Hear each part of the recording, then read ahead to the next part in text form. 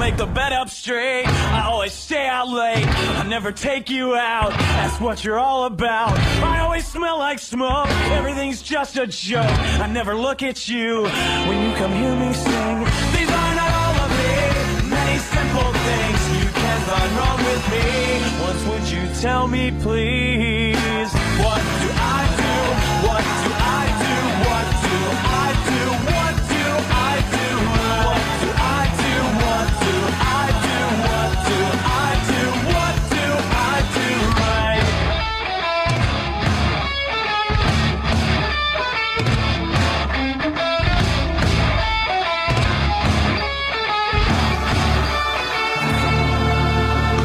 I never talk to you, be who you want me to. My music's way too loud, my friends are all so proud. Say I'm just wasting hope, I could not thread the rope. More than my pockets broke, and you don't see a ring. These are not all of me, infinitesimal things you can't find wrong with me. Once would you tell me please? What do I do? What do I do? What do I do? What do I do? What do I do? What do I do? What do I do? What do I do right? Wanted to play this game. Yes, you're right. Losing the game doesn't mean that we're losing the fight.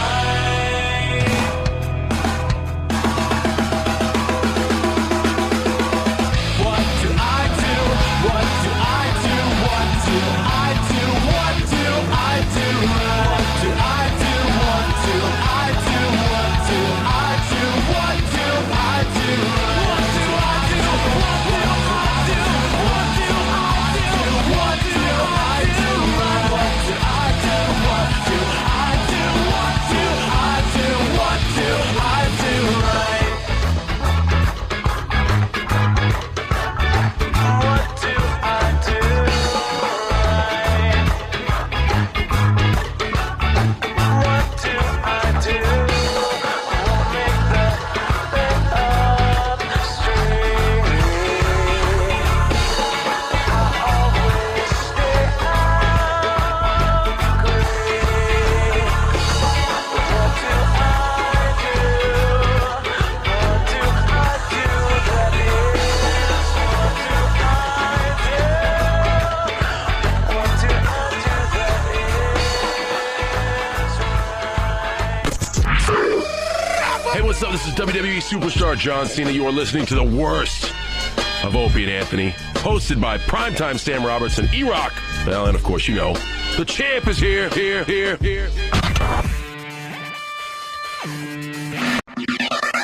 It's the worst of Opie and Anthony. Primetime Sam Roberts and E-Rock are here with you. Yes, so we have yet another guest booking for this show. This is amazing. It's Anthony Hi. from the Opie and Anthony show. Oh, it's an honor to be on the show here with you guys. It took a lot of prep.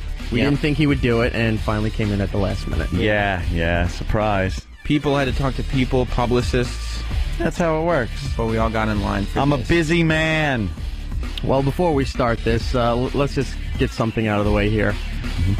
Do you still hate me for not having you on my heroes list? No, it was never a hate thing. It just I felt left out, bad, dejected.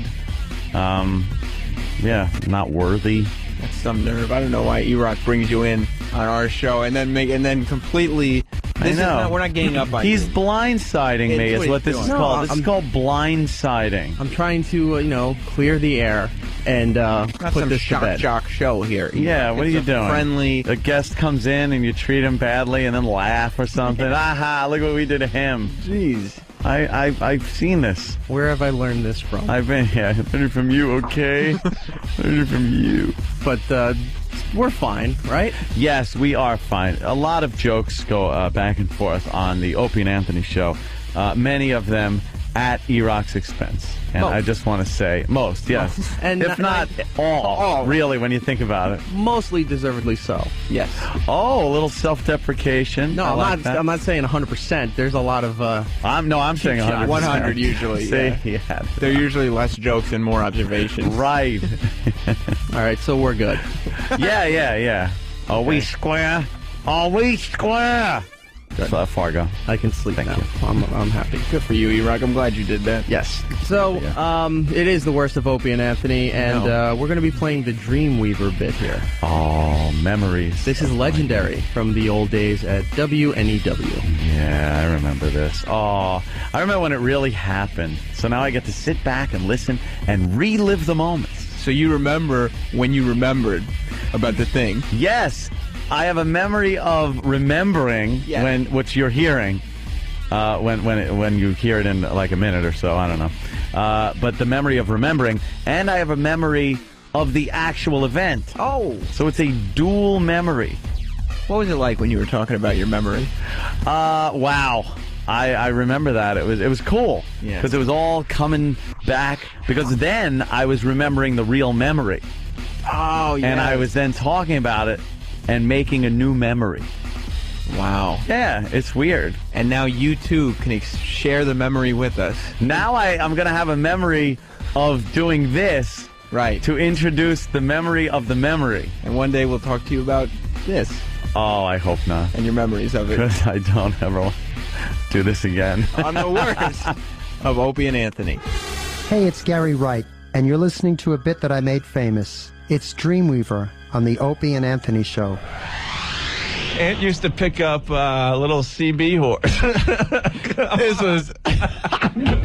Come on, man. Remember the big CB radio craze? I was like in my early teens, and it was a way to get girls, you know? Yeah. Like, breaker 19. Go ahead, good buddy. Yeah, breaker for a radio check. You're coming in 4x4, good buddy. Thank you. And then you're sitting there like, yeah, what else can I say? Come back. I'm 10, 10, 10, 8 on the side waiting for you, good buddy. There. Because I didn't drive, so what was the use? You're just sitting in there. It can't be like, I'm double nickels all the way. Looking out for the Smokies. Yeah. Oh, look at that. We got some pretty seat covers here today. Down the old blacktop. Keep her between the ditches. Good buddy.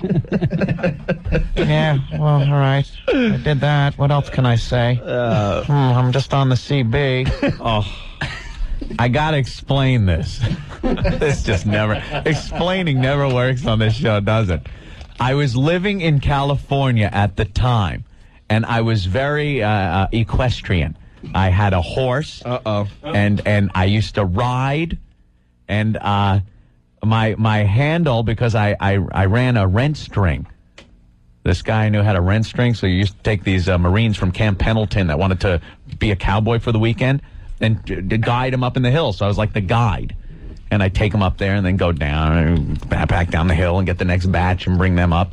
And so I was the wrangler with you. Hey, good buddy. You got the wrangler. Good buddy. The butt wrangler. Shut up! What was your handle? Diamond Dust. Diamond Dust? Fag!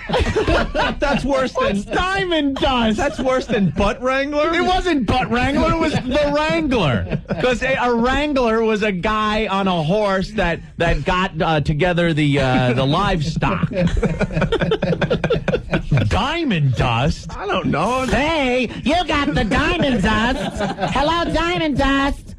Butt plug, you out there? Good buddy? Go ahead with your little cute story. What? Got your ears on? This here's a rubber duck. The rubber duck, would you? Big fan, come on. You shake the trees, I'll rake the leaves, good buddy. Big fan for sure, for sure. Oh, By God. golly, it's clean, clear to Flagtown.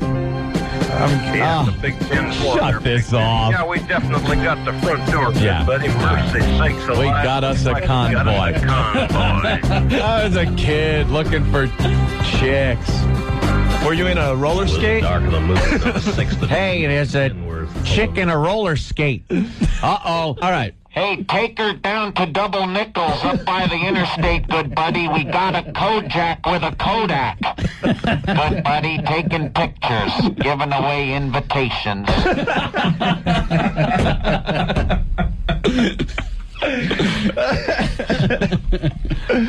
I'll be back. I gotta go 10-100. Yeah. Did you see any Tijuana taxis out there? We got us a Tijuana taxi. Whoa, I just got passed by a crazy man on a crotch rocket. You better watch out for the Smokies. Come on, everybody. All right. Meet you up at the Choke and Puke.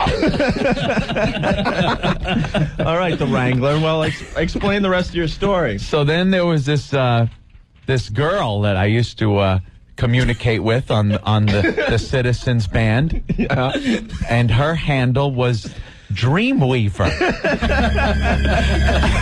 You dick. Dreamweaver. Dreamweaver, this is the Wrangler. You got your ears on? And she sounded hot. Yeah. So I invited her down to ride horses. The key, ladies and gentlemen. She sounded hot. What do you look like, Ant? Shut up. All right, go ahead. So I was all excited for my little date, and I saddled up my horse and the other horse, and kind of... Shut up. Dreamweaver, I'll meet you down at the stable at 2 o'clock in the afternoon. This is the Wrangler, over and out. Dreamweaver. So I'm all psyched. You're an ass, man. All right, so I saddle up my horse, and I spend time, brushing the horses, making sure they look all good and everything. And then I saddle up the other horse, and I take the reins and put it around the saddle horn, and I'm kind of trailering the other horse, down to meet her by the riverbed where we were going to ride. Well, she comes walking up. And I see kind of in the distance, and I'm like, okay, that must be her. All right, now, wait. Now, you did say that you had the 10 and everything, and you were hoping to score in the woods, right? Yeah. I had packed like a whole thing. Saddlebags were all packed up with a couple of beers. And I had bedrolls and a tent just in case things went well, because we had a bunch of hills to ride up in and stuff. We're going to camp out with my Dreamweaver. Dreamweaver, tell your mom you're going to be spending the night, Dreamweaver. Tell her you're at a friend's house, because we're going to camp out. This is the Wrangler, over and out. I'm 10-10-10-8 on the side, Dreamweaver. Looking forward to my little date. Yeah. Well, she comes up. Even before I was gravely disappointed, the horse that had a carrier looked pissed. I wasn't sure if I should take the saddle off of the horse, put it on her, and let the horse ride her. Dreamweaver. She was huge.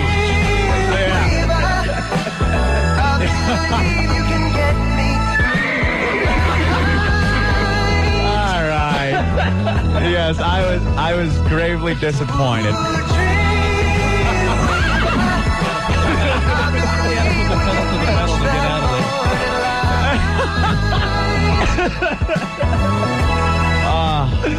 So Dreamweaver was like, are you a Wrangler?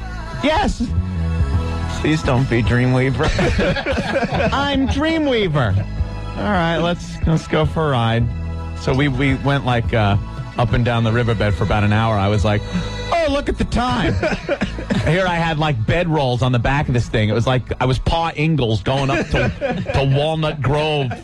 I was going to go over the river for a week to go get supplies for the family. I mean, I had this thing packed out like a pack mule. You were ready to rock. Like a prospector. I had crap hanging off the horses. Oh, look at the time. You were ready to rock. I was ready to rock. With Dreamweaver. I had firearms. I was going to hunt her food. Then I realized looking at it, I'd need to bag a moose. So, we used to hunt. Hunt little rabbits and stuff. Feeding her would be forget about it. Gee, okay. No, there's not many bison left on the plain. I could live off your thigh for a couple of weeks. I can't breathe. Oh, it was horrid. I was so disappointed because she's talking that she, oh, yeah, I look like Tatum O'Neal. Yeah, sure you do. Great. So I let her off, and she rode off into the distance. You didn't do the drive-by? How are you going to do a drive-by on horseback? Well, what? I'm the only guy with 2 horses, one empty.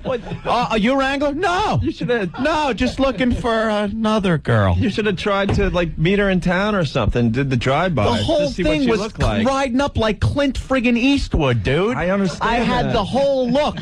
You got to remember something. I'm a kid. I'm like maybe 13 years old, and this was mid-'70s. I had cowboy attire on. Believe me, this was in San Juan Capistrano, California, a very equestrian town. You used to ride. This was what we did, And I'm like, I had firearms on me. I swear to God, I had a pistol, just in case I had to fight for her honor, for any bandoleros. Meanwhile, they'd have been, you keep her. We don't want her. Maybe she could pull the wagon. Oh, man. But this was like, I was so pumped up for this, and so was she. Pumped up. But, yeah, it was very disappointing. But to bring it all back to the beginning of this story, she was a girl. All right. I haven't laughed that hard in a while. My eyes are tearing. The song brings back memories every time I hear it. I gotta tell you, to this day, when I hear Dreamweaver, I think of the whole day, how happy I was and psyched and how disappointed I was riding back to the ranch that day. Oh, that's funny. All right, very good story, Ann. Thank you, Opie. Hey, what's up? This is Quentin Rampage Jackson, UFC light heavyweight champion, and you're listening to the worst of Opie and Anthony. You're listening to the worst of Opie and Anthony. Sirius 197, XM 202, The Virus. We got another creepy dentist. We love the creepy dentist on this show. Yeah, dentists are just ghouls. It brings up one of my favorite bits on the show, the perv switch. We all have the perv switch, every single one of us, but we control it. That's the difference. Whatever happens in your brain, you control the perv switch. You start thinking crazy stuff. You look at a girl walking toward you on the street, you start thinking quickly what you would like to do with that cleavage. Yep. And then you see that the Starbucks is right there, and you go about your day. Mm-hmm. But for others, the perf switch goes off, and they can't control themselves, and they just lose their freaking minds. Right. Some in very funny ways, others in very horrific ways. But we all have it. It happens, you especially with the dentists, because they get women that are laying in front of them, anesthetized. They're pretty much alone in the room with them, and they're looking, and maybe she's attractive, and he's just being a dentist going through filling teeth. All right, I check the X-ray here. It looks like this. It's one of her the lower bicuspid seems to need I gotta feel those kids. I need them. Jesus Christ! Open that shirt. They just lose their minds in a split second. But before it gets to that point, Ant, you got to do the dentist as telling the assistant to go down the hall and check the. Oh, of course. Yeah. Well, I got it here, nurse. I've got it. You can go down the hall and check on how much X-ray film we have left. Could you do that? Because we have a pretty heavy load of patients today. So, okay. Thank you. Yes. I'll be right here with the patient. All right. Let me look at this tooth. Yeah, that's the one that looks a little sensitive. She was having a little problem with that. Oh, God. Oh, I gotta see her. Oh, my God, I got to take those pants. I got to see her.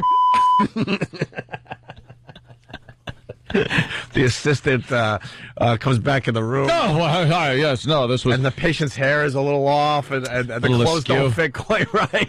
The shirt's buttoned where you put the wrong button in the wrong buttonhole. Yeah. Oh, nurse, well, so you're back. No, there's a little problem with the suction thing, and it drooled out a little bit. I was hoping everything would be okay, but... All right. She's coming around. You're fine. You're fine. Mm-hmm. Just lay here in recovery for a while. Yeah.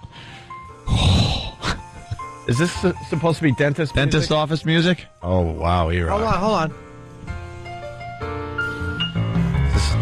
on. I'm doing dentistry in an elevator. Yes. And now I'm doing it at... Or as a Peanuts cartoon. Wow. All right. On the sound effect. Yeah, absolutely. Absolutely. Hey, here we go. So here's the latest story on a creepy dentist. Robert Boyda Jr. is an oral surgeon in Mount Lebanon, but today he did not go to his office. Instead, he came here to Allegheny County Police Headquarters to surrender to authorities. Police say he sexually assaulted a number of his patients. 8 o'clock this morning, Dr. Boyda arrived with his attorney. Take a look at the criminal complaint. 16 different counts of sexual assault against 4 different patients, all at his offices in Scott and Robinson Townships. All were under anesthesia while having their wisdom teeth removed. Most of the details here are too graphic to repeat, but one patient recalls Boyda exposing himself 3 to 4 times. Another says she woke and the dentist had his hand under the blanket covering her. The most serious accusation from another patient, she says she recalled being reclined in the dental chair and Dr. Boyda was straddling her. Oh, my God. These... Straddling. Sorry to the victims, but these are my favorite stories that pop up. These horny dentists. Sorry, you guys are just creeps. You're just ghouls. Straddling her. What a great visual. Yeah. I think that's a compliment, by the way, to the victim. How horrified is the dentist, though, when he's straddling her and all of a sudden he sees those eyes flutter open and look at him, and you can't not know you're caught. Right. All right, do I kill her or put her back under? You got all those trays and equipment in the way. That's not easy to just straddle. That's another reason. That's another reason why dentists are always getting caught. I think they're too scared to kill the people that they've just molested. Mm-hmm. It's one of those things. A dentist can't quite close the deal like that. Well, it's kind of hard to do in the office, too. I mean, someone goes in for wisdom teeth, and all of a sudden their husband comes to pick him up, and you're like, God, I don't know where she is. I don't know what happened. She left. She got up and left. She was fine. I was in the waiting room. I didn't see her. Well, what about Went for a jog. What about the case we talked about on the show down there in Chinatown? There was was it a dentist? I think it might have been a dentist. Where the guy, something went horribly wrong in the office with the anesthesia or something, so he just put her out on the sidewalk. Oh, right. And she ended up dying? Yeah, just dragged her out of the office and threw her on the sidewalk.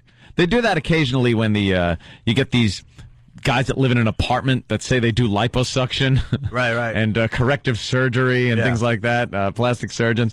And they came from Guatemala or something, and they're renting an apartment. People actually go to these people and get horrible infections, and whenever something bad happens, they find them kind of laying out on the street. They just take them out. Sorry. Oh, well. Here's the second part of the story, and of course, there's a lawyer involved trying to help help the dentist out. What do you think the lawyer's angle is going to be on this there, Jimmy? That they're lying. I mean, or that he has some kind of a sexual compulsion problem. He may have to acknowledge it. If enough women come forward and he sees it as unwinnable, you have to say it's a sexual compulsion. Yeah, you're going to say that? I think his thing is going to be, no, these women are under anesthesia and they're kind of hallucinating. No. He's just doing things that dentists do. Sometimes they do have to get some leverage when they're pulling a tooth and climb on board naked. Yes. Or sometimes when applying like, when you're going in for cleaning, a lot of times the toothpaste tube will be squeezed and moved back and forth in front of her face, and then toothpaste will wind up on her cheek and on her collar and her hair. Well, let's find out. Here we go.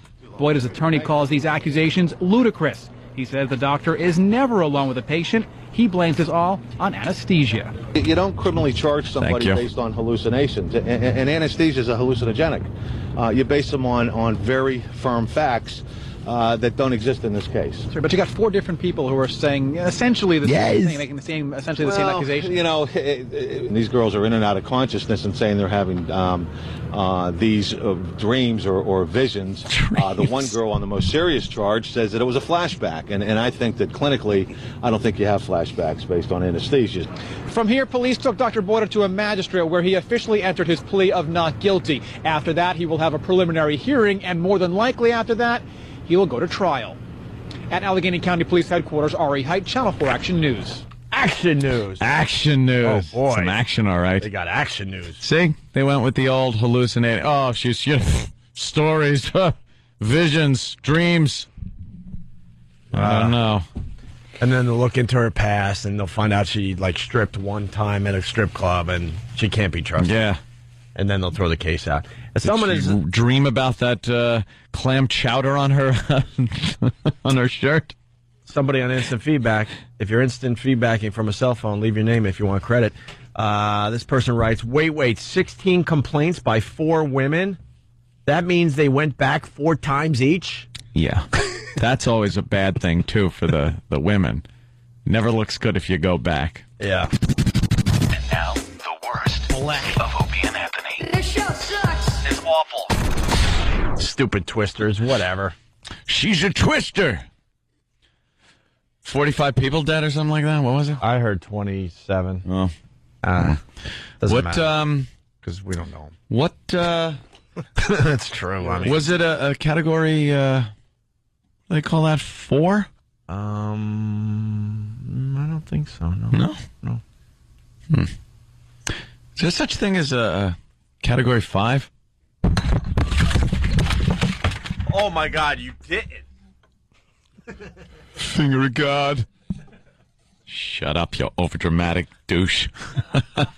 That makes me cringe. I've never seen the movie. Oh, it's horrible. You got You it. can't even say category 5, or else they drop their utensils when they're eating. They're all extreme and everything. Yeah, we're chasing it, man. We're chasing the tornado, man. And then you just mention category 5, and their utensils slip out of their hands. Yeah. While they're trying to eat. We should do. Finger of God. Really? Is it? We should. I hope it's lubed up. It has a glove on it. We should give everyone a homework assignment to watch Twister. Like, give them a week or 2 to find Twister and just watch it, and then we'll just do a whole Twister show. Just rip it apart. Oh, yeah. It's horrid. Play the bad dialogue on the show and just have fun with it. Stupid. It's a great movie if you play the film flub game. Oh, yeah, it's got a lot of them in there. A lot of film flubs in Twister. Yeah. Like what? I've heard that, too, about that. It was terribly like... Driving down the road when there's supposed to be a twister, tornado, and they're in a big storm, and the sun's shining outside their window. They're driving the car. Yeah, real bad. The windshield's broken. It's not broken. Yeah. They got a lot of bad continuity in there. Terribly edited, right? Yeah. Yeah. Someone is yelling at you. Blue Healer. F5 category is a hurricane, you effing idiot. F5. Yeah, I knew I had it wrong, but I wasn't going to stop there and start stuttering over what is it, an F5 or something? Yeah. You get the point, right? F5. Hey, what? Sorry, the Fujita scale is what it's called. Thank you. I did remember that now. Okay. Yeah, hey, what do I know? People loving the Twister stuff, by the way, and they're saying don't forget about the Van Halen music being played. Oh, it's so bad. They're just so extreme, man. Yeah. And the bad guys and the black SUVs. You got bad Twister chasing dudes. Yeah, bad Twister chasing dudes and the cool Twister chasing dudes. Yeah. Oh, man. It's off the scale. The readings are off the scale, man. This is so cool. I bet. Can we please hear some? Like, I have to hear some. It's so bad. Yeah, someone's got to start cutting up that movie just here and there. Just get us some clips. Hopefully before the end of the show. See what's up on the old internet there. They're just running around chasing tornadoes, man. And you got the bad dudes, yeah, and the good dudes. How's it bad dudes? Wasn't they're like corporate sponsored tornado chasers, and they have these black SUVs. They're like NASCAR teams. Yeah, like a NASCAR team. Yeah, got logos and they wind up not listening to the extreme cool team, and wind up getting themselves killed. Thanks for blowing it. Well, what are you gonna do? Movie's been out forever. The bad guy is the clouds. No. The bad guy is the bad guys. And they're ripping off the idea that the cool extreme dudes have of getting this little contraption that opens up and all these little sensors fly into the tornado and you get these better readings of the tornado. And the way they have to place it is absolutely ridiculous. Why does it have to be put in the middle of the street? There's the Philip Seymour Hoffman. Who else? Yeah, he's real bad in that. He is real bad as far as being an extreme dude. And Bill Paxton's in it. Yeah. What the hell are we supposed to do now? Why don't you put her in charge? We're doomed, man. Oh, here it is. I got a copy. I can run it over to your apartment today. It's so bad. It's hilarious to watch. With Embarrassing, douchey bad. Yeah. Yeah. Helen Hunt? You said Helen Hunt and her huge forehead. They got cows flying by the windshields and stuff. Yeah. Helen Hunt looks like Barry Katz. I wish more people knew who he was. He's Dane's manager, and he was my manager. She always has that perpetually surprised look on her face. Like Elon Gold, she looks. Stupid Helen Hunt. Let's say hi to Dave in New Jersey. Dave. Hey, how's it going, boys? Hey, Dave. Hey. Hey. And you're forgetting the best part of that movie. The name of the contraption was Dorothy. Dorothy, yeah, because of the Wizard of Oz. Yeah, and it had a little picture of Dorothy on Didn't it. Didn't they all have like cool nicknames too? I'm trying to remember. Some of the why nicknames. wouldn't they? I forgot their names. One guy was named Rabbit. Rabbit? Yeah, man. The maps. Yeah, Rabbit. From Sin City. Why Rabbit? I don't know. Why? Ugh, again, just getting chills. What else were their names? Rabbit and who else? I don't know. Philip Seymour Hoffman was walking around with a hoodie on his head and not on his body the whole time. He was a moron. And everything was just so extreme and exciting for him. All right, we had Preacher. Thank you. We had Preacher. We had Belzer. We had Rabbit. I think that's about it. Douche. Yeah, the executive producer. Yeah. Just awful. I want to find some. I'm gonna find some lines from that. Let's go to Ricky in Massachusetts. Ricky. Hey guys. Hey. Hey, Rick. Didn't somebody else in '96 make a overreacting one audio? Oh boy! You trip over your own ass on that one. You got caught in a twister. Yeah. He basically wanted to say it was a good line too. You think Twister was overacting? What about bra bombing? The finger of God was in his mouth. He couldn't talk. Dummy. Hoffman was Dusty. Okay, very good. Dusty? Philip Seymour Hoffman's nickname was Dusty. Preacher and Rabbit and Dusty. They probably thought they were such cool. His name in the movie was Dustin, but they changed it to Dusty. They should have, because it blows. He won an Oscar after that, though. Not for that role, obviously. Everyone knows that, but... let's see. God, I hate pop-up ads that come up right in the middle of what you're trying to read. There we go. All right. All right, sir. Oh, God. Rabbit talks to himself in the first person. Yeah, trust me. Rabbit is good. Rabbit is wise. That's some of the dialogue? Yeah. No, it's not. Yes, it is. Who said that? Rabbit. Rabbit. Said it about himself. He couldn't have talked about himself in the third person. A third person. I don't believe it. Yes, he did. He did. Oh, yeah, they were full of themselves. I don't buy it. It couldn't be that. What you just said made me want to hit you for reading it. It is amazing how great this movie is because it's so bad. Sounds wonderful. Let's say hi to Nick in Westport. Nick. Hey, what's up, guys? Yeah, another great, funny scene is there's that nice old lady who slaughters cows to feed the guys and gives them steak and eggs one morning. And it's just, like, ridiculous how she just comes off as this real nice lady, and they're like, oh, so where do you get the steaks? And she's like, well, you know, out back we just take them and basically slaughter them.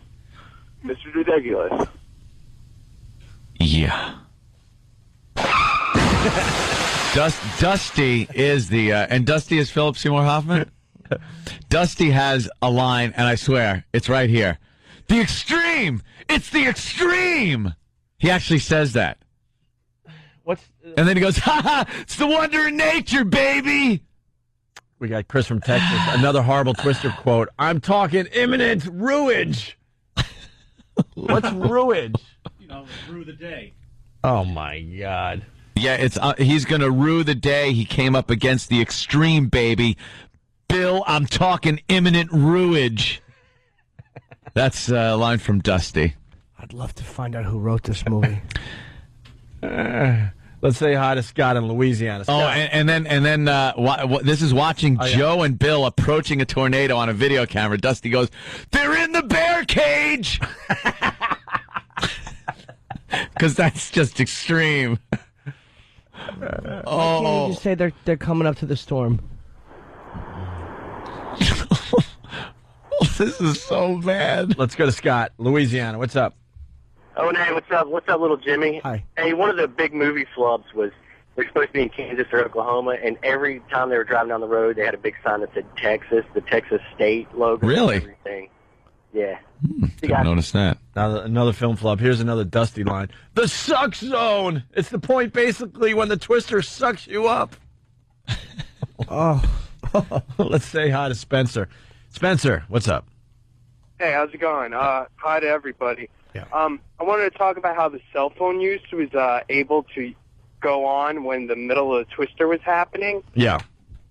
Yeah. And the second thing is, how gay was it when he told us, Bill Paxton told his story about how he went naked in front of a twister? Wouldn't it just kill him?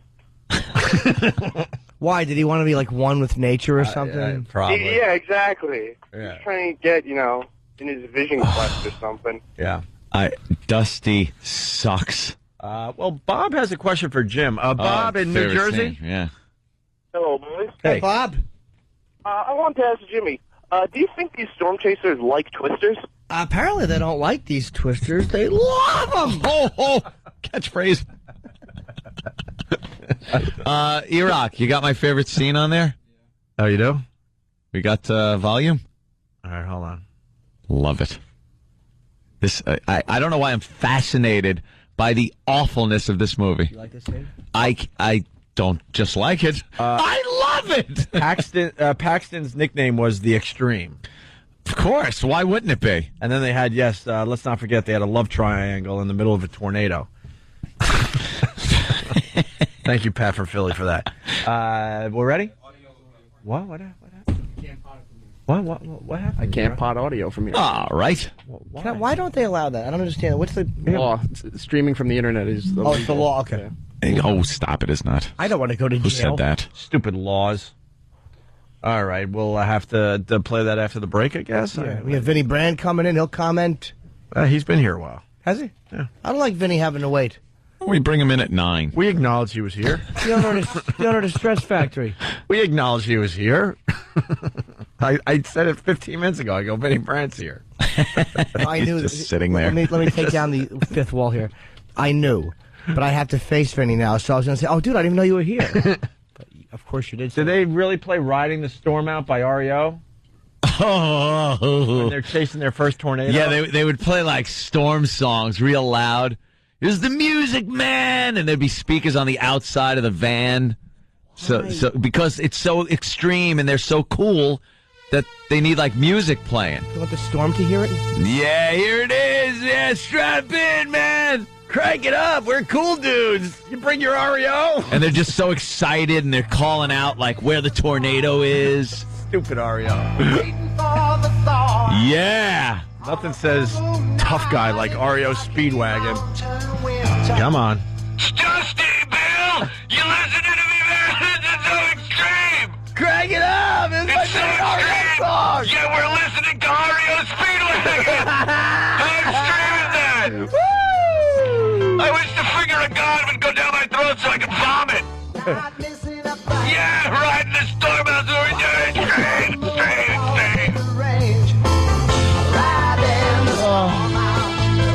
Yeah. They're the good guy storm chasers. The bad guy storm chasers are just listening to the weather. Riding the storm out. A twister filled with T-cells. It's just awful. No, my God, I can't do it. Can't do it. Enough. Can't do it. Dusty drove the barn burner. That was what it was called. The barn burner. John from Port Jeff, thank you. Yuck. What did they say? Oh, yeah, I remember this line too. Steve, Niagara Falls, listening on, I would assume, The Edge. What's up, Steve? What's up, brother? How you doing? Pretty good, man. Little Jimmy, how you doing? I'd be better, but I'm okay. I wouldn't say great. I wouldn't say terrific. Somewhere in the middle, perhaps a bit tired. Didn't sleep as well as I would like to have slept. I try to get to bed a little earlier, but I'm feeling okay thanks to 2 cups of coffee. How are you? Jimmy, we love you. Listen, my favorite part that I love in that movie is so gay is when they're in the one, in the part of the tornado splits and they're like, oh, we got sisters. Yeah. Yeah, we got sisters. Every line stinks. every line. Why hasn't anyone really acknowledged how bad this movie is except for us? Like, we're obsessed with this movie. Obsessed with how awful it is. They have a million catchphrases, stupid nicknames. That whole bad extreme thing. Andrew in Chicago. No one acts like this in real life is what it is. Yeah. There's no reality whatsoever in how these people are acting. Let's go to Andrew. Andrew? Hey, what's up? Hey. Hey, kid. Yeah, just calling about that stupid line where he was, the caller before was saying where he got naked, Phil Paxton was naked and went out to the tornado. It's because he said he was drunk on Jack Daniels and he threw the bottle, and the great thing was that the bottle never touched the ground. Didn't Dusty tell that story, though? Yeah. Yeah, Dusty was like, because Dusty was just all over Bill Paxton's junk. Right. Oh, he was in love with him. Yeah. So Paxton was drunk and naked and threw the bottle. Yeah, man, and the bottle never touched the ground. That's how close he was, man. Extreme! Yeah, the movie was huge. It made a boatload of money. I would like to and say everyone was talking about it and the effects and everything for the time. Everyone was like, "Oh, did you see the tornado? It looked great." But it was horrible. Horrid movie that I will watch every single time it's on. Well, let's get some real clips in the coming days. All right, Steve? Sam's going through it right now, actually. All right, maybe we get a few before the break. Okay. Let's say hi to Ryan in South Dakota. Ryan. Hey, boys. Hey. Hey, man. Just wanted to tell Jimmy about their fake little love relationship that Bill and Helen Hunt have. They rekindle, and he loses his wife over chasing tornadoes. Yeah. Yeah, he just came there to, like, get the divorce papers finalized with Helen Hunt, who was still a tornado chaser, and he ends up being, like, I think trying to be a weatherman or some crap like that. And he got a fiance, and that's all he's doing.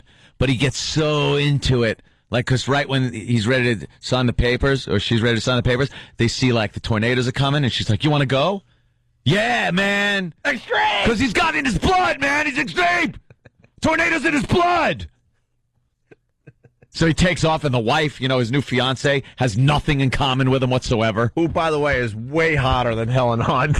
It was, what's her name from... I don't find her hot. I don't find either of them hot. Wendy Jo Sperber? Wendy Jo Sperber. Jamie Gertz? Something like... Right? Jamie Gertz. Nice. Helen Hunt wasn't hot since Roller Coaster. I think she was 10 in it. Yeah. Thank you. 10-year-old joke. So wait, what did Helen Hunt want to do with this storm? What, did she just lay on her back with her legs open and hope it touched down properly?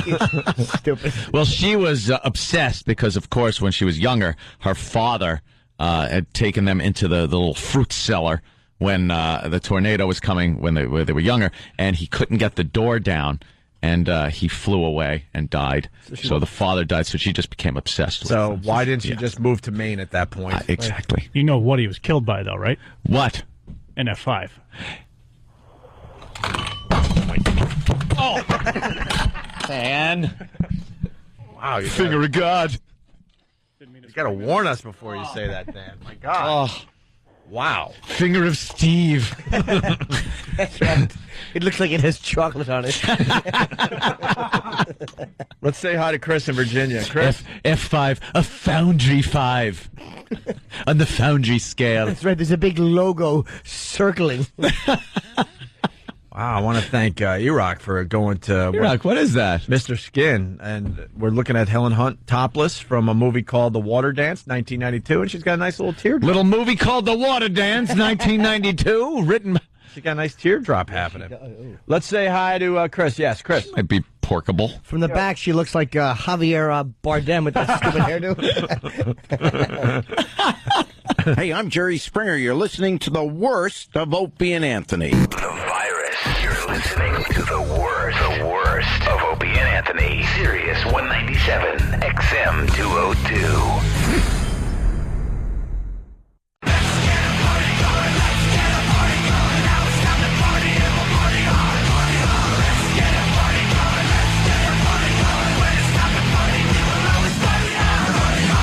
The worst of Opie and Anthony, E-Rock.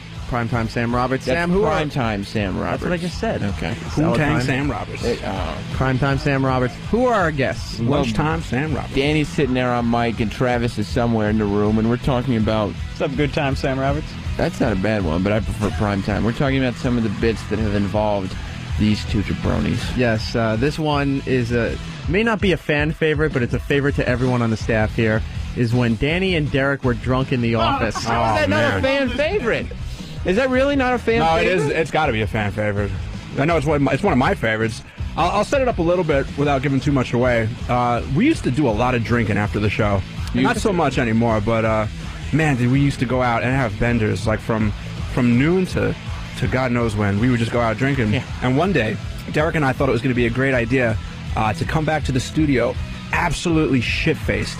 And I think your excuse was to get some work done. We left our work, we got to go back and get some more work done. I don't even remember. It was a long time ago, and I was in no state of mind to be remembering things. So... keep going. So me and Derek came back to the studio, and I think key to the story now is that this was back when Anthony used to take control of his studio computer. This was when we had a Pal Talk camera in the office. Right. It was connected to Anthony's office computer, but Anthony had control of the office computer from his house. Right, so he could just log in at any time. So we figure out that he's watching, and we just have a whole lot of fun. All I remember is taking a nap and then getting a phone call from Nathaniel saying, you have to turn on Pal Talk. And then I think Than was there for a point. You know, I think you might be right. I do believe that Than actually was told of what was going on in the studio and actually came in. I don't even remember him being there. I believe also it was seen that your mom and your brother were here as well. Yeah, no, my brother wasn't there. No.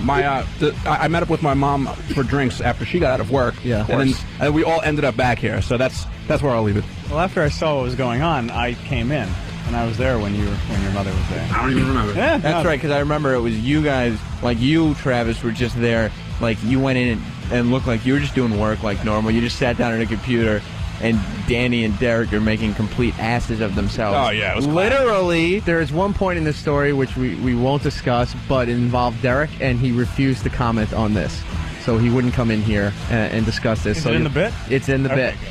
And you'll have to find out what it is here as... Stay tuned as the worst of Opie and Anthony chronicles the legend of Derek's massive balls. Ever listen to the worst? The worst. No, I don't want to be involved in this. The worst. Yuck. Of Opie and Anthony. Don't want to know what the hell happened last night with the office cam. All right, well... All I know, I'll give you my side of this. I walked into work, and I saw a crew that just looked really hungover, a crew that looked like they haven't slept. Yeah. Ben's like, oh, wow, after the show, we all decided to go out and drink. But it seemed like it went all night long. All night long. I guess the interns and Ben did a little of that drinking.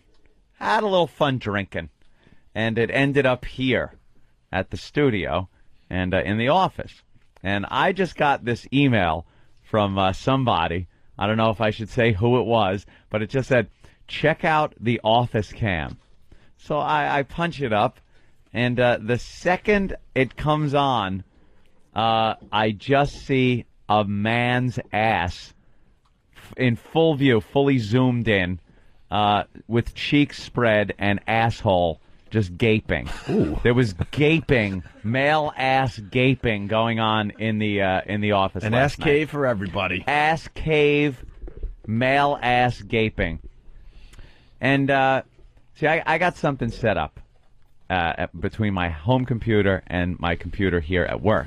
I can access either of them from either computer. Totally. So you could turn on this one, too? No, I don't have this, the studio one. That would be cool if you could turn that one on every once in a while. Yeah, it's something to do with the problem with the corporate computer. You can't load the proper software. Is it true the office cam is on all the time now? Yeah, well, sometimes it gets shut off, but I can turn it on from home. That is, unless somebody shuts the computer here off or trips over it or vomits or pisses on it. I don't know what they did last night, but I couldn't access it after a while. And we were having a fight. This is, like I said, I can access the computer. So my work computer desktop shows up on my home desktop. And I can click on all the icons and work anything I want.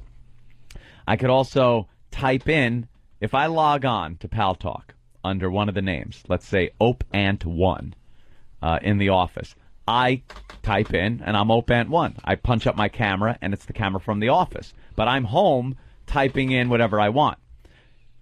If some drunk intern or worker is in here and they sit down, they could type in. All of a sudden, I'll see what they're typing before they even post it. And then they'll hit return, and under the same name now, there's two different people posting. So, like I said, I log on. I'm looking at man ass, trying to figure out who it is. Slowly backs away, and there I see. All right, hold on. How do you figure out whose it is? Well, I couldn't. I mean, come on. I couldn't at first. Well, it's very easy. Danny's is a little hairier. I would say Derek's is more supple. I couldn't figure out whose it was. So what I immediately did... You kind of stepped into something there, though. Yeah, I did. Because you said all you saw was man ass. All I and saw that you were was trying to man figure ass. out whose it was. Yeah. What are you saying? You have to have some kind of smell involved to figure out well, which boy it belongs sometimes. to? No, so the first thing I did was click on my program called Snagit. And I framed. You have the gayest computer ever. It's called Snagit. Snagit.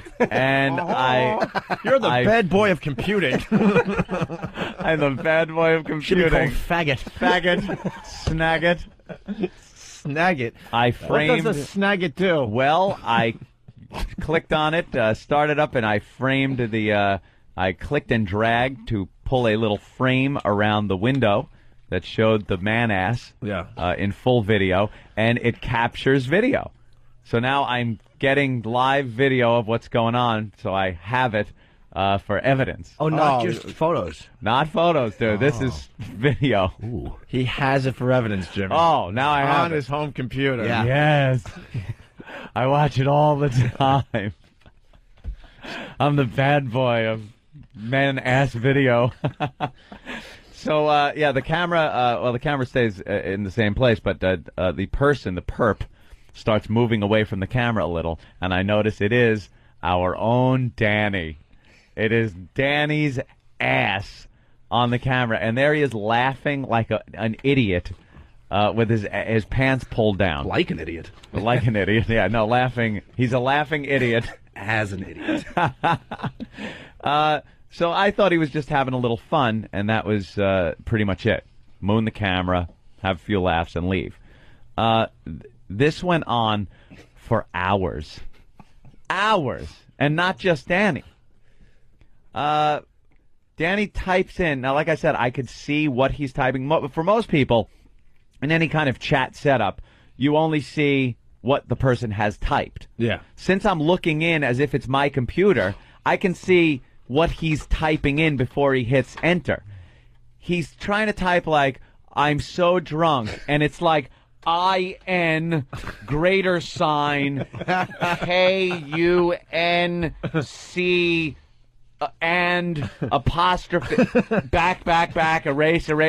It's taking him forever to type anything. And I type, you're drunk off your ass. He goes, oh yeah, out with Ben last night, and we were doing a little drinking. And then out of nowhere, you want to see Derek's bag? And dude, this is far from closed circuit. This is the open Opie and Anthony live room, so there's people in it. There's fucking hundreds of people in the room. Because like we have been saying lately, this experience, the Opie and Anthony experience, just continues. Doesn't end after the show. And the radio show. So there's Derek now with his eyes are slits because he's like smiling, he's all drunk, and walks up to the camera, pulls his zipper open, and pulls his dick and bag out, holding his cock so you can't really see it, and teabags in front of the camera.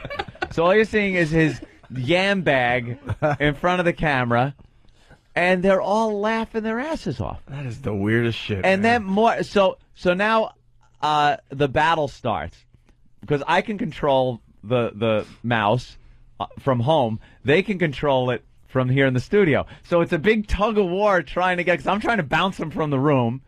They're trying to stop me from bouncing and shut down the program that lets me see it from home. So I pull down the thing, and now I'm trying to click on the the control that removes any control they'll have of the keyboard. Every time I click on it, they unclick it. So it's this back and forth thing going on, this war going on, and I finally lose it. I lose the battle. I lose the picture. I lose everything. Meanwhile, they lose the feed to the internet. So they have no camera right now. About 15 minutes goes by. I'm able to log back on. So I log back on the office cam to see what's going on. The camera slowly fades in. They couldn't possibly have known that the camera was on or off or coming on or anything. As it fades in, there's two asses in front of it, spread cheeks, assholes ablazing, like they stood there for 15 fucking minutes waiting for that camera to come back on.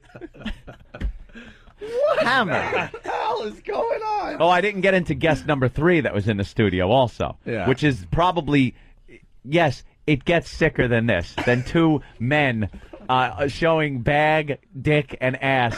By the way, to hundreds of people. I'm watching the pad data as you talk about this. First it said Danny is gay, and now it says Derek is gayer. And I was holding out hope for good old Derek. I thought he was like the normal one. I thought he was the responsible one. I thought he was the behind-the-scenes guy. Just wants to do his job and go home, but nope. Man, he's got the spotlight today. Last night, you add a little booze to these guys. Do you remember any of this? That was a little bit. A little booze? What were you guys drinking? I don't even know. You don't even know? You must have blacked out. Yeah. Because you were doing and saying shit that just was so fucking inappropriate. That was dangerous drunk. Yeah. Really dangerous drunk. Yeah. So I'm looking, and all of a sudden I look at the camera, I look at the feed, and there's a woman in our office. And I'm like, what is going on here? Probably not the first time. There was Probably not in our office. But she didn't look like the kind of woman that these two would be bringing back for some action or anything. She was a little older. Didn't seem like the type. It seemed like the type, if you were your guy's age and you went and got a little drunk, you'd pick her up. I'm trying my best not to insult the woman. Well, go right ahead. Because she was Danny's mother. Danny, I guess, went out drinking with his mom, came back to the office, showed his ass, his yam bag, along with Derek, and brought his mom along. Then the signs started getting held up in front of the camera because people were asking, who's the woman in there? And he said, my mom. My mom, she's looking for action. She likes the big black cock, is the sign that Danny then held up about his mother, who was on camera. He also held up a sign that said, I want to fuck my mother. You did not. Dude. What is wrong with you? He did. Then he said she's looking for action and big black cock, and gave out her work email address to the hundreds of people that were on Pal Talk at the time watching this fucking atrocity go down in our office. She hot? Huh? She hot? Well, she's not my type. She's not, I like him a little younger, than his mom. His little brother's cute though. That disturbed me too. Is the fact that his little brother, how did your family get involved with this? Is watching this shit. Are you kidding? Yeah, because he's in the room, he's watching his older brother hold up signs that say he wants to fuck his mother. It was dude, hours. It was an hour from the time Danny posted, well, I'm out of here, till the time I think he actually left. And that was already over an hour into the whole thing. And I think Derek might have passed out somewhere I don't know near the facility, in the facility. I have no idea. Yeah. I couldn't find him. By the time I punched the camera back up, it was all askew, pointing at something that meant nothing. I did see Travis walk in.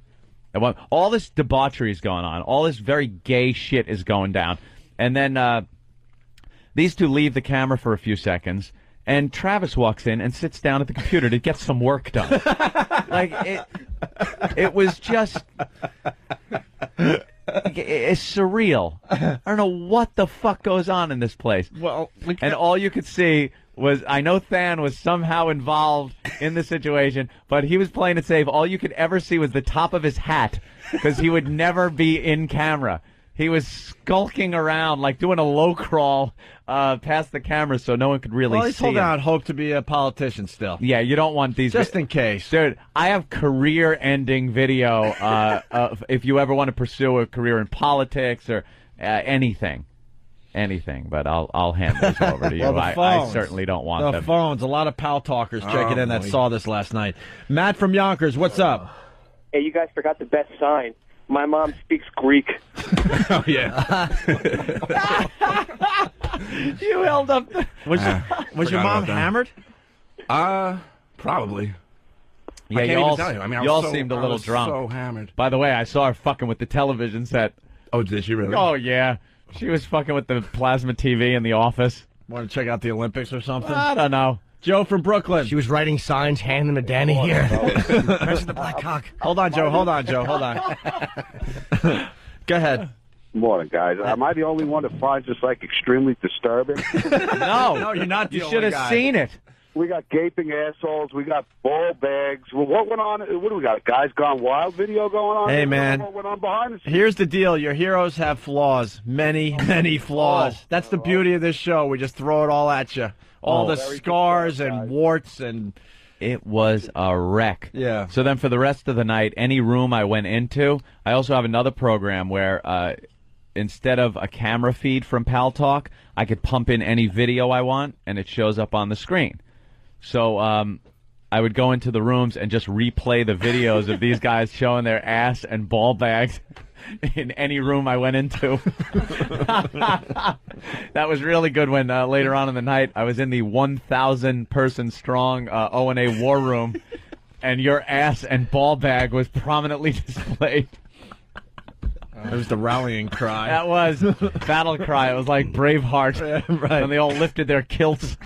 Freddie Drek from Jamaica Station on the feedback. Oh, yeah, you click and drag that man ass with your snag it, homo.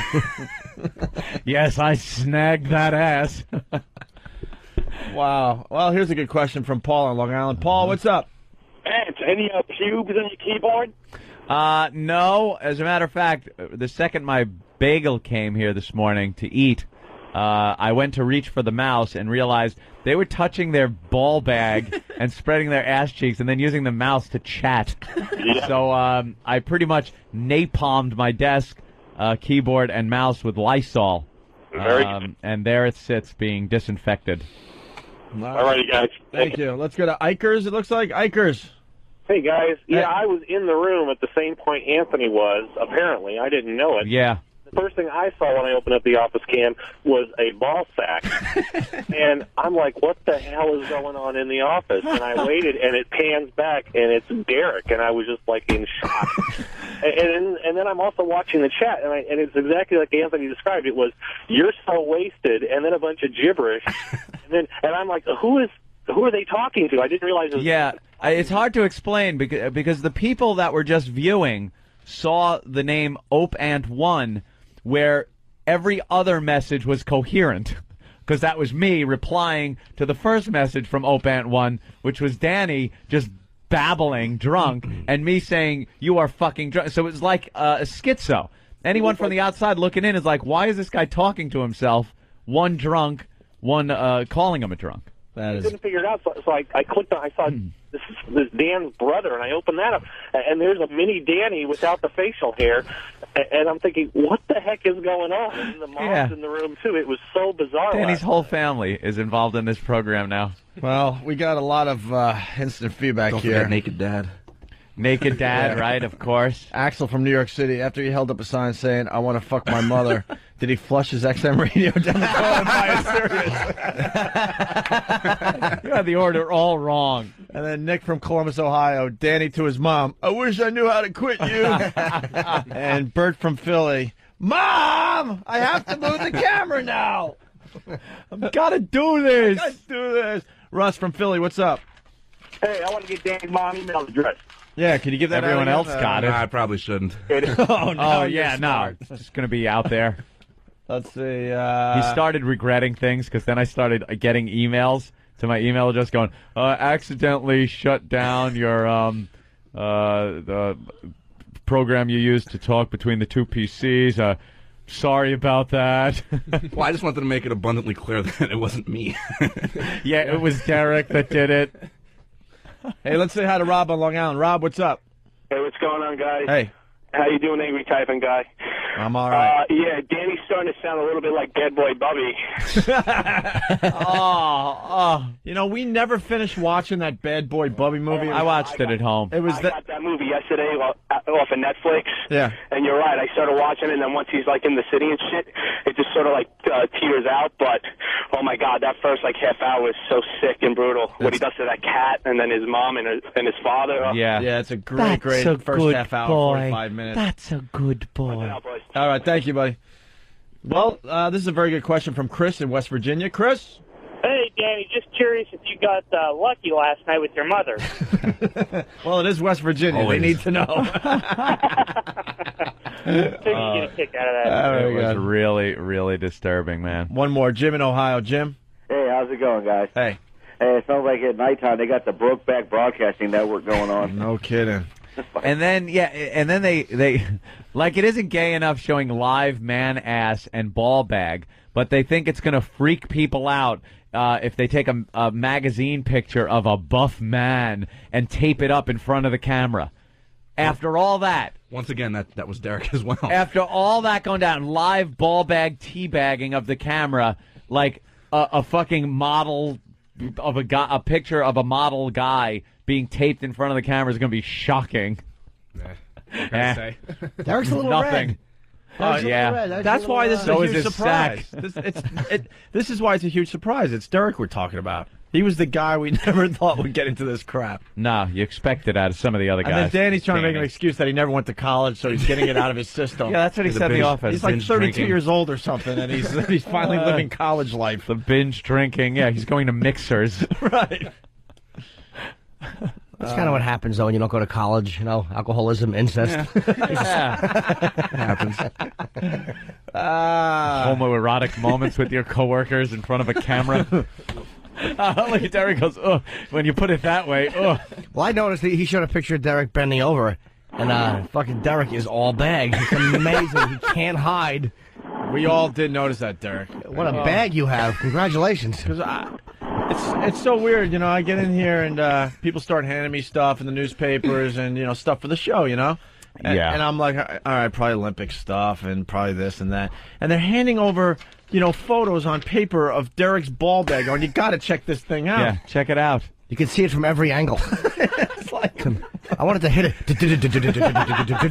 Heavy bag. The speed bag. Yeah, working on the speed bag. Yeah, right on. Mark in Minnesota. Hey, are you guys going to be, making a video of all these luscious bags and man ass available online or anywhere? Come on, O&A hot webcam ass. Yeah, what are you going to do, Ant? You got the video. What are you going to do with it? Delete it. Maybe Steve could put up a new site. Oh. rate my bag. Yes. O&A workers gone wild. Well, that webcam is on 24 hours a day now, more or less. Hot man-on-man action. The office cam. The action has drastically increased on the office cam. You just never know when it's going to pop up and what the fuck is going to happen in front of it. Horrid. Can we do office cam day? What'll that entail? Thought that was yesterday. It's a very easy concept. Maybe Don could see if we could get away with this legally. We put all the shutters down or shades or whatever, and lock the door, and then it's like an open call for people to come up here and do whatever the hell they want on the office cam. In front of the office cam? Yeah. Wow. That's good. It's like office cam day. Uh-oh. That is good. Why uh-oh? I just see problems. Why? I see the listeners. I see greatness. I do too. The listeners. Don, that's your homework assignment. That's good. It's almost like we want to do office cam day. It's a talent show. It's almost like a confessional for MTV. You know how they did that with the Real World? They would have the confessional where you go in alone to a room in front of the camera and either talk or do whatever you want. That was your time. Now, people are thinking about the obvious, the sex angle, but it could be anything. Could be anything. You could confess shit. You could just, whatever. Yeah. Propose to your girl. Yeah. Anything. Anything goes. We want to do office cam day on the Opie and Office Anthony cam. program. Don, get that done, please. That is a good one. Like it? How often do you have to shift so you're not sitting on your bag? I can't get over the bag on this kid. Yeah. Your bag has Down syndrome. I was going to ask, is it healthy or not? It looks normal, but it was just hanging like a big red ornament. It was normal, no lumps, no bumps. Are you really 82 years old, or how old are you? 22. Jesus. What? He was Might wanna holding get that his checked. dick. He was just holding his cock, and his bag was just hanging from his hand, from the bottom of his hand, in front of the camera. And Danny likes to say he wasn't doing that, but he was. I didn't do it. He had his ball bag out, Danny, and he's squeezing it like. He's squeezing it so it's just popping out all veiny and shoving it into the camera. And then at one point, you just dangled your dick right in front of the camera, Danny. Did I really? Yeah, you did. Oh, boy. You were zipping back up, and your dick just flopped in front of the camera. Oops. Was Mom impressed? I don't know. Oh, God.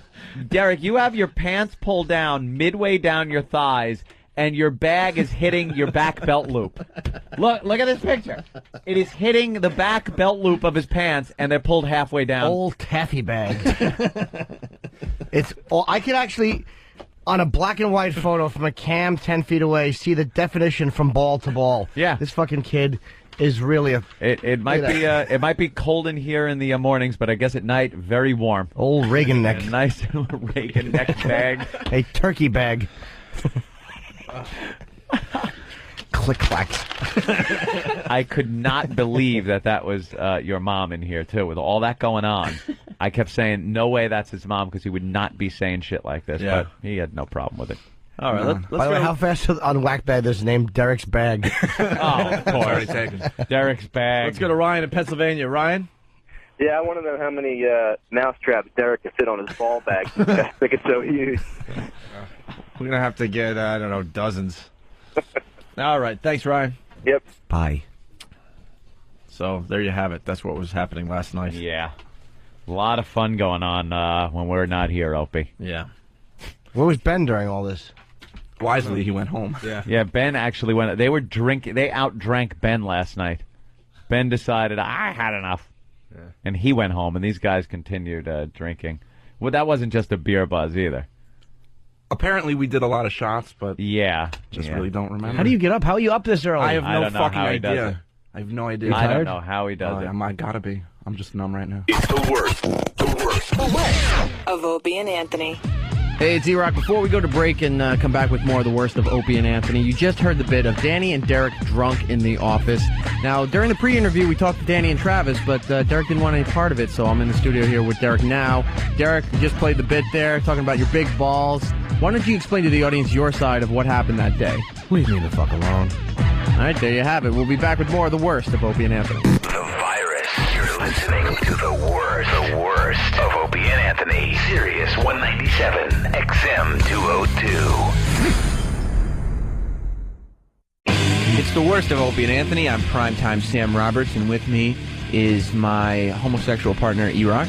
No, that's wrong radio show. That's not special delivery. Oh, look at him. And with us is intern David. Whoa. Just kidding. It's Anthony from the Opie and Anthony show. Yes, hi. Sam, Anthony has an amazing house. It's true.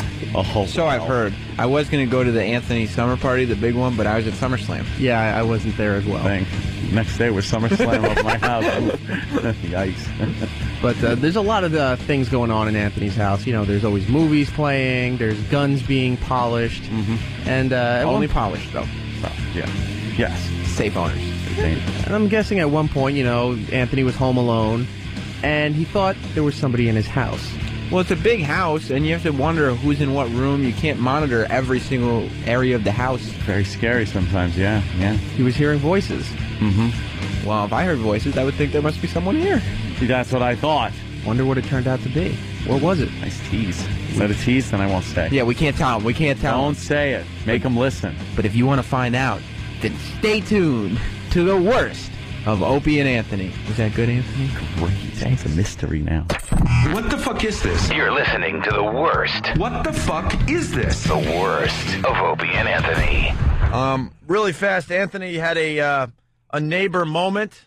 Yeah, it was just quick. I love my suburban neighborhood. We like going into Anthony's neighborhood every once in a while because if you know anything about Anthony, and now there's people in Pittsburgh and West Palm Beach, they don't really know us yet. No. But we're being heard finally back in Philly and Boston and other places where they know a lot about us. The people in, like, Boston and Worcester, they kind of know, like, where I came from. Really? I lived in Ashland, Mass. Oh, okay. Yeah. I lived in Ashland, Mass. Enough said. I lived in a housing complex amongst the Brazilians, where they had chickens on their patios, and yeah. So I finally decided very recently to grow up, and by very recently I mean 3 months ago or so, and I decided to make my first ever house purchase, and I moved to a neighborhood that is chock full of Jews, because and I'm Catholic, I'm a Roman Catholic guy, but I just love the Jews in the neighborhood. Because the lawns are perfectly kept by Mexican landscapers. They're nice. You know, they give a little wave, howdy neighbor. They all own nice cars and everything. That's what just a nice suburban neighborhood. That's what I like. And, you know, I've made contact with the next door neighbor a little bit. And there's kind of some scuttlebutt around the neighborhood about me. And I guess they're talking amongst themselves. If it's a good thing that I live there. I think there's a little gossip, which is just part of suburbia. They're going to be all gossipy, you know, but no harm done. It's not like living in the city where a pizza delivery guy comes to your house and gets shot in the face and robbed. Or there's roaches.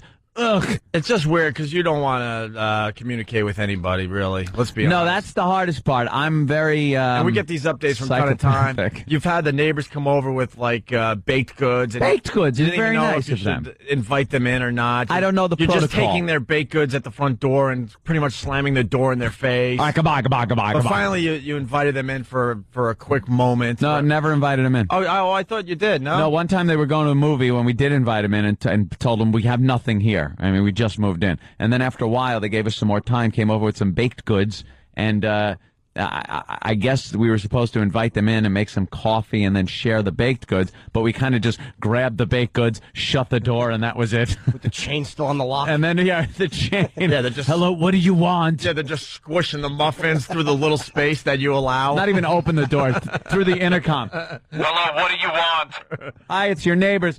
Whatever you got, leave it on the mat and go away. And let me see your hands. Let me see your hands as you back away from the door. I'm not a very social person, and throughout my life, in my living circumstances, I don't know how to socialize. I just have a great visual of them with I'll call it a bunt cake. It wasn't a bunt cake. And you only give them like 2 inches, so they're just shoving the cake through that. Cut it. Cut it into slivers and slide it under the door. You think one of them was ever walking their door at like 9 at night, and it's all dark outside, so the light in your apartment is illuminated your house, and they look through the crack and they just see you in that Nazi jacket marching around your living room, talking to yourself? In your underpants, you're just wearing the top half of the uniform. Look, I certainly hope no one ironed. I don't wear a Nazi uniform around the house. I don't own a Nazi uniform. He only waits for the full moon. I am a fan. So he doesn't have to turn his lights on so people aren't onto him. I am a fan of the 40s and the war era. Black socks all halfway up his thighs. I own a British Enfield rifle. It was a Nazi killer. I don't own Nazi paraphernalia. Shut up. We're trying to envision what you look like. I'm thinking black socks halfway up his calves, his underpants. Not boxer briefs, but underpants, tightly cropped. With the socks, he has the socks. He has the little thing that holds them onto his calves. And then only the top half of the uniform. And he's on the porch with a broomstick, like it's a rifle. And he's just holding it. No. They walk by and they go, Anthony? And I don't. They were such snappy dressers, weren't they? Snappy. Well, come on. Now, they were. You gotta give them that. I did have a little bit of a frightening moment there last night. Yeah, what happened? I was alone last night. My girlfriend went out shopping, and I'm alone in the house. So I'm just kind of laying in bed. Why am I alone? I'm watching TV, and I hear a door open. I hear a little creak like a, and I look at the alarm, and I realize, oh my God, I hadn't set the alarm. I tripped up. I didn't set the alarm, and I hear a door, distinctly hear a creak of a door opening. And it's very loud, so I know it's not the TV. It's not some neighbor thing. Please tell me you almost shot an innocent victim. Dude, I go Please tell me. I go right for the gauge. Right for the 12. I put on my jammy pants. And now I realize I still have no curtains up. So if anybody's looking at the house, they're looking at a lunatic in his pajama bottoms, toting a 12 gauge down his stairs, yelling, "You best come out, mother effer, or you're dead." You do know this was all in your mind, right? No. It was a creaking door. There was a creaking door. Sure it was, Anthony. Sure it was. So I'm sneaking around the house with the shotgun, like, checking the basement or anywhere else. Maybe they, came in through a basement window and opened the basement door somehow. I'm just kind of, going over everything, checking every corner of the house. You're not kind of just checking anything when you have a shotgun. Well, yes, I was prepared to kill somebody if I would have seen them in there, and they perhaps weren't white. I'm kidding. Now stop it. Inappropriate. I'm kidding, of course, if they did not belong there. Can I jump in for 1 second? Craig, go ahead. Opie, Craig. what's going on? Hello? You're We still have to do worry this. Craig. Yeah, All right, what's up? you're starting to worry me, man. Why? Well, the other day you're holding hands with Danny at the Mets game, and this morning now you're picturing Anthony walking through his house, black socks and underwear. Well, because we think he's nuts. Yeah, everyone thinks I'm crazy. Yeah. The phone's still. I'm really not. And I checked the house while toting my 12 gauge, and it was clear. So I gave myself the all clear. All clear, all clear. And went upstairs, and as I'm walking back up the stairs, Please tell me someone scared you and you shot a hole in your ceiling. No, you would have loved that, wouldn't you? I would have loved The fireplace. Also, his girlfriend comes in. Hey, Anthony. Ah! Bam! No. Big, huge hole in the And here's ceiling. the thing. I had just called my girlfriend, and she was having dinner, so I knew that she wasn't the one that was coming home. So I knew everything, if someone's coming through my door, they don't belong in the house. And I'm not a shoot first kind of guy. Might take out a kneecap, but, I'm not going to kill the guy right away. I'll wait and call some hard pipe hitting niggas. Come over with a blowtorch and a pair of pliers. I walk up with the shotgun over my shoulder, because now the house is clear, so I could just kind of walk upstairs. And I hear the door. It's my girlfriend's computer.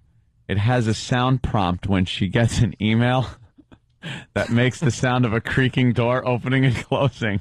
And that is what I was hunting down in my house last night. Please tell me you blew away the computer. I turned and fired. What did he look I like? need a new Dell monitor. He was a little yellow man, and whenever the American Online came on, he would run quickly across my screen. He had no hands or feet. It was a little dog, and he wanted to answer my questions He was a tough with shot. a paper clip. He was a tough shot, but I finally got him. The talking paper clip upset me, and I had to shoot.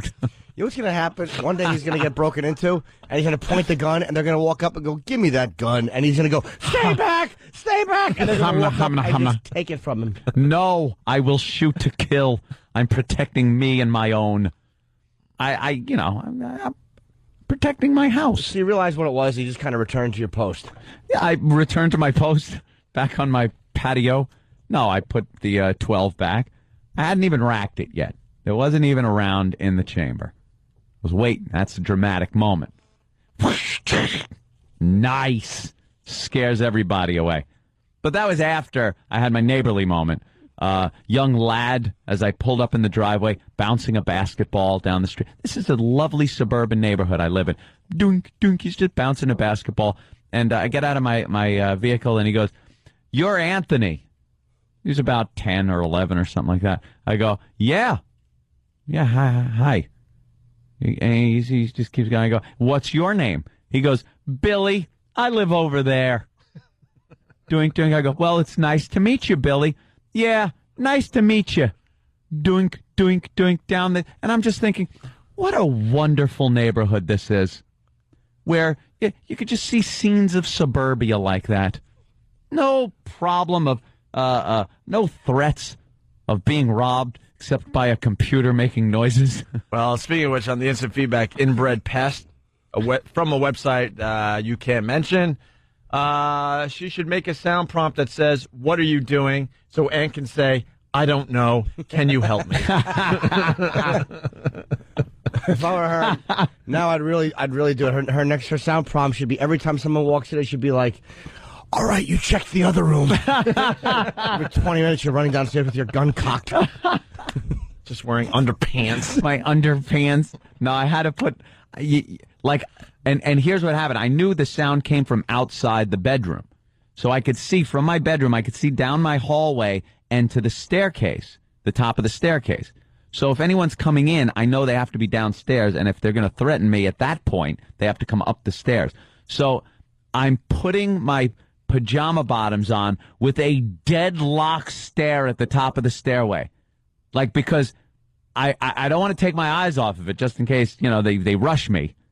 But I don't want to be caught without my pants on. You don't want to be found. I don't want to be killed or kill someone without my pants on, because that's embarrassing either way. Because then you can't kill someone and put your pants on, because then it's like, I don't know, perhaps there was some splatter on your leg and they would be doing something where you're screwing around with evidence or things. So, but I don't want to shoot someone naked or in my underwear. All right, let's go to Greg in Westchester. Greg. Am I making sense, Jimmy? You looking at me like I'm a psychopath. It's perfectly normal to happen. Put your pants on before you murder somebody. It's not murder if they're in my house. It's self-defense, my friend. It can be distracting. Yeah. Self-defense. Greg, what's up? Good morning, boys. Good morning. Good morning, boys. Great show. Hey, Anthony. Yeah. You searching through the house looking for that rascally wabbit? No, I wasn't hunting for a cartoon wabbit, you idiot. What's up, Doc? There's some great phone calls coming in, but we're having a problem with the phones today, unfortunately. Why can't I just protect my castle?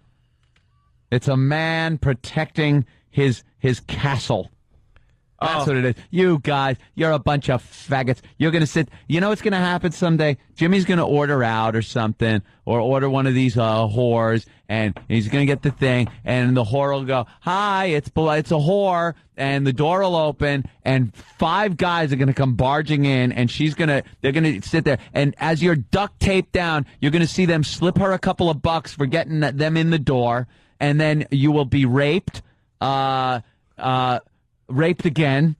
That'll happen all night. And then I'm going to be mad because I'm there's no way they're not going to charge me extra for this. The Dominican gang attacking you fantasy. There's no way that comes cheap. Straighten out the white boy fantasy. By the way, you think I just open my door? Hi, whore. Oh my goodness, 5 men. What do? Look out your peephole? I have security in my building. You think and they tell me who's coming up. Oh, so okay, that's good. That's good. Base your whole livelihood in your life on some doorman. The guys that you hate in every building you're in. No, there's a lot of dumb doormen in Manhattan, but Jimmy's got the real thing. All out security. Yeah. Oh yeah. Cameras. Yeah, all sorts of things. All over the building. By the way, instant feedback coming in from the mobile phones. That does work, because someone actually sent an instant feedback going, hey, does this work? Because I'm sending from my mobile device. Yes, it does work. This one comes from 781. Opie. But it says, Anthony, you won't shoot to kill. You'll burst into tears, you Sally. No, in the old days I may have. A little callback from yesterday's crying segment. We're too honest on this program. That's the problem. Protect your castle, huh, Aunt? How many wives have you beheaded? I don't behead wives. Chip in Saratoga. Anthony, you're watching too many effing Abbott and Costello Meet the Monsters movies. Oh, there's never been home invasions in Nassau County, New York, my friend. There are. There's been plenty of home invasions. Anthony refers to his house as a castle, but it seems more like his bunker. Brian from Florida. House, bunker, whatever you want to call it. When that lad came up and said, "Hi, you're Anthony," you had those visions of popping out of the bunker and seeing the young Germans defending the turf. You felt proud. You know what I did? I walked up to him, I patted him on the cheek, and I said, "I wish I had a whole battalion like you." Looks like you needed Danny over at your castle last night to hold your hand. hold my hand. That was damn funny. Danny. If Danny comes into my neighborhood, he's getting shot. No, he's not. He's part Jew. Yeah, but the other, but yeah, okay. Right. Yeah, he might fit. All right. That's very funny if someone's just trying to flip them through the radio and they hear that. Nice, part Jew. Part Jew. What are you going to do? Jew broad. It didn't look like a scene out of American History X when I had my shirt off. I don't have any tattoos. Puts the computer monitor on the curb and steps on it. You're an ass. An armed ass. I like guns. I love being armed. Are you insane? No. You know, some girls actually enjoy having a gun put to their head while you fuck them. Shut up, shut up. He's nuts. He's just fucking nuts. You're listening to the worst of Opie and Anthony. Sirius 197, XM 202, The Virus. This next bit was just called Snowballing and Anal. Oh, yeah, I know this bit. Okay.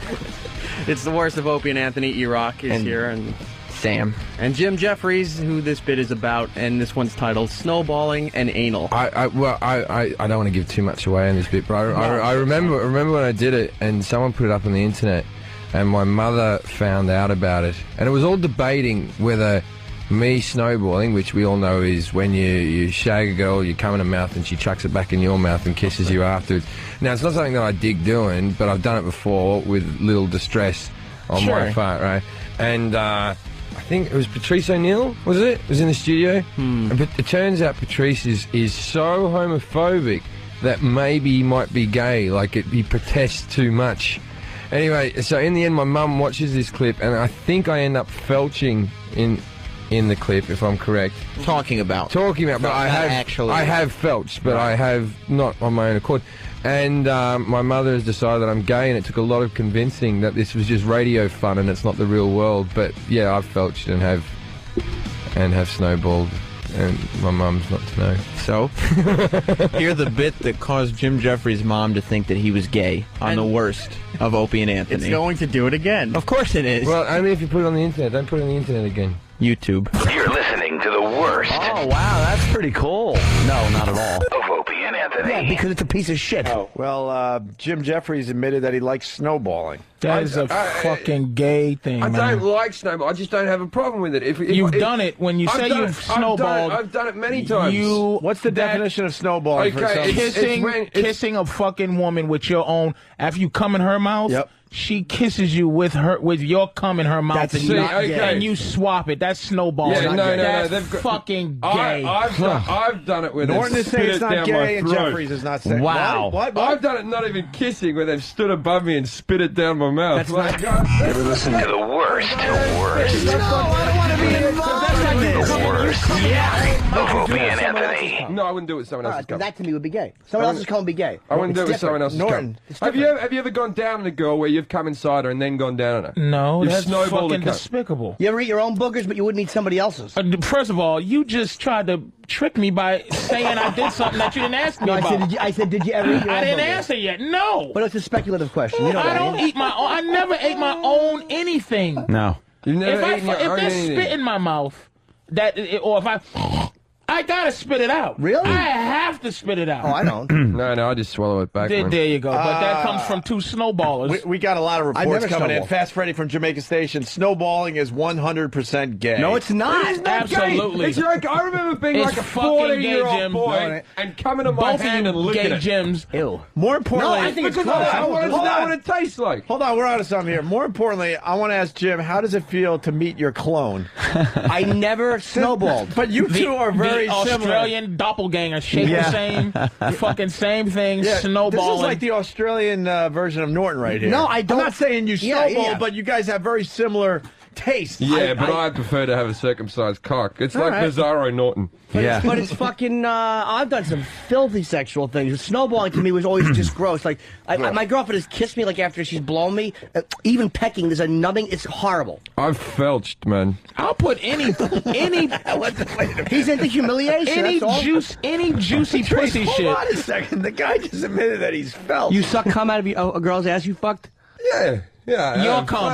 But That's gay, man. I've been. It's gay, I've man. been wasted, man. I was fucking. And I'm only judging it because it's fucking gay. Like it's a gay thing to do. So if you admit it. Hold on. How many millions Please, of people are Patrice, listening hold to on. this? And my mum will never hear it. She's No, in listen. Australia. You got to walk us through the felching. Like, give us some details. Yeah, okay, what's so bad, all right? You're already looking at where she shits from. Why not add a bit of cum into the fucking game? But first of all, see, the thing is about ass licking, the asshole, the anus is not where the shit is in the lower intestines.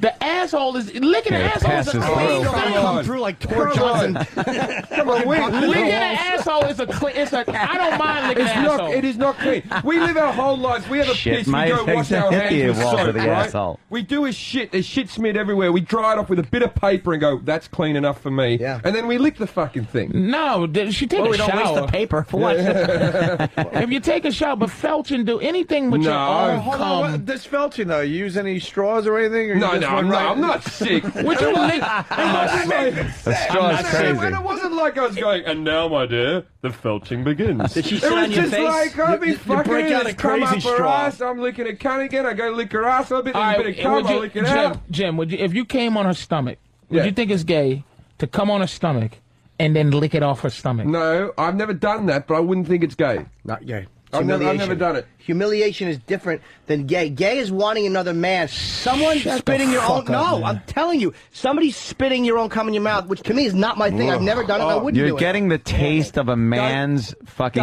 product in your mouth, It's even though about it's your yours. humiliation. Yeah, but it's still the same chemical Have you composition ever as any come in your man's. own hand and licked your cum Yeah, out of your hand? before I had sex, I had done that because I wanted to know what it tastes Jim like. is gay. Jim Jeffries is a sissy. It's not like I ate it. I just sort of put How my many tongue out. cocks? And you know what makes How me... many cocks do you take before you call it gay? What is I bet you Simon Cowell's a sissy too. I have never touched a cock with my hands, but there's been like a spit roast where my cock has rubbed against another man's cock. Like He's during, gay. Why won't double anybody join me penetration. in So saying you're Jim deep Jeffries peeing is some gay? girl. I don't think he is. No, I'm Jim is not gay. I'm not gay. He's rubbed his dick on somebody. I've never done that. Rubbed it. I'm talking like fucking a chick. Yeah, it's a fucking a chick. Like if a girl's sucking two cocks at once, that's the most gay thing I've ever That's done. absolutely gay because that is a fucking excuse to have your dick. It just because the Touching bitch's someone mouth is the receptacle. But he was a friend of mine. Somebody's dick. Take the girl out of the mix, and you're just rubbing dicks. Yes. Yeah, oh yeah, take the girl. Yeah. So Take the all girl the way, in the mix, you're just humping humping the bed. Hey, hold on, wait, Anthony, wait a minute. Let me just say this. Let me just say before I forget. Yeah.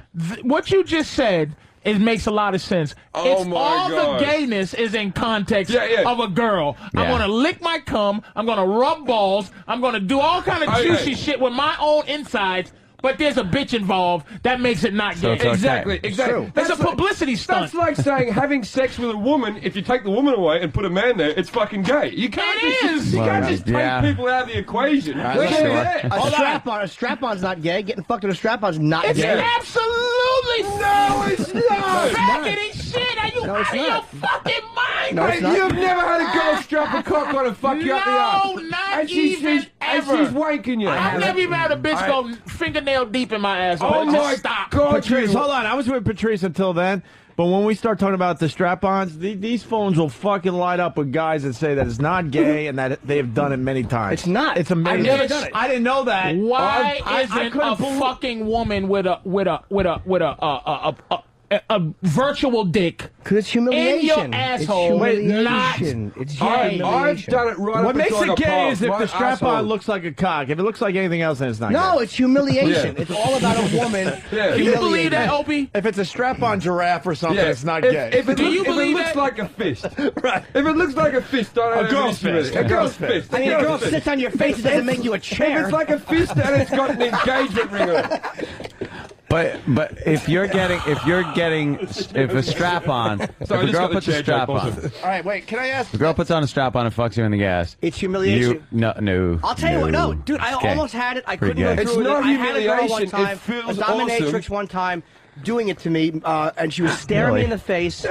She was fucking staring me in the face. And called you a slapping- faggot. No, I couldn't do it because it hurt.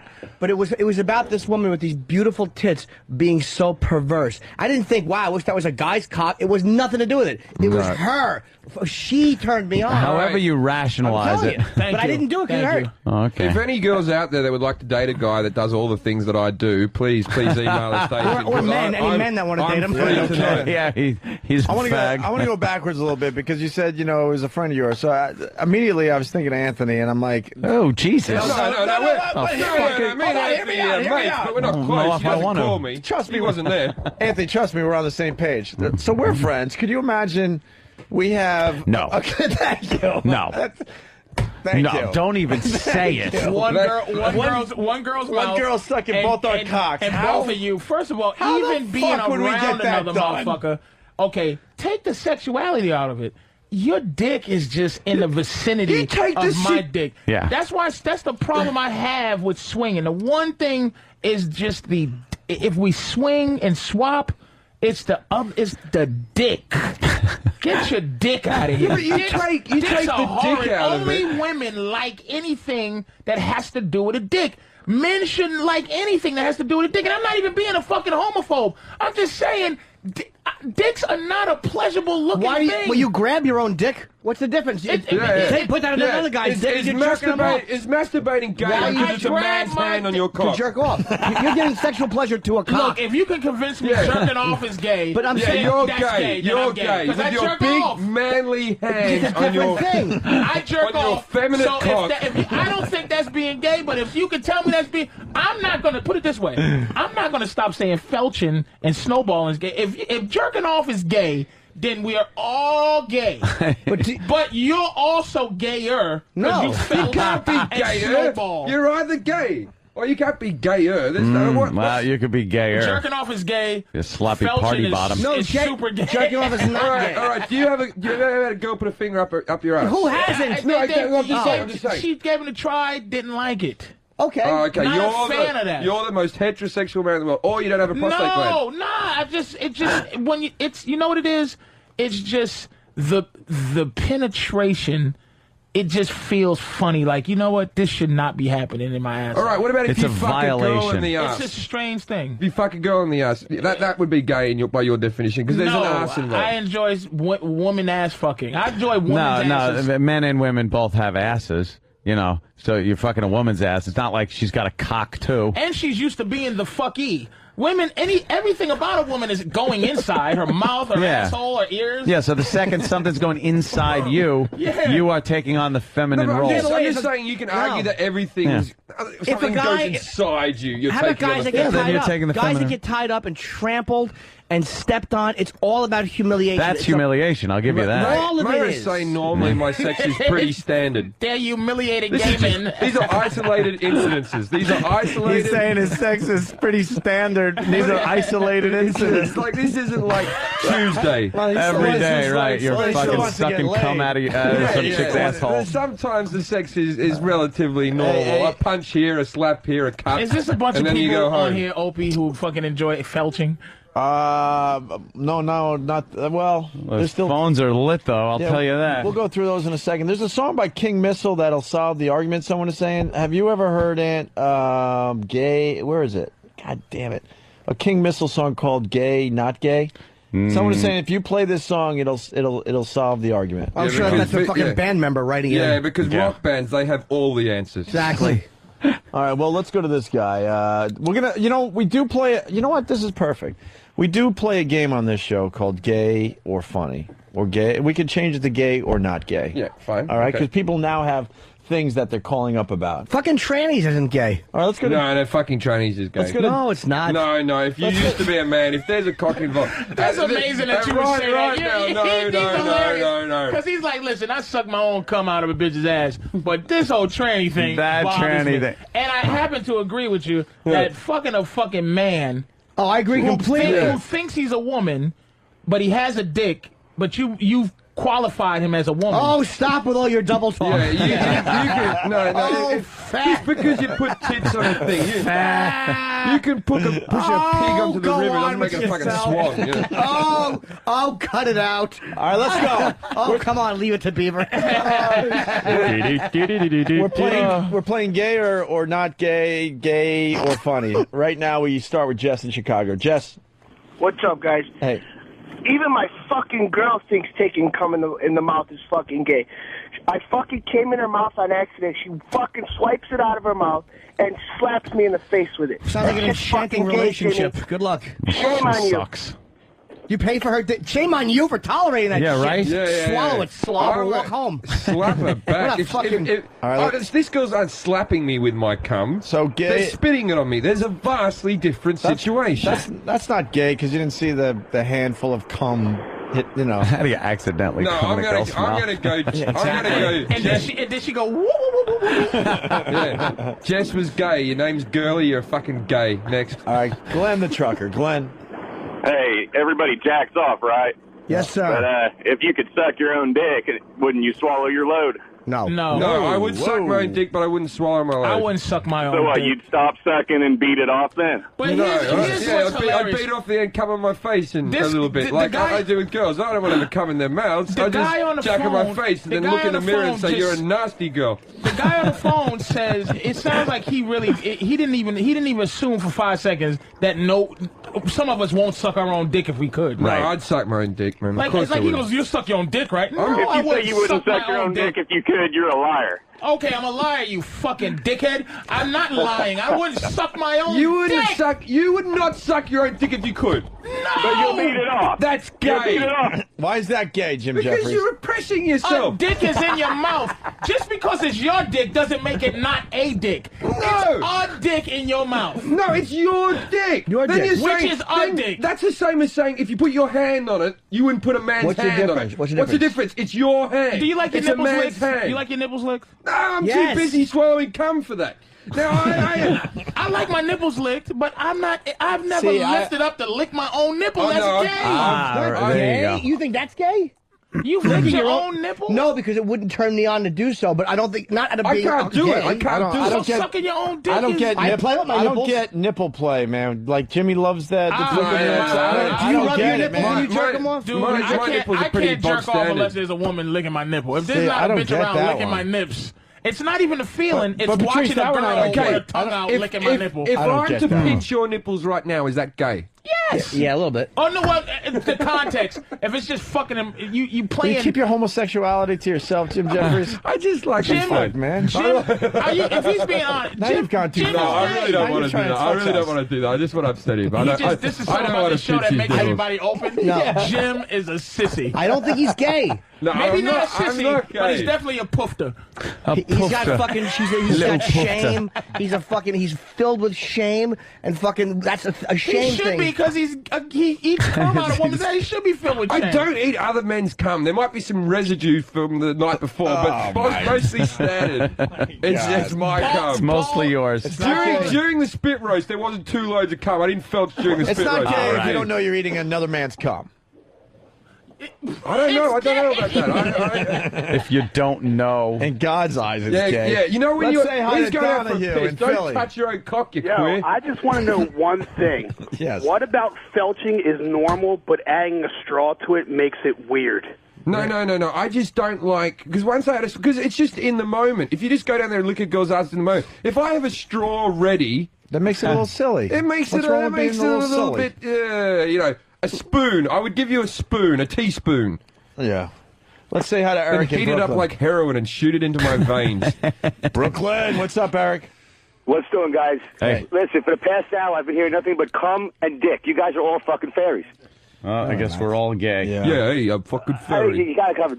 All right. I wish that would turn me on because I'm such a fucking pervert. A girl spit my own cum in my mouth. I would love to have a new avenue to go down. Really? It just doesn't do anything for. I don't want to lick her pussy after I fuck her. It's not a major thing for me. I'm just saying I've done it a couple of times. It's not one of my things. You do know you guys need to hang out, right? I don't want to. Not for the sex, not to have sex with each other, but you guys have a lot in common. I do know that my agent was considering me being a support for you too. I think this could be a marriage made in heaven. I have gone into very disgusting areas sexually.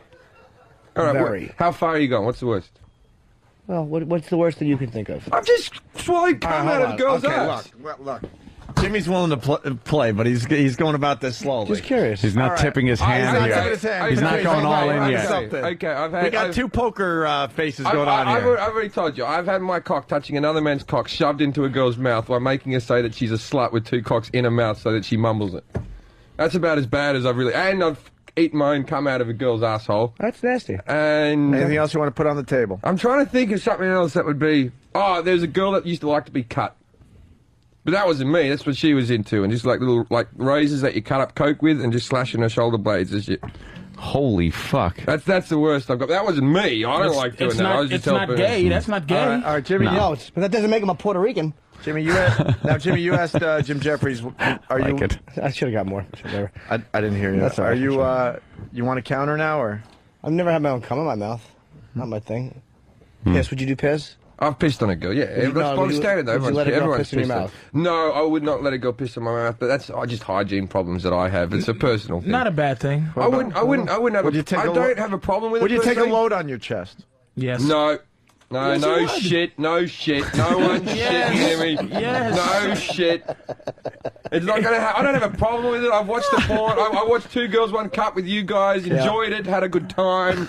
But no shit is going to be involved Like with me. Two Girls, One Cup just didn't bother me. That made me laugh, really. No, that made me dry retch, Two Girls, One Cup. Now, when you talk about being a creep, Two Girls, One Cup turned me on because of watching two beautiful girls just be that cruddy. I don't need them being cruddy with me. You know what I mean? So if the girls are being disgusting, it's something sexy about girls just doing dirty shit. What bugged me about that was the shit and the puke were like, if it's a solid log, I could have enjoyed it, but the fact that they were chewing it up, that to me is incomprehensibly gross. It just was kind of sexy to me. They have just to watch fathers them do as that. well that would have had to watch that. Although, in saying that, I just hope my mum's not listening to this We're show. going to go to Teresa from New York. She's just amazed by the last hour. Teresa, what's up? What do you got? I think this is. Do you guys talk like this like when you go to bars? We talk worse. We're on the radio. We're playing it down because the public can hear. Yeah, this is the beauty of it. Imagine when me and Norton are alone. Oh my God, you guys are the most sexually honest people I've ever heard in my whole life. It is just amazing what I'm listening to. It is unbelievable. I love it. You ever been fisted? Yeah, Teresa, what's the craziest thing you have done? Oh Christ! I knew this was going to turn to me somehow. Well, it's all right. I'm really very plain. I'm sorry. I have nothing for the show. Have you done anything? There's no fingers going anywhere crazy. Wait, sweetheart, have you ever had a guy ask you to do something that you thought might be a little gay?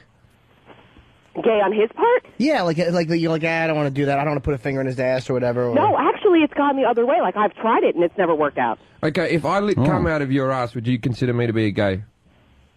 You know what? In the moment, I don't think you would. Yeah, I don't think the girl would because it's just some like dirty, dirty stuff. like treating a man like how you treat them because they're the fuckies. So anytime you can, So if you get a chance to turn it around, you want to use every chance you can. Wow. And hold it against them too to make Exactly, him less and talk sexy. about it to all their friends. Exactly. So you can get shoes. Exactly. So she can call you a fucking cum-eating asshole. Licking, Exactly, and call all his friends up, tell all There his you friends go. what he did. Oh, you like that, don't you, faggot?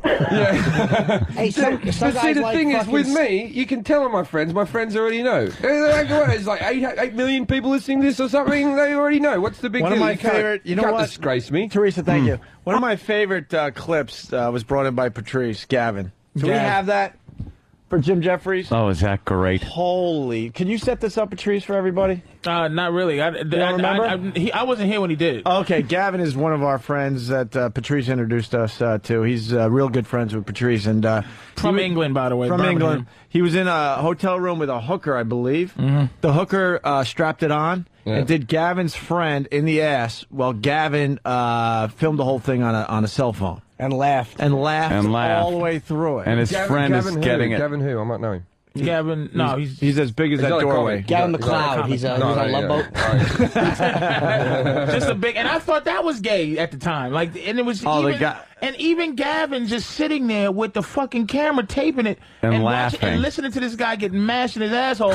It's just, I'm like, this is Because he's in such See, pain. maybe you go like way too far thinking things are gay just because they have anything to do with something as opposed to what's because gay men kiss. I think fucking fat chicks is and hold gay. hands. Right? Can I say that I'm not saying this like naughty, you're gay. No, I'm just saying that's gay. Can we be friends? And there might be some things I do, and I go. Hey, When Gavin set this thing up, I was thinking, wow, Gavin is gay, and I'm certainly not going to tell him because he's about 6'6", and he's the 300 least, pounds. He's the least gay dude I know. Yeah, not a fat on him. And then we played this thing on the radio. I'm like, it's not gay. The guy just made something not gay. I want to watch it. Where is it? All right, listen. We don't have the video. He just gave us the audio. The audio is really good, though. Listen to this. We got it, Danny? Yeah, but you guys are talking over it. We are? Yeah, I have it. It's just with you guys laughing and talking and stuff over it, though. All right, well, this is the only version we got?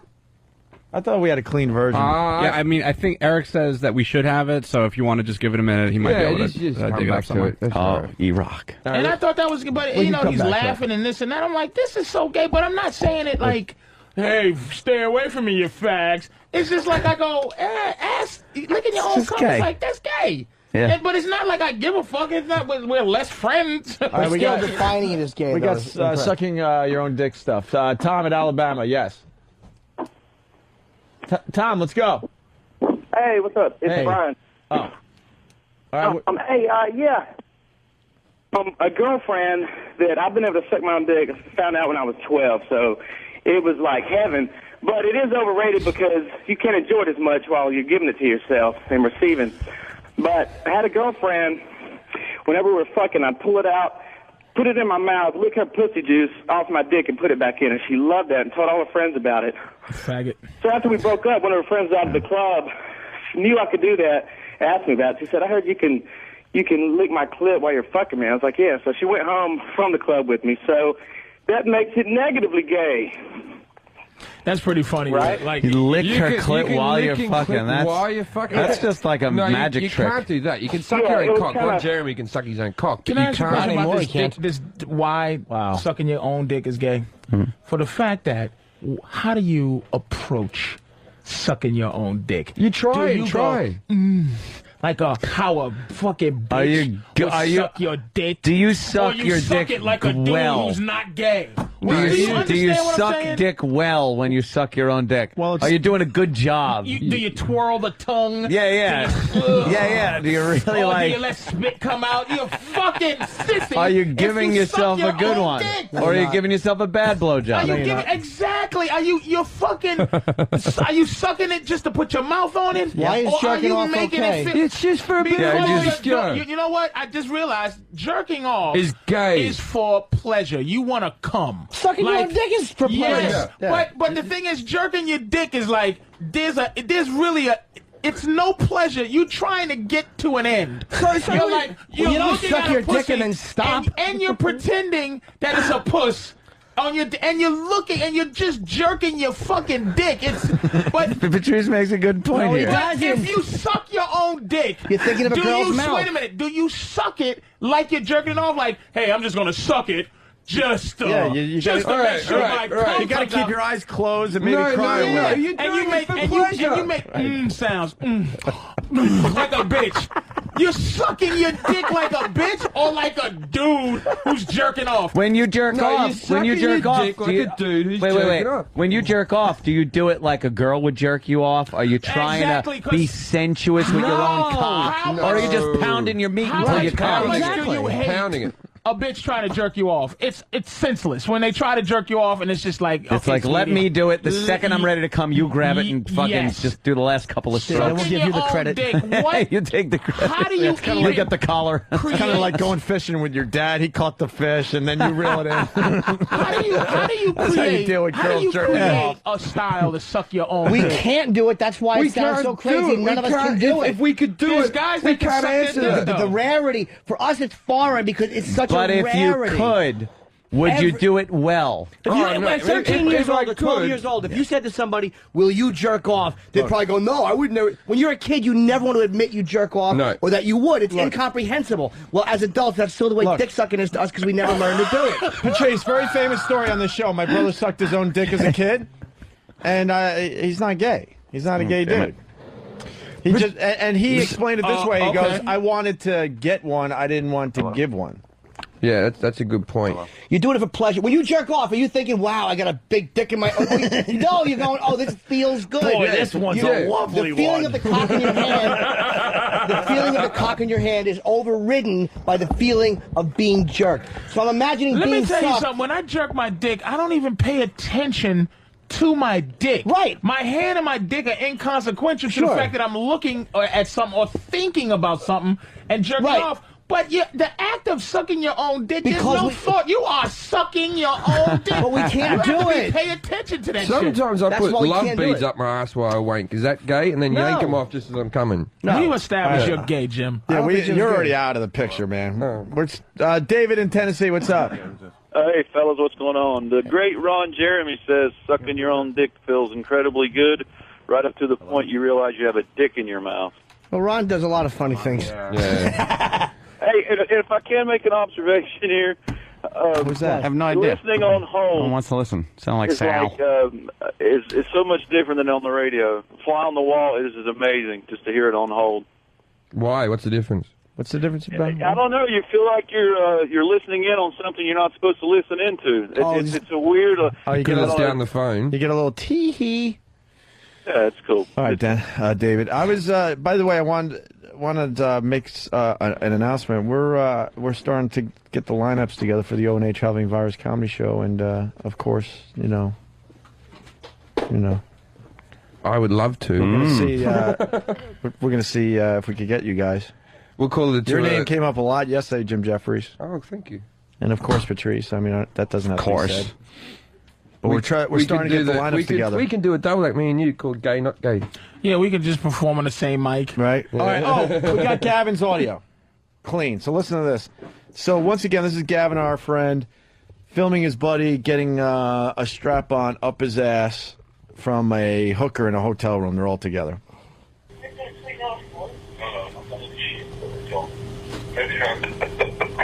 That window is over it. That's a little bit, man. That's over it. That's it. There you go. Well, it's a lot of being fucked a bit up. In your bumhole? In your bumhole. There's cameras and films going on here. Right, that's it, Dan. Why don't you fucking... No, wait, hang on. Let's just get a sponsor. Okay, so we've got one, the job and Mrs. Guilford behind one, and Lloyd, he's just going to get involved there. Oh.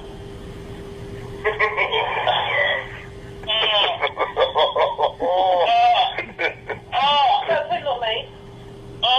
Where's that small?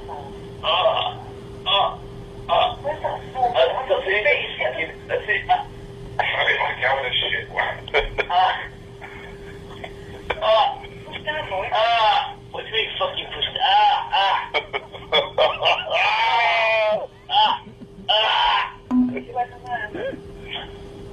Oh, fucking God. It's nice. What is it nice with it? It's like my fucking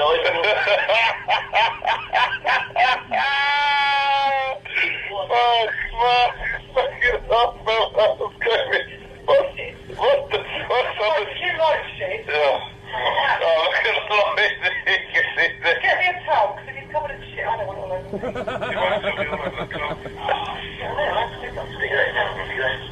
I was nearly there. It's brilliant, isn't it?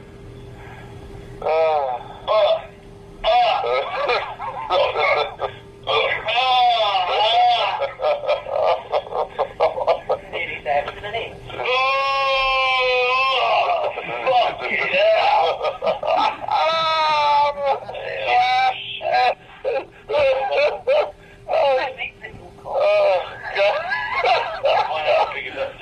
Already get in there and fuck about behind there. It's a lot more fun. In there and give it a good ride and stuff.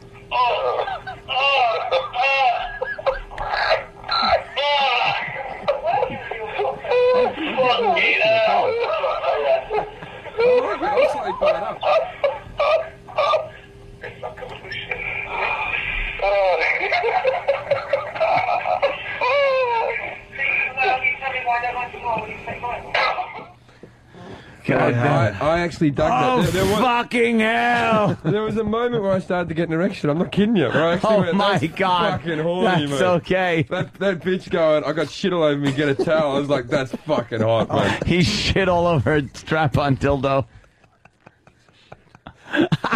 Patrice under his breath. What's wrong, Patrice? He's calling Jimmy a piece of shit. Why? Because it smells, but that's the way the fucking room price smell. This is like a new thing in the future. Oh, smell a radio. It's like scratch and sniff.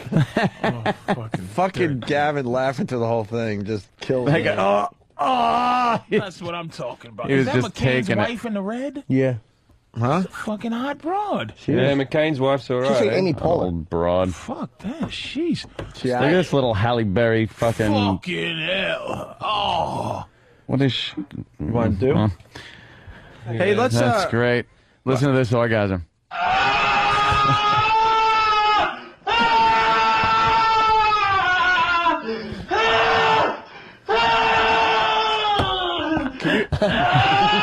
Is this something in his ass? Right? How would you like to come like that? Is this something in his ass? Could you play the famous one where it was Guess the Sound? I don't want to give it away. Where? Oh, right. With Do the you have it there? yeehaw guy. Yeah, well, I have it. I think so. Here's Tom Sizemore from his porno movie that he did. Oh, motherfucker. And here's a little Asian woman getting shit on.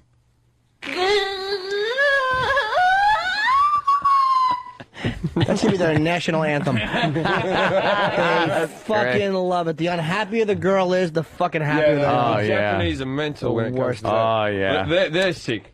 I'm telling you, I watch it. They pixelate the cock, but they don't pixelate the shit. No, the pubic hair. Only the pubic hair. Yeah, and the dog's cock is fine to have in there. You know, it's horrible stuff. And it's all rape and it's all tying up and pedophilia. Yeah. It's all Germany dressed too. like school kids and stuff. It's a fucking horrible. It's a World War losing thing. I'm telling you, because Germany is the same way. Yeah. It's got something to do when your country concedes a world war. The whole fucking psyche of the nation goes down the toilet. Well, yeah, that makes No, the porn in perfect Japan sense. is fucking. Even I go, it's fucking sick, man. There's just shit coming out on her. You hear crackling. Yeah, you hear the crackling of the pudding. Do you guys want to? The sausage. That fucking you wanna end chocolate this- mousse crackle. Hey, this is Jim Jeffries, and you're listening to the worst of the worst. Fucking fuck that one. I'll do it. Hey, this is Jim Jeffries, and you're listening to the worst of Opie and Anthony. And if it's the worst, it's gonna be fucking shit. You're listening to the worst of Opie and Anthony. Sirius 197 XM 202. The Virus. We got a cat story. Boyfriend beats up girlfriend's cat. How do you beat up a cat? It's not even like you could abuse a cat. You could be cruel to a cat, but beating up a cat sounds like it actually tried to put up a fight also. Like it got up and was duking it out with you. And put on tiny little boxing gloves. Yeah. All right. Oh, and his Want a little piece of me? mitts. Oh, you want a piece of me? Her cats are her babies, but for some reason, police say Sarah Sable's boyfriend savagely beat them within inches of their lives. I can't even imagine what they went through, how frightened and how afraid they were. Arrested 24-year-old David Wrigley told police he was trying to get the cats Frightened to like and him and afraid? lost his temper when they wouldn't Idiot. come out from under the bed, telling them, quote, I did hit, squeeze, and throw the cats. Just because they wouldn't come. The cats were obviously scared of the dude because they're hiding under the bed in the back there. Oh, damn, he's punching back. I'm kicking this cat's ass. Whoa. I got him now. I got him on the ropes. Oh, he's rope-a-doping. Oh, man, am I kicking. Shut up. And punt. Yeah. And punt. Of course. Simple. Hello, exactly. Yeah. This is obviously horrific, but there's no fun in just talking about how horrific this is. No. The fun is in having a little fight on the air with a little kitty. See, he was actually fighting the cat. Yeah. Is what he was doing. And scene. It all happened while Sable was at work, 8-year-old Madeline taking the brunt of the abuse. We put her on oxygen and she just laid there, you know. She was scared. Sadly, Madeline passed. Jinx is recovering from several broken ribs. Wrigley was released on his own recognizance after being charged with aggravated cruelty to animals. If convicted on the animal cruelty charges, Wrigley could serve 2 years upstate prison time. Wow. 2 years. What are you in for? I beat up a cat. That's pretty bad. Especially when you go into jail if you have a black eye and like a broken arm. The cat did not go quietly. You got cat scratch fever as you're in the joint. Yeah, you see this little red mark. It gets red. It itches. Yeah. It itches as you just get it in the shower. Let him face charges because these two cats have been through so much and they don't deserve that. Sable is now just trying to nurse Jinx back to health. Jinx is a very loving, friendly cat who loves people, but ever since he came home from the hospital on Monday, he hasn't come out from underneath the bed. Sable has to take him out so he'll eat. She hopes he'll recover. Well, that's what got him in trouble in the first place, not coming out from under the bed. The cat learned nothing. Get out. Another beating coming up. Time to learn a lesson. Why wouldn't this Get out from under the bed! Why wouldn't this broad just take the cats and leave? Or at least... What did he say? I will destroy, I will ruin you, I'll wreck you. Yeah. I will end you! Right. Guy's out of his mind. That was funny. And now, the worst Just pathetic. of Opie and Anthony. They call it toilet humor. Toilet humor. I would love to see it. Oh, you wouldn't. You would love to see drinking. Oh, drinking Jimmy? Drinking No, you Jimmy. wouldn't. Sounds You'd like like a it new for an character. hour. No, I would like it right up until you either killed yourself, somebody else, had a nervous breakdown, ended up in the hospital, jail. Yeah, it would be awful. Yeah. Awful. All right, you're one of those guys who realized you had a drinking problem at like 8, aren't you? Well, I was 18. It was after the first time when I was a younger teenager told me that I my first few drinks were rum, and I vomited like little bread balls into a tent, and I pulled a box cutter out and wanted to cut somebody because I didn't shake my hand right. Yeah, he like... Just an idiot. You're allergic to alcohol. I sure am. It's so weird. It's like sips, he's in the Warriors. He had to quit at a time where everyone who drinks is an idiot. Like you can't tell who's an alcoholic. Yeah, at 18. it's 18. You're binge drinking with your friends and acting like a complete ass. But you were so far beyond that he even knew at that age. Like, you don't pull out box cutters and try to cut your friends for not shaking your hand right, or walk down the street with a big knife looking for the FBI, was it? Or to shoot me. I was trying to get the police to shoot him. Going through a divorce. Lost both kids. He was on the fast track. Yeah, like at 18, I was doing the same thing. Too much, booze. I'm doing that now. Wait a minute. No, the girls are 18. Oh, right. Jesus. Go in. But 18, you drink too much. You act like an idiot. All your friends are drunk too. Some of them are complete asses. But you even knew then that it was just you were well beyond that. Yeah. Did you look at other people drinking and go, how come they can just kind of hang out and have fun and I got to be like a jerk? Yeah, and they looked at me like there's something really wrong with you. Don't give Jim anything to drink. Yeah, there was a problem. Did you ever drink like just maybe a couple of beers? Were you ever able to do that? Occasionally, if I had no money. And how did that work out for you? I wanted more. Not good. Not good. Not good for anyone. Yeah, but everybody at 18 wants more, and then you build your That's pyramid true. Yeah, with your yeah. beer cans. It's like how bad were you that you seriously like that? That always amazed me. Like guys who, they clean up at 16. Yeah, it's like I just knew at that point. I don't even remember the 8th grade. It's amazing to me. I was a cutter. I had to. I knew. Yeah. Yeah. My father's one who stopped as well. He kind of took me to certain places when I was young, and I knew. You're kind of a guy that needs all of his faculties about him at all times, so you can just reason with yourself. I can't handle mood substances. How long did you booze for before? A few years, man, 4 or 5 years, but it was so 2 months. It was a good 4 or 5 years, though. It really was. They were Lulus. I mean, it was always an incident. Good times. Always an incident. Where did your dad take you? Well, just to certain meetings. I won't say. Oh, okay. Just, okay. Yeah, like 15. I was picturing morgues and stuff like that. Oh, no.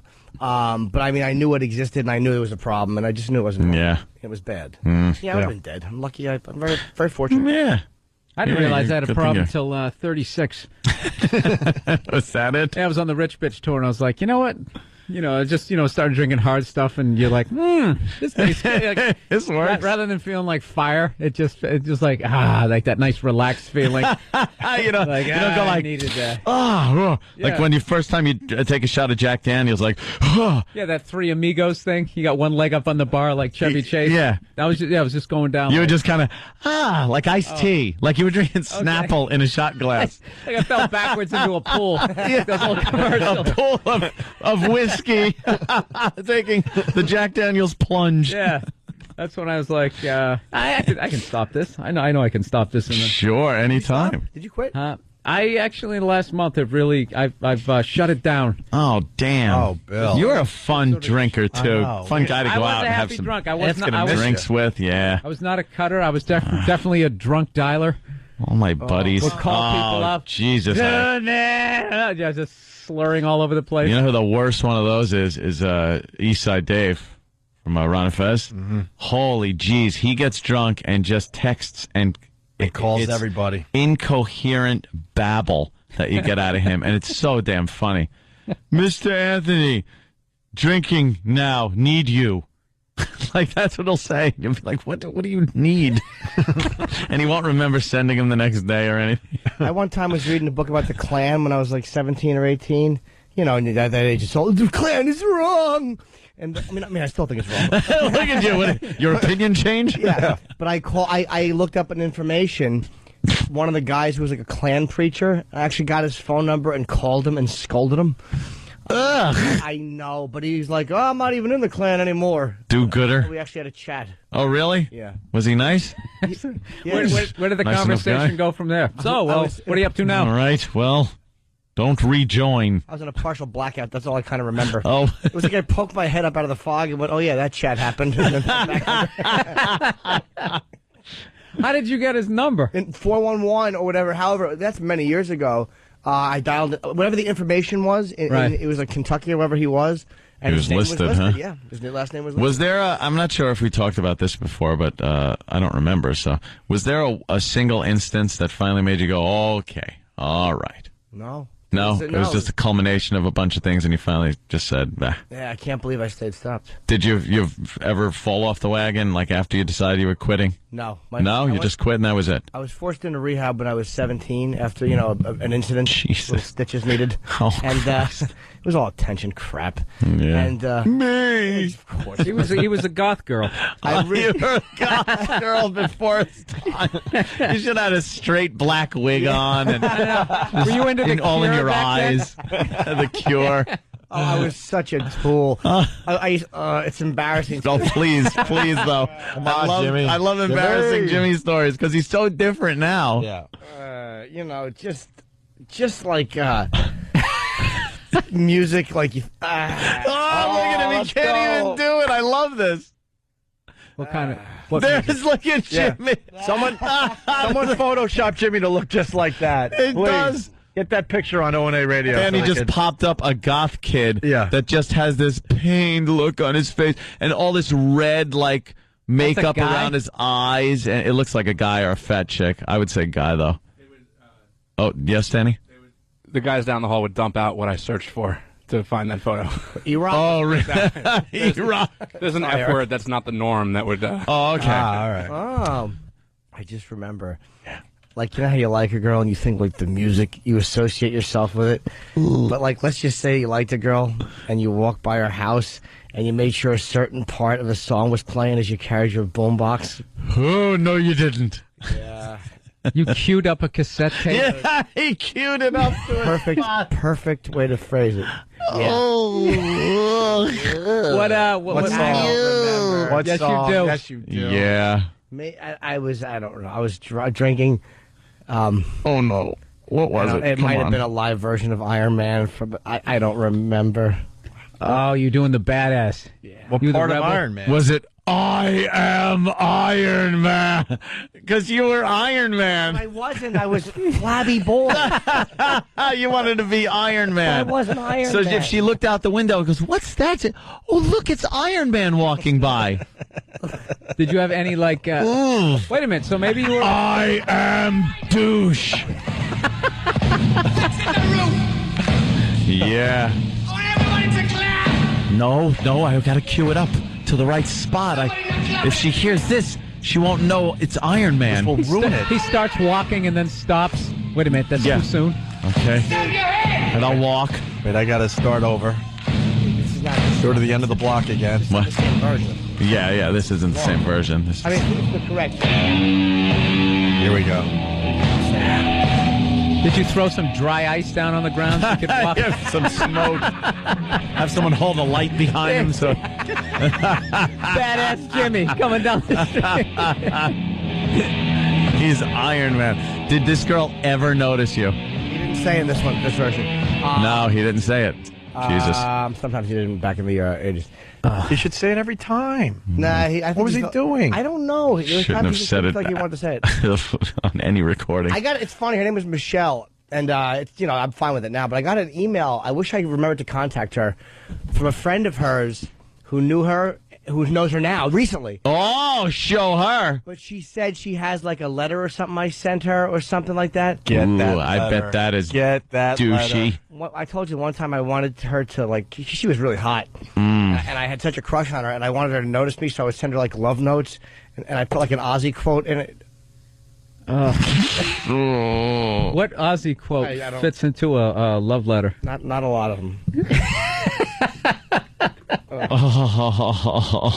Believe me, that keeps me from going back. Do you know I never had the balls to write a love letter? Not like I didn't, I don't even know if I ever wanted to, but I just would never commit something like that into print just for fear of it ending up in the wrong hands. Wrote one. I didn't give my real name. Oh. If you want to know who I am, wear something tomorrow. Like a certain no way. Scarf. Yeah. And she didn't wear it. She did. She did? But that was it's like that. That's like I don't. Ew, you creep. I was gonna say that. No, but when you're that age, that's not creepy. You do that in your 20s, you're a pedophile. Oh yeah, but that was just I couldn't believe in a way that I had got her to there was a connection there. Like, could you help me put this couch in the van? Would you? Oh God, you ghoul. Was she disappointed? Did she think it was like the quarterback or something? Like that? She must have had like these thoughts in her head, like, oh, this has to be. Oh, finally, my dream. This is so mysterious and. It's going to be like this hot guy, and he's going to be cool. And couldn't have thought that with the letter, with the maturity level of that letter. Oh, really? It was that bad? But she was curious. She was in high school, but she was one of the hot girls in high school. So no, she knew it. Any hot guy would have just talked to her. She knew it had to be a mush, but I don't think she understood the level it went down to. That'd be funny if she set you up for some big Carrie moment. You know what I mean? Acts like you liked her. Oh, yeah. And the pig blood dumps on her head. Dumps down on Jimmy. I asked her out over the phone. She said no. Oh, I told you about that. Is that the one you gave her the choice? I tried to, I'm like, you don't want to go out with me, do you? Oh, right. She's like, no. And I was trying to be funny. I'm like, well, I guess that's where the cookie bounces, like instead of crumbles. And but you must have been feeling so like hot and flushed and sweaty when you had to say, well, I guess that's the way the cookie bounces. Dude, I was 8. I had no sense of irony. I suck. I was humiliated. Humiliated. That's terrible. Oh, no, that's terrible. That's just awful. I know. Jimmy's note. It's terrible. I literally would have jumped off my house. I couldn't at that age. That kind of rejection I like that? I could not handle that. There's Just no couldn't way. handle that kind of rejection. Hey, we got Jesse that wants in on this. Jesse, what's up? Danny Good morning. Good morning. Hey. Hey, Jimmy, I don't know if you've ever done anything as bad as this, though, but I was in, I think it was middle school, like this girl, and I guess it was like, late 80s, all those bad, goofy love songs. I retaped them with my voice singing her name to him and gave it to her. Wow. No, I never did that. It's actually funny, too, because I bumped into her years later, and she was like, hey, remember when you gave me that tape? And I just turned as red and almost passed out because she still remembered it. See, I would love to get that stuff. I think Michelle actually had some. Her friend works in she MySpace me, I think. God damn it, I can't believe I dropped the ball on that. I should have contacted her and gotten, because it would be fun to talk to her now, like what a nerd I was. Someone 20 knows years Michelle. ago. They'll tell her today. I hope so. And she'll get a hold of you again, and you got to get that stuff in here, Jimmy. Yeah, she had a brother. I don't want to say her last name on the air, but she had a brother. She lived in, whatever. If you know who you are, just contact me. You know what I like about like that early, like, when you're first trying to pick up girls, it's almost like when you first start doing open mics. Like, I would just wish I had tapes of those, like the stuff that I thought would work. Oh God, on stage. It's the same thing. Horrid. Like that dude, like you don't wish you have it, Bill. I brought in a demo tape recently. You don't wish you have it. Trust me. Oh, I wish you would have seen that. Oh, boy. Yeah, we might have to pop it up there so Nah, we can that's see it. all right. That's all right. Yeah, just horrific. I wrote one letter, love letter, and it wasn't even a love letter. It's worse than a love letter. It's a please come back to me letter. Like she was done with me, moved on to one of my friends, and it crushed me. Just ugh. Desperation is always attractive to the opposite sex. Oh yeah. Oh, it was horrible. And I thought maybe this little letter with a poem in it would get it. What was the poem? I you know something? Honestly, I would tell you at least a line. I don't even remember what I was trying to convey there. I don't know. Was it original or was it like a hacky Roses Are Red? No, it was so hacky. Yeah, it was a rhymey poem. I think there was something about like us being meant for each other in a way where I was like the hand and she was the glove. Wow. It was so bad. She should have been the douche and you should have been the nozzle. I was. How awful. How'd you let her start? Dear Eva. It was so bad. And then I even went another step. I went into my garage with a Louisville Slugger and tried to break my arm to get sympathy. I thought if I had a cast on and came up with a good breaking my arm story, that she would be like, oh, and come back to me. Will kick in, right? Yeah, but I could raise the bat up and bring it down, but could never really put commitment into it. So I ended up with a big bruise on my arm. Like a battered wife.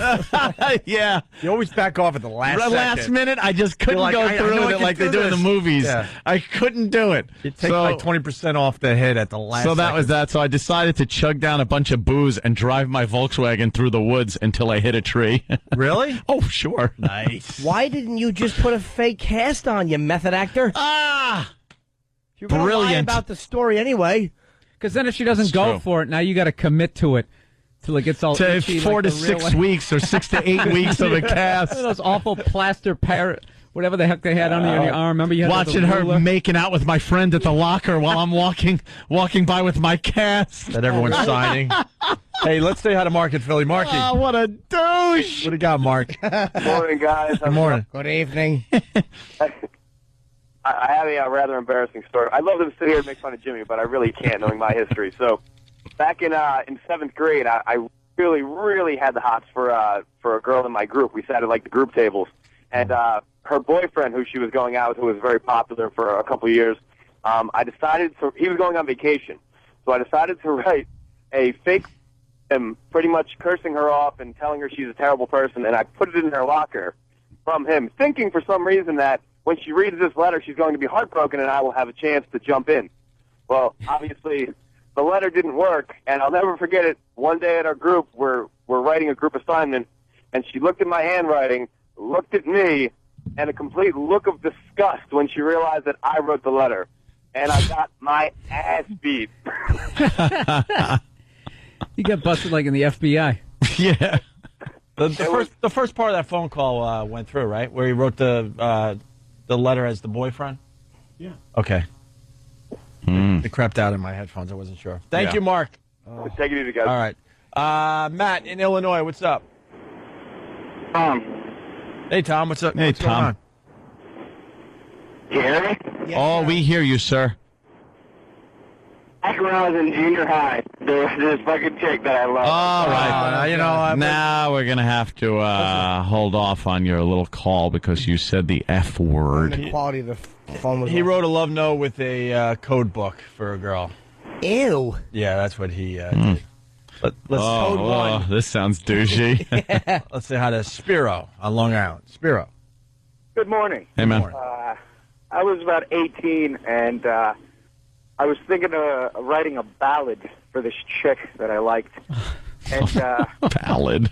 A ballad. What are you, Lennon? No, he probably came up in the hair metal years. Yeah. Yes. A power ballad. Oh, yes. gonna Every do a bad power boy has ballad. his soft side. Dude, do you remember any of it? God, I got inspiration for it on the toilet. It's always a good place. That's how you should have started the ballad. I'm looking down between my legs, just thinking of you. Oof. I actually I sang it to her, and I actually told her that I thought of it on the toilet, and that was the end of that relationship. Does that ever work? That only works in like those plays. Yeah, it Somebody doesn't comes up work. with a mandolin, and you just a song. They're I all think like that worked before like radio, where like music was still amazing as opposed to like really accessible. Mm-hmm. I got an iPod, sir. Yeah. Please stop singing. Really don't need you singing and serenading me. Yeah, I Need to Know by like who was that? Mark Anthony. Is that who sings that? J-Lo's dumb husband. Oh yeah, that's a song you write for a girl if you like her. It's a good song. You can sing. You got to be talented. Yeah. First of all, if she's leaning out the window while you're playing the guitar and singing to it, and you see earbuds in her ears, there's a problem. If your idea of songwriting is sitting on the bowl with your legs numb and a toilet seat ring on your ass, you're finished in romance. Yeah, if what's in the bowl is better than what's on the paper. Yeah, just photograph that and say, I don't know what rhymes with this. Perhaps it. Let's go to Bobby in Pennsylvania. He's got more on Ant's car crash thing. Bobby. Oh. Hey, how you doing, guys? All right, Bobby. Hey, everyone else was talking about their junior high time, but Anthony was driving when he did his douchey thing. Just how old were you? Yeah, well, when I came back from California, I had my license at 15 out there. You were able to get your license at 15, so I kind of just used that. So I drove around with a California driver's license in New York when I was like... Did you pull up to her house in your Studebaker? My Studebaker? No, I had the worst car. I had a Volkswagen Baja Bug. It was one of those Volkswagens that it's kind of in between a Volkswagen and a dune buggy. It was one of those things that kind of, the fenders were fiberglass and the front was kind of fiberglass and the back, the engine was exposed, had a cage around it. Oh, is that what those were called? Yeah, Baja Bug. They use it in like the Baja 500 races and things like that. Those awful exhausts. That would stick up. And so I had one of those. That was what I had. And I used to drive through the woods all the time. It was fun. And girls did kind of like it. I would go out to the liquor store over there, get a bottle of something, and then just drive into the woods, and we'd hang out in the woods and drink. It was a nice, safe place. It wasn't on the side of the road. No one else could get there unless they had four-wheel drive or something. Wow. So I used to go driving in the woods. So when this girl, I'm seeing her with my friend, and I'm all pissed off, I chugged down some beer and booze and stuff, went into the woods, tried to climb up this big steep hill, and rolled backwards and wasn't looking where I was going, and hit a tree, and it hit the engine and just oil all over, and the engine was done. I had to cut the tree down to get the car out the next day with a couple of my friends. I'm hungover, heartbroken, my car is busted. It sucked. It's a bad weekend. And I punched my windshield and it broke. Bad day all around. Oh, bad day. One more phone call before we say goodbye to Bill Burr. We got Steve in Tennessee. Steve. So horrible. Hey, what's going on? Hey. I was going to call about, I gave a girl a cannonball. We had a theme park that one of the rides was like Wabash Cannonball. I stole a cannonball and rolled it in the middle of church service. It goes rolling right in the middle. Everybody turns and looked at us, and I left. Only in Tennessee would you get a call from a guy that rolled a cannonball into a church to impress a girl. All right, we'll try. We got to end on a good note. There's great sound effects, though. Yeah. Roll the cannon in, roll in there. We had the roll sound effect down. Whoa, whoa, whoa. Dennis, what's going on? It would be more. What's going on, guys? How are you? Huh? You there? Can I hear you? Yeah, let's go. How are you guys? Bill, pleasure as always. Try breaking up with your girlfriend over the phone who's at college, driving up there, calling out sick from work to find her sleeping with your best friend. Yeah, that's a nice one. That's a good one. That'll make you feel good. I had a girlfriend that went to that might be mine. Jesus. I went to I was going out with a girl who went to Quinnipiac College and used to go up to visit her on the weekends. Take the drive up. Polls? She was taking the Quinnipiac poll. And went up to visit her on the weekends and stuff like that. And, we hung out, went to a dorm room, whatever. And then after a while, she was telling me, could you call before you come by? Oh, boy. And I'm like, yeah, okay. What, you want to get dolled up? Yeah. She wants to get all gussied up for me, I guess. Yeah. Could you just not drive up? Could you give me a call maybe before you come up? Like, yeah, okay. So I'd call and she'd be like, no, I got a lot to do this weekend. I'm going to the Rush concert with my girlfriends. Oh, okay. And then I find out her girlfriends had a penis. Well,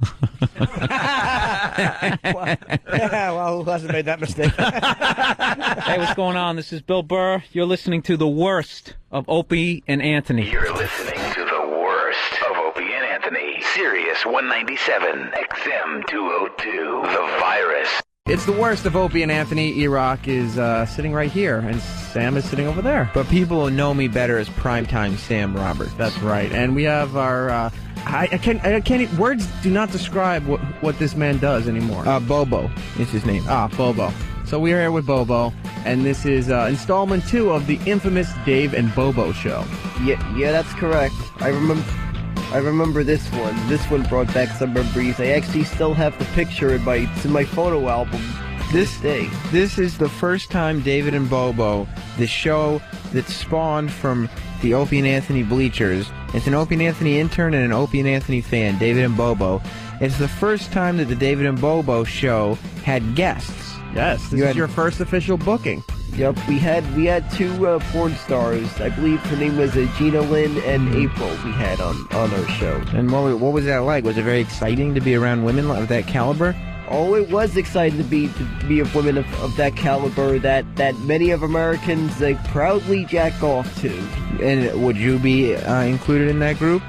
Yep, I probably would be too. And I could say I've fallen asleep to porn films. I popped in the DVD, and sometimes I was really tired and I fall asleep, and all of a sudden I wake up and realize that the DVD is still on and forget that I popped in that porn film when I was asleep. Now, it is not a compliment to a porn star to let them know that you fall asleep to their films. Well, I wasn't trying to fall asleep to their films. I just happened to be really tired, and I was just popping in this film and didn't expect to fall asleep. Now, Bobo, you're just explaining here falling asleep to porn. Has anybody walked in on you? Has your mom walked in on you that you fell asleep to porn and the porn's playing? Thank God she doesn't, because there's a reason why I watch the porn that specific time. I specifically pick specific times, like if no one's around, or if I'm about to fall asleep, because I know no one's going to walk in when I'm falling asleep. Mm-hmm. And usually sometimes if someone's walking in, probably the DVD's off, you see that blue screen. Yeah, smart thinking. But was this the first time that you ever really got to meet porn stars? And these are legitimate porn stars in the flesh? Yep, this was the first time. Now, you weren't nervous at all that the fact that Gina Lynn's husband was sitting right next to her the entire time? No, I wasn't nervous, because I pretty much know these people are used to it. So they're used to seeing people getting in my case getting titty squashed. That's right, you did get titty squashed. Don't give it away. Some people haven't heard this yet. Well, why don't we, before Bobo gets carried away, let them hear it for themselves. The titty squashing commences now on the David and Bobo show, part of the worst of Opie and Anthony. It's the David and Bobo show. This is unbelievable. I cannot believe they are giving you valuable fucking airtime. Pick a topic and fucking talk to the guy about it. I could do a hell of a lot better job than you could, David. You think you could? Anyone could. It's the David. If you don't shut up, I'll proceed to hang up on you. And Bobo show. This is the Dave and Bobo show.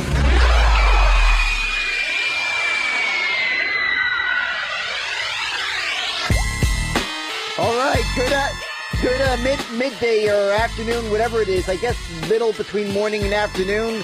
Well, this is the David and Bobo show. What's up, man? David and Bobo show Friday afternoon. How's it going, guys?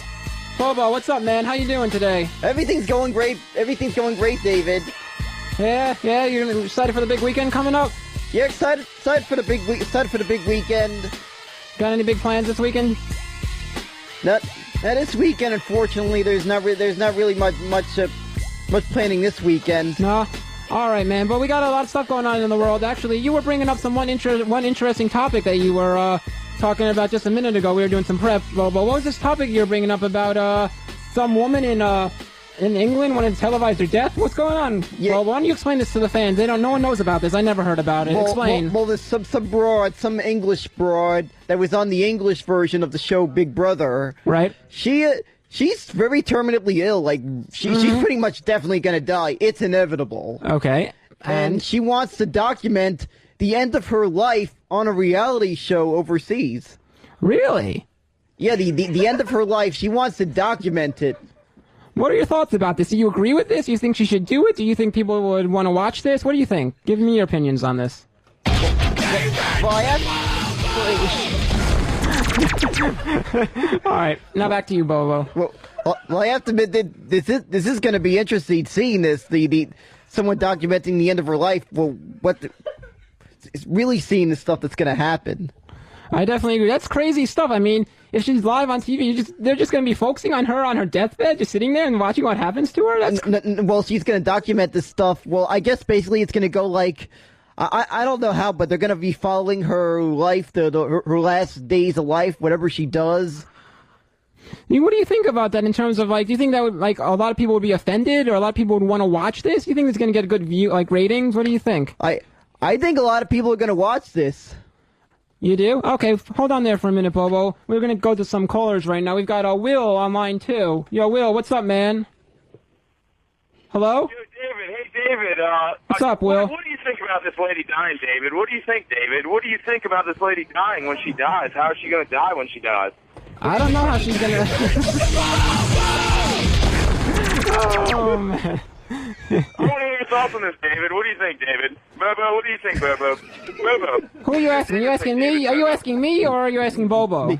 Me, what I think... I'm asking you, you fucking retard. Watch you. Okay. Bobo, yes. What I think, if she wants to do that, I say go ahead. That's what you say, Bobo? Okay, great. The number to call is 866-WOW-1-WOW. 866-WOW-1-WOW.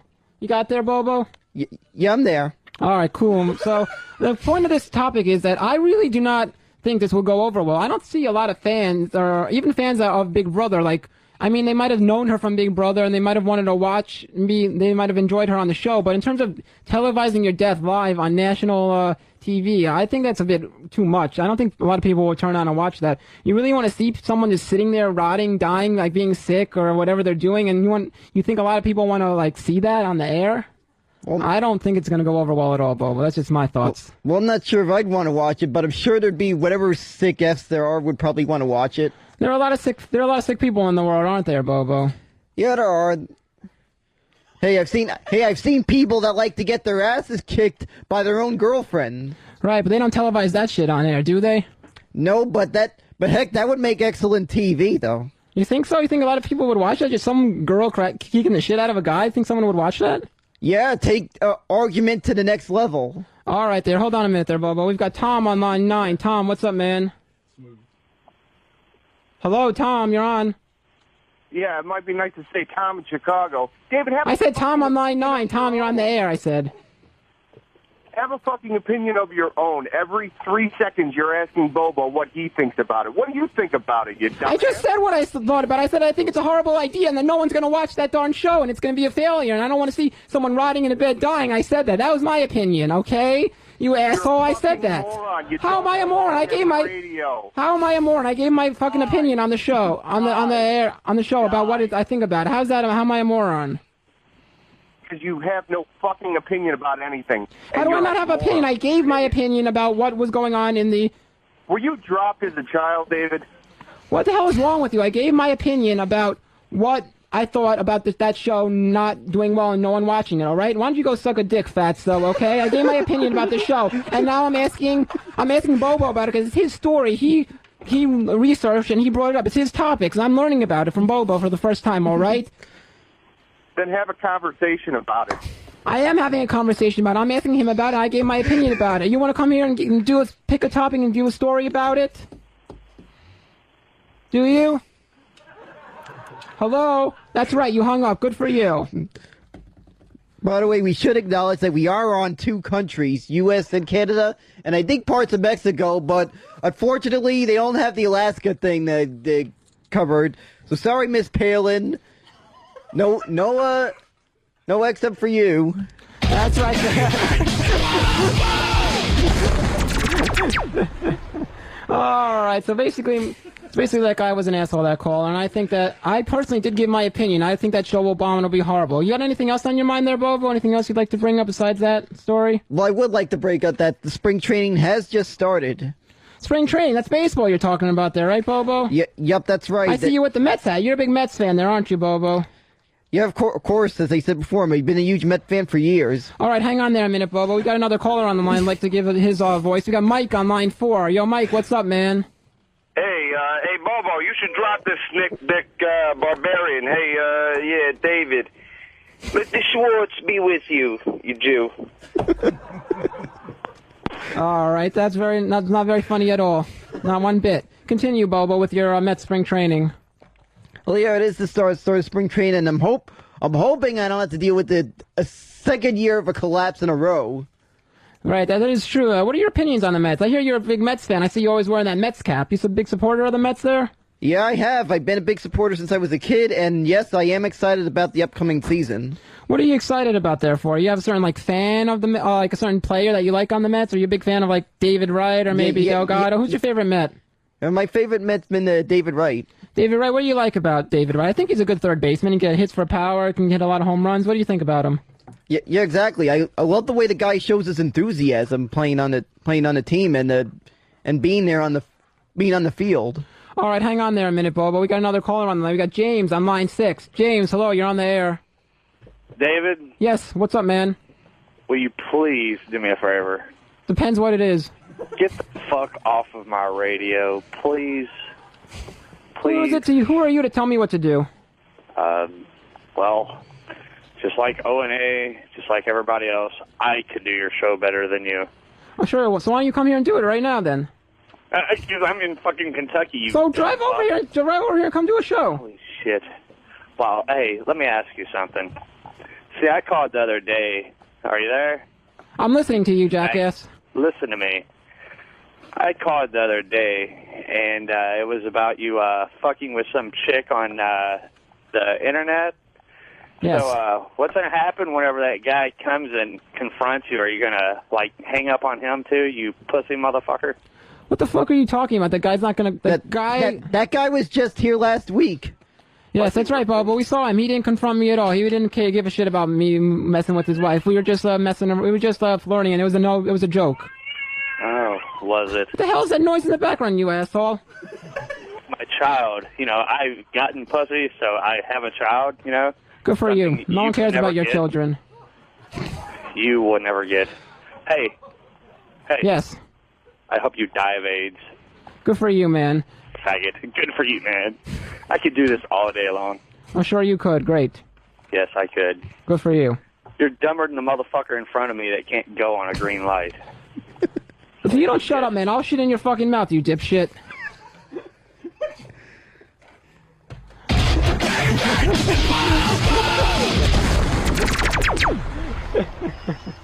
Oh, man. So, Bobo, you were talking about the Mets there, weren't you? Yeah, that's right. I was talking about them.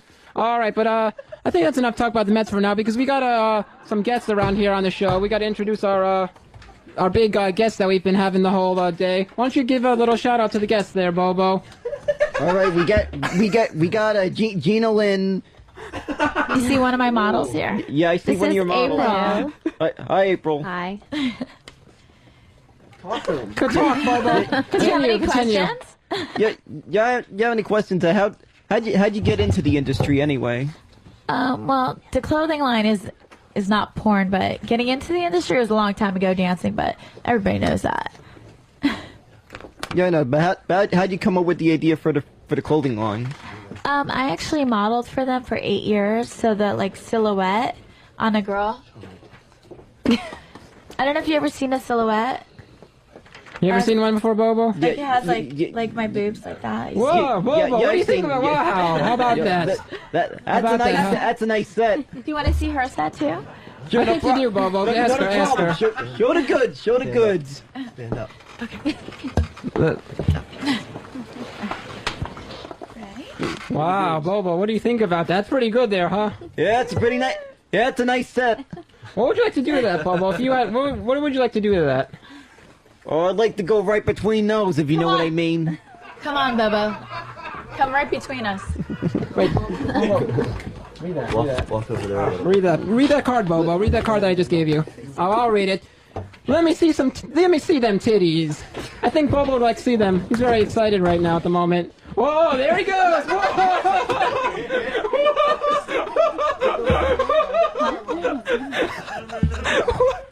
Describe what you're doing. Okay. Right now, the two lovely models we got going over here are taking their clothes off. Bobo's getting a little anxious here. He took his glasses off even, and he's going and running up to them, and he's in between them. He's bending down here, sitting on the chair. Yeah, I think you take the hat off there, Bobo. Take the hat off there, Bobo. Right, I'm ready. You put the mic up. Whoa! Holy smokes! That's right, I'm right between them. For those of you fans that are not here and can't see, the stars are just rubbing their tits on Bobo's face. Roll up in his face there, Bobo. Yep, that's right. Away. Yep, yeah, that's Bobo, right. why are you running away? Are you scared? Don't go away. They're not done. They've got a couple more minutes to All right, go, they're not Bobo. done. Yeah, I'm right between them, and damn, that feels great. Okay, we're going to take turns. Ready? Wait. Whoa! They are rubbing their tits right in the face of Bobo. Wow. Yep. Wow, Bobo, right. How does this feel to you, Bobo? Describe this experience, please. Are you kidding? It feels great. Have you ever had any tits rubbed on your face before like this? Ever? Is this your first time? What are you... Yeah, that's pretty much the first time. Wow. What do you think about it? Do you think you want to do this some more? Feel this experience again? Of course, yeah. Wow, that's incredible, Bobo. I can't believe it. Hold on for 1 minute. We've got another caller on the line. It's Mark on line 4. Yo, Mark, what's up, man? You're on the air. Hey, David, what are you doing, David? David, what do you think about those tits, David? Hey, David, do you like hearing your name over and over again, David? Yes, I do like hearing my name over again, actually. I appreciate that. Great. But, David, I'm trying to explain for the... Make a conversation, David? I'm not trying to make a conversation. I'm trying to say something, David. Just saying something. You know what? Fuck you, mother asshole. I'm not trying to explain. I'm not trying to make a conversation. I'm trying to explain to the listeners that are not here at the studio what exactly is going on now, what these stars, the porn stars, are doing to Bobo, because no one can see this. I'm trying to give it a visual explanation so everyone can see that. You got a problem with that? Do you? Hello? Hello, are you there? All right, forget that guy. Continue. Proceed. Yeah, proceed. I meant to say yes. Thank you, Danny. What I was saying is that these broads tits, they could wake up the dead with their tits. Maybe your friend wanna switch seats with you. You want to switch seats? Come on, it's great. Switch seats. Yeah, should I? Yeah. All right, definitely. Definitely, I'll switch seats. Now, Bobo, you got to explain what's going on to me, Bobo, and you explain, and you ask me the questions now. Bobo, is that a hard on you got there? Of course. Sorry, I kidded myself. That was great. Okay. All right, Bobo, explain. All right, he's right between them. All right. Bobo, continue. Bobo, you gotta direct the scene, Bobo. You tell... You know what, how about this? Bobo, you say what you want the stars to do to me. You give them orders, Bobo. How about that? Bobo's gonna give the orders. We're gonna do a little more. Should we take your glasses off? I think they're... Whoa, Bobo, explain what's going on. They're making out right now. All right. They're making out right in front of him. Okay. What are we doing? Tell us what to do. Bobo, tell them what to do and they'll do it. Hey, you two make out right in front of him, and then go ahead and feel free to remove the glasses. Oh, me. That's me you're telling. Okay. All right. Whoa. Explain, Bobo. You're commentating. They're making out right now. Now you two go remove the glasses. Okay. Well, you know what it is. You guys see what he says. Time. Relax. Okay. I'll hold your mic. I'll hold All right, your sounds big good. mic for you. Right now, sounds good. Now feel free to let him motorboat your racks at the same time. Okay, whatever you say. He's motorboating them. He's a better director. Yes. He's motorboating them. Oh, we gotta do the whole smush thingy. Bobo, you explain what they're doing. Right, but now right now they're like climbing on him right now as we speak. They're climbing on him right now. You ready to motorboat? Yep. Go. Whoa. We're mowing at the same time. The chair looks like it's almost falling. Bobo, explain. That sucks as a motorboat. I know, that was bad. It was very bad. Do one at a time. Okay, all right. He's really getting it. He's getting it. Ready? Right now, Turn around. Now Gina's taking her. That's her turn. All right. All right. Now you two go ahead and grab. Go ahead. Go ahead and grab his dick. Come on now. Go ahead and grab his dick. Whoa! Grab his dick. Both of you at the same time. Oh, okay. Well, all right. If he's giving the orders, all right. I think I'd be better. Right there. Right over here. Right. Okay. No, grab his dick. No. I don't know where it's at. I think it's right here. Wait a minute. Let's see if I can find it. Okay. I think you two need a magnifying glass to find it. What? Come on, Bobo. Magnifying glass. That's a little harsh, don't you think? A magnifying glass. Oh. I'm just playing with you. Has to make it look big. Yeah. There you go. All right, Bobo. Explain. Keep going. All right. They're grabbing. Yes, go on. Or at least they're trying to. I'm trying to get you a little excited through your thighs, okay? I'm getting okay. They're trying to get him. I'm starting to get excited there, Bobo. Lean back. I'm gonna grab your cock. Let's make it a cock right now. All right. But I can't. They're trying to get it. They're trying to get it. I guess they forget. It's there. I'm trying to get excited.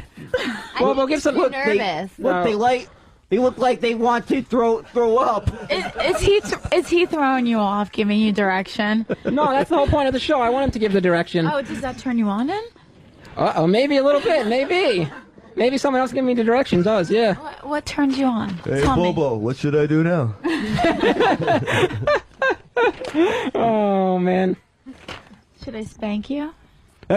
Go ahead, do it. Should I take your belt off and spank you? No, I don't know about that. No. Come on, do it. Whoa. Okay. Whoa. What are we gonna do now? Put his hands on that. He's lost. Okay, direct him. Okay. Spank, hip. Bobo, give some directions. Come on, go ahead, spank hip. Whoa, is it gonna be wow? Okay. Come on, you've been a bad boy, David.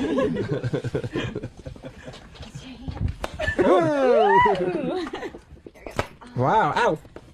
Whoa! Woohoo! Here comes a hard one. Ready? Oh!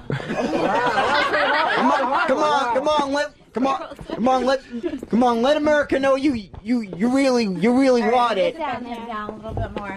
There we go. Ready? Yeah. All right. Oh! Woo! Ready? I'm gonna yeah. Ooh. Wow. You like that? I like that. It's pretty good. Wow, I like Tell that. me how much Are you you Pikachu? Scream harder. Ooh, I like that. I like that. It's pretty Is good. your right cheek a little jealous? I think so. I think you need to switch let's up a get little it bit. out. I think you need to I'm switch gonna up a bend him little down bit. this way. Ready? I think you need to switch up a little bit. Ready? Crack that egg. Oh, yep. Okay. What is this? Do you have other underwear? No, worry about it. Come on, we need you. I'll stop. Come on, we need you to have a red ass by the time you're done. Ow! Wow, that is Oh, actually that's pretty. weak. You better hit it. No! Ow! Ow! Shit! That actually did hurt. Ow! Oh man! Wow! I can't read that. What does it say? I can't. I read before for a minute. Yeah, wait. Oh, Bobo! I'm so hard, Bobo. Wow, that really is turning me on. Oh, Bobo! Wow. Right, thanks, ladies. Looks like our ladies did their job. Did their job. Bobo, would you like to get spanked with a belt? What do you think about that, Bob? I think you should give it a try. Hey, what the heck? Go ahead. Okay. All right. You can use it. Yeah. Stay out there, man. Yeah, here comes. Ready? Oh, he's in position, man. Bend over. You gotta like pull it out. Like arch your back. All right, right now, the stars are proceeding to spank Bobo in the ass with my belt. Whoa! I think he really likes that. I think he does. Mm. Harder. April, harder. Harder. He wants more. Apparently it's not good enough for him. All right, let me try and beat this bitch. Holy shit! Give it to me, you dirty girls. Are you Like ready? me, they were doing a little. Give it to me, you dirty girls. She's getting whipped in the ass by the whipped in the ass by the. Mom, you know you want to. You want to give it to me, you freaks. Holy shit! Let's bring his bare ass down here. Oh my god! Bobo is getting his. Oh my god! Bobo! If anyone can feel it, Bobo was getting his ass spanked extremely hard with my belt by the porn stars. Oh my goodness! Bobo is taking it like a champ. Wow! Holy smokes! Wow, Bobo! Wow! Oh my god! I can't believe what I just witnessed right there. Oh my god! Wow! That's when it feels the best. Wow! Wow! Wow! That was just the most incredible thing I've ever seen in my life. Well. And that, David's how it's done. Wow, thanks a lot, Bob. You really did show us how it's done. Wow. Wow. Well, that was quite amazing. Bobo, tell me, how did it feel when your ass was being spanked? How did that feel, Bo? Explain it. I know the adrenaline easily eases out the pain. Whoa! Holy smokes! So you're saying you enjoyed that? Yeah, that's what you got to remember. Real quick, do you like that torture? Yeah. Okay, yes, you do. Well, okay. Well, this has been the David and Bobo Show. I hope everyone enjoyed it. I know Bobo certainly had a good time. Thanks for listening, guys. We'll see you next Friday. All right. It's the David and Bobo Show. I think a lot of people are just getting used to this because this is just a new thing that they're just hearing this. It's the David and Bobo Show. You're listening to the worst of Opie and Anthony. Sirius 197, XM 202, The Virus. It's the worst of Opie and Anthony. I am E-Rock. And I am Sam. And there's Sam. And we are joined by the legend, Dr. Dirty, John Valby. Hey, how are you? How you doing, John? Good, real good. I can't believe you booked this one for us, E-Rock. I know. We're really, we're getting better guests than O&A. I know. We wanted to talk to you a little bit about one of the most infamous bits for Opie and Anthony. It was early on in our XM tenure here that I took you down to the Steinway pianos, and you got to perform down there. Was that your cell phone that it went out over? Yeah. Yeah. I didn't even know that, E-Rock. You have a famous cell phone. I know. Yeah. Too bad I don't have it anymore after Steve threw it into the wall. Oh. Of course. But, yeah, that was an awesome time. You know, there was that guy tuning pianos in there, and he kind of let us in the room. And that piano was so awesome. You just touched it, and music flew off of it. You know, you can't get all that on a cell phone, but, man, that was probably the second best piano I ever played in my life. Now, we all know that, John is just an amazing piano player and is great at what he does. But you do a lot of classical music and some other pieces, right? Oh, absolutely. Yeah, I do beautiful music better than comedy. I think I'm not really a natural comedian. I'm a piano player.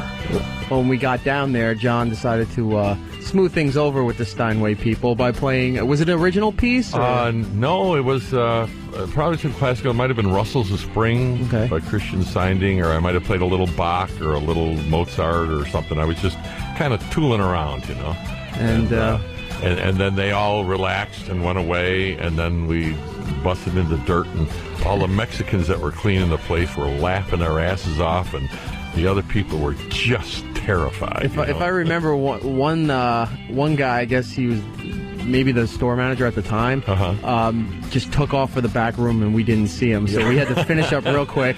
Were the two of you scared at all while you guys were down there that somebody was just going to grab you and pull you out? Oh God, no, we weren't scared at all. Hey, we were the men there. Yeah, they were hiding in the bushes.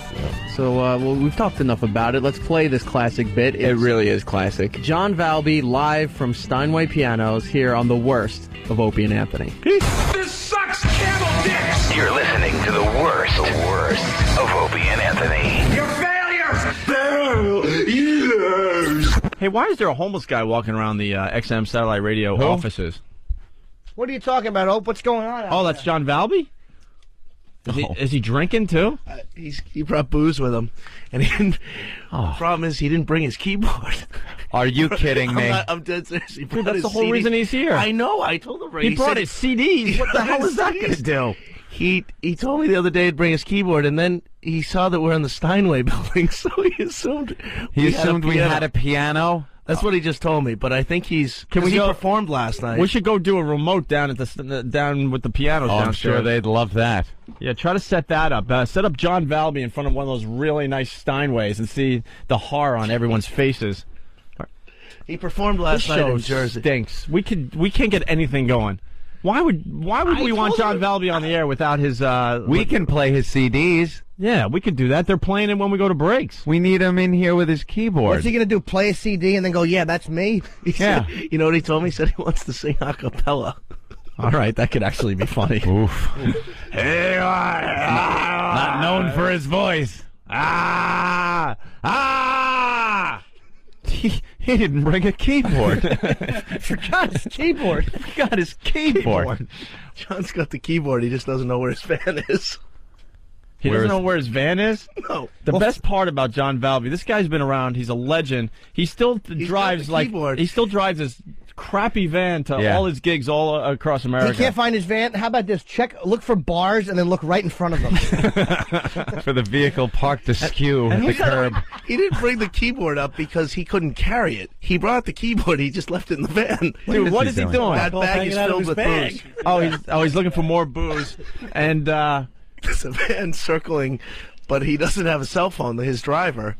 So we're going to have to try to flag him down. What does the van look like? Maybe one of our listeners could help us get the van. Yeah, it's a white Ford pickup. Pickup? White Ford van, I'm sorry. White Ford van. Plates. There he is, John Valby holding up his Budweiser. The king of beers, yes. Budweiser, the king of beers. We're looking for his van. We sent one of the interns out to try and find his van. He doesn't have a cell phone that he could call his buddy? No. Oh, my God. There he is. John Valby, everybody, with his Walt Disney Studios sweatshirt. Yeah, Mickey Mouse shirt under it. He's got his... and he's got his Jimmy Buffett hat on. Jimmy Buffett hat. Yeah, I gave up baseball hats about half a year ago. Oh, yeah? Yeah. All right. 40 years worth. Hi, how are you? What's up, John? Hey. How you been? It's been a while. I've been excellent, man. Good to see you guys back on the air or here. You know, my FM radio still doesn't fucking work, though. Well, it would be XM radio at this point. XM. Yeah. So you had a gig last night in Jersey? Yes, I did. Went well? Sold out. And I guarantee you haven't slept yet? Actually, no, I really did sleep. I brought a beer just in case you wanted me to act like an asshole this morning. No. You can drink whatever you want. We don't care. I want to know, when you guys were off, what was your favorite place you went to? Meatpacking District. The Grand Canyon was Grand cool. Canyon? Opie went to the Grand Canyon. This makes for great radio. I went to the Grand Canyon. Anthony, on where my did you summer go? vacation, I went to Atlantis in the Bahamas. That was nice, and too. I stayed there for a month. Wow. Anything else you want to know, John? Anything else that's going to make everybody turn off the radio? The local pussy down there? The local pussy, no. I can't say I sampled any of that, no. Oh. I had my girlfriend with me. Oh, well. Kind of hard to sample the local pussy. Yeah. As you so eloquently put it, John. God bless you. All right. All right. Well, what the fuck you want to do here? Well, you don't have your keyboard? No. What happened? Are you just trying to call it in today? You figure that we're all just good friends and that you don't need to perform anymore? Is this like that Jay Leno thing when you're a comedian and after a while, I'm too good. I don't need to perform anymore. I'm just going to sit on the couch and talk to Jay. Absolutely fucking not. Here's the deal. I could never play the real shit on the air, right? Yeah. Now I got new CDs, 2 you've never heard, with good recordings of really great material. Boom, you can hear it with the crowd, the laughing, the whole So we're going to thing. do John Valby karaoke today? Well, all right. Can you at least make your mouth move and make believe you're singing? Dude, we want you to sing live in the studio. Yeah, that's like part of the fun is watching you perform it. And I have all your CDs and I love them, but okay, we want a live performance. Can you do maybe a cappella or something? I could. I wrote a song just for here, and it's like having Paris Hilton on the show and her not bringing her snatch. You want her to bring that along. It's what she's famous because for. There's nothing else to talk about. Right. Or her name is Paris Hilton. Yeah. And if you want to fuck her butt, go to a hotel, call room service, and ask them to send up a slut. Fuck, how does the second half go? See, now, if the music was going, you'd know what the next line is. Yeah, I just can't fucking I can help you remember. out with that. Aye. Jesus. Your sister's bedroom has an on-deck circle. How about your sister brings rubbers to family reunions? How about you have another beer? How about your grandpa took a dump in the voting booth? Do you guys do political crap here? Oh, yeah. We had a very long political break yesterday. We had Uncle Teddy on yesterday. Ted Nugent. Ted Nugent. Oh, wow. And his right-wing Republican ideas. Uh-huh. How was it? Fun? Yeah, a lot of fun, yeah. Some of the listeners got very upset with A him. lot more fun than this segment. All right, how about the Red Sox won the World Series? The Yanks choked 4 in a row. I'm doing Opie and Anthony to cover my bets. Next year, I think that I'll root for the Mets. Who's your daddy now, asshole? They reversed the curse of bad luck. Now it's 1, 2, 3 cheers for the Sox, 'cause the Yankees suck. Yeah.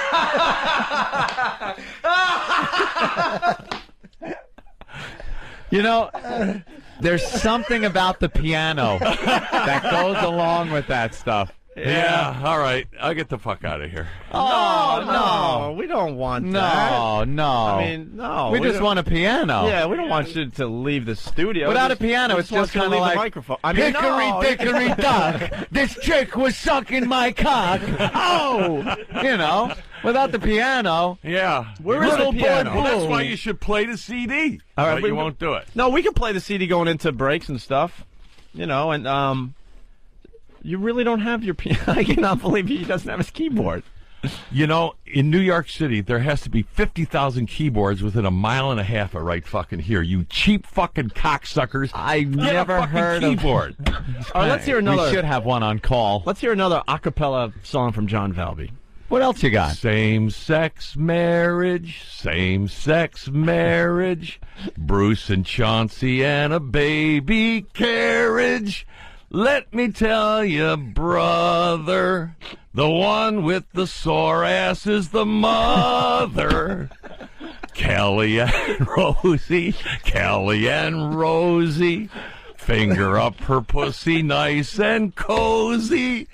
Let me tell you, sister, she still can't come until you fist her. Bush and Carey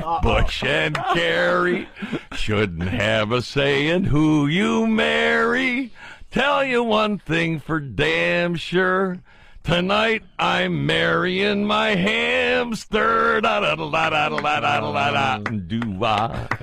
there you go. Hey. We'll give you a little clap for that one.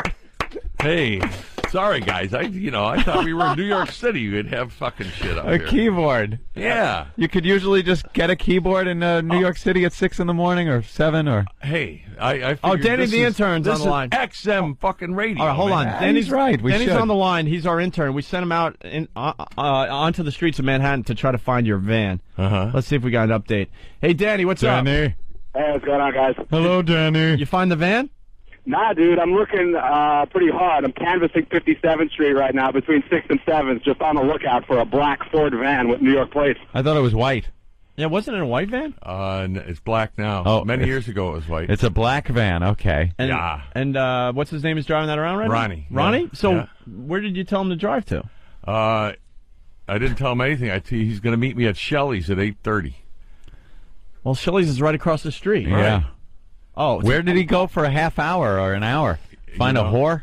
Is he the kind of guy that might go down and try to find a tunnel bunny? No, he's the same as you when you go to the Caribbean. Oh, gotcha. All right, thank you, Danny. You got it, guys. If you find the van, call us back. So, Absolutely. so he's going to be at Shelley's to pick you up at 8:30. Yeah. Oh, I Yeah, see. see? You know? Damn. Fuck, you know? Talk to Jim and fucking I'll come back in a few months. All right, how about one more a cappella song? Oh, fuck. And let me where's your see. CD? We'll play some stuff going in a break. Is this the latest CD? One called The Old Fart Cuts Another One. Okay. And Operation Fuck Iraq. Oh. All right, which song should we play? Do the second one. I like the second one there. They're all good. What, Best Shot? Yeah, Best Shot. All right, we'll play Best Shot going in a break. All right, these are your latest CDs. I love the John Valby CDs. I saw Norton was playing Cleveland. It just so happened the day before Valby was playing, and Ronnie gave me literally, I don't know, you have like 50 CDs out. Well, yeah, 20 it's unbelievable. Yeah, I got the whole catalog now. So you could hear it with the music. Yeah. Yeah. I feel really bad now, man. That's all right. He's kind of right. We should, as a professional studio, have a guitar, have a keyboard, just in case people drop in. Well, just in case people drop in, we do have the wiffle ball bat and the drill dough. I know. We have a wiffle ball bat and a drill dough. And, John, we are looking for someone to break in the new wiffle ball bat. And that's your punishment, I think. I saw that fucking drill dough, man. That's awful. Isn't that Who would frightening? fucking do that? I know. We've heard from people that use that. And Why don't we get drill dough guy in? The girls are getting ready. And as we get the drill dough guy in, maybe, John, you could do one more a cappella for us? I think you have one more song in you. Got one more? I don't know what the fuck to do. We could just imagine you're one hearing of the newer a piano. songs. One of the newer songs, something maybe that's topical. Oh, I could do, my name is Ronald Reagan. At the end, my brain was mush. But even then, I was twice as smart as George W. Bush. Ooh, there you go. Now, that may be sickening, but here's what's really scary. George W. Bush is twice as smart as Kerry. Who gives a fuck? You got to do this with the crowd yelling and screaming and shit. What's going on? This is the worst. This is the worst. Fuck, I got to get the fuck out of here. This is John Valby crashing and burning. I'm kidding. This is probably your best appearance. So we like crash and burn appearances. Oh, man, this is fucking painful here. I hate fucking radio because I could never say what I really think and all that shit. Yeah. And then I finally get a place where I can speak as I am, and it's fucking going in the tank because I got no fucking piano in a fucking city of 50,000 motherfucking pianos within a mile and a half. Son of a but they're bitch. owned by people. Yeah.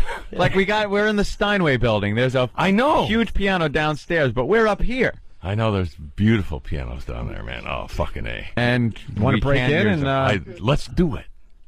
Life is short, talk is cheap. Let's go down there, knock on the fucking door. Wait, are they open yet? He should just walk in. We bring like cell phones down there, and you play your songs right there in the Steinway building. Oh, wow. That could be funny. What time are they open? They'd be blown away if they heard you really play, because he can really play great. So of course, that's what you should do. He's an amazing pianist. Yes. You do one of your things there, and then just when you get them all hooked in, roped in, then you could break out the songs. Break into Gangbang or something. Yeah. You were talking about ringtones. No, somebody was talking about ringtones. Ringtones? Yeah, those things they put on the fucking. Yeah, we were talking about that. What? What? Uh-oh. Dude, all you had to do was write me a note, and I would have segged right into that. Hey, how about those ringtones? Instead of just pulling it out of the sky. Yeah, we were talking about ringtones, actually. It's not that I'm here deep in slumber, more like I'm cuffing the kinky cucumber. So at the sound of the tone, grab your own bone and pump out your name and your number. Yeah. I left my messages on your mother's face. I like that. I like that. And for an actual ringtone of the little kids walking around, quit beating your bone and answer the phone, said Barnacle Bill the sailor. Hey, fucking little ding, ding. I'd love to hear it at a fucking ball game. John, I love it. Usually makes us laugh harder than anyone I've ever seen. His shows are absolutely amazing. Where are you playing next, John? Let me see. Tonight, Long Island Governors, and then Connecticut. It's a tomorrow. BYOP. Bring your own pussy. Piano. Oh, piano. Yeah, you're going to bring a piano to your gig? Yeah, fucking hey, I got two of them in the fucking truck. All right, speaking of the truck, we got Danny the intern. Yes, Danny, we got an update on Valby's keyboard there. No, this is Eric, if you're looking for Danny. All right, what's up, Eric? I'm downstairs by Steinway. There's people in here. It looks like they're open. Good. Oh, all right. Does it look like you'd be able to make a dash for the piano? The main piano in the room, it looks like they're tuning up, but there's a secondary one. It looks like we could probably take over if we ask them nicely. All right, why don't you come up and get John Valby? Let's see if we can get a song. live from downstairs. Live from the Steinway headquarters. Yeah, from Steinway's headquarters. All right? Okay, I'm coming up. All right, good. Eric. We're going to see if this could happen. Yeah, that'd be cool. We can set this up. Eric would go, it's for the radio. This guy plays really good. Don't tell him who you are. And then just, because we've heard you jam. Just do one of your jams. Start playing something nice. And then when you're feeling it, just break into something. A gangbang or You're something. Jonathan Velby. Tell them you're Jonathan Velby. Jonathan. Yes. Sebastian. Velby. Yes. Great. Let's get to work on this. that. Sounds like an adventure. All right. And Bob Kelly's on the phone. Bob? Hey, what's happening, man? What's up? There's just a bunch of Mexicans in minivans down here. There's no black Ford van. Are you coming up? Yeah, I'm downstairs right now. Well, then why aren't you coming up? Oh, I'm just helping this little intern out. He's running around like a fucking chicken with his head cut off, looking at every van that drives by. So I figured I'd help him out a little bit. All right, stay down there because we're bringing Valby down. You can help us out with this bit. All right. All right? All right. All right, cool. Bob Kelly's downstairs. John Valby's going downstairs to the Steinway facility. Mm-hmm. This place is absolutely beautiful. Yeah, this is not a place for us. Put Not it at that all. way. It's very nice. It's about time we got in trouble pianos. with the building, you know? We've been too nice. We've been here a month. Why not? And there, John Valby's staggering out of the studio. Oh, jeez, you totally got him. He is going to horrify people down there. If they let him sit down and start playing, they're going to be all happy because he's very good. And it's going to look all cool because he's going to play a nice tune, I bet. And then when he breaks into his smut... Jesus, that'd be great. That's going to be awesome. Steve. Boy, he sure needs his piano. Yeah. When he starts singing that stuff without any music at all, whew, it's bad. Brutal. Danny. Eric, again. Why do they keep saying Danny on the line? Don't know. Hey, can someone else call? I want to get, like, some stereo action down there. Okay, let me get one of the interns off the street. Oh, there might be. All right, never mind, Eric. Yeah. No, all right, so what's going on down there, first of all? Set this up for us. Okay, we're in the middle of the Steinway showcase. They gave him the big grand piano right here in the middle. Do they know who he is? No idea, but they were just tuning the piano and then removed everything. So John sat down and he's tickling the ivory. That's John playing right now? Let's listen to what he's playing. Yeah.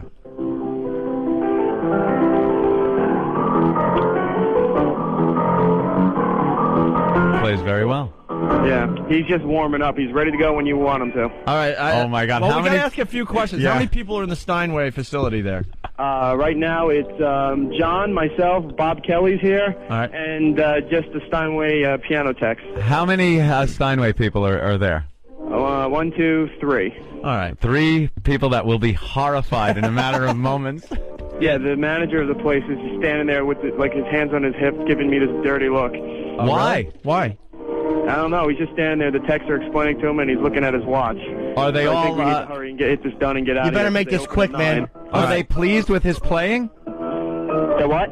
Are they pleased with the way he plays? The tech said he does very good. They just haven't heard his lyrics yet. All right. You know what's strange? Valby looks like he's homeless. He's drunk, and I didn't want to say it in front of him, but he smells really bad today. Like too. booze. Yeah.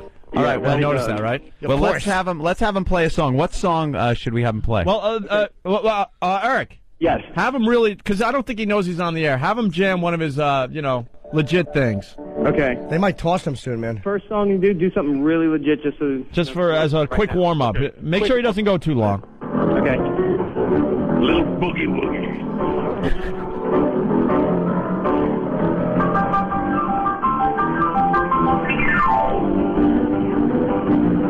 Very good.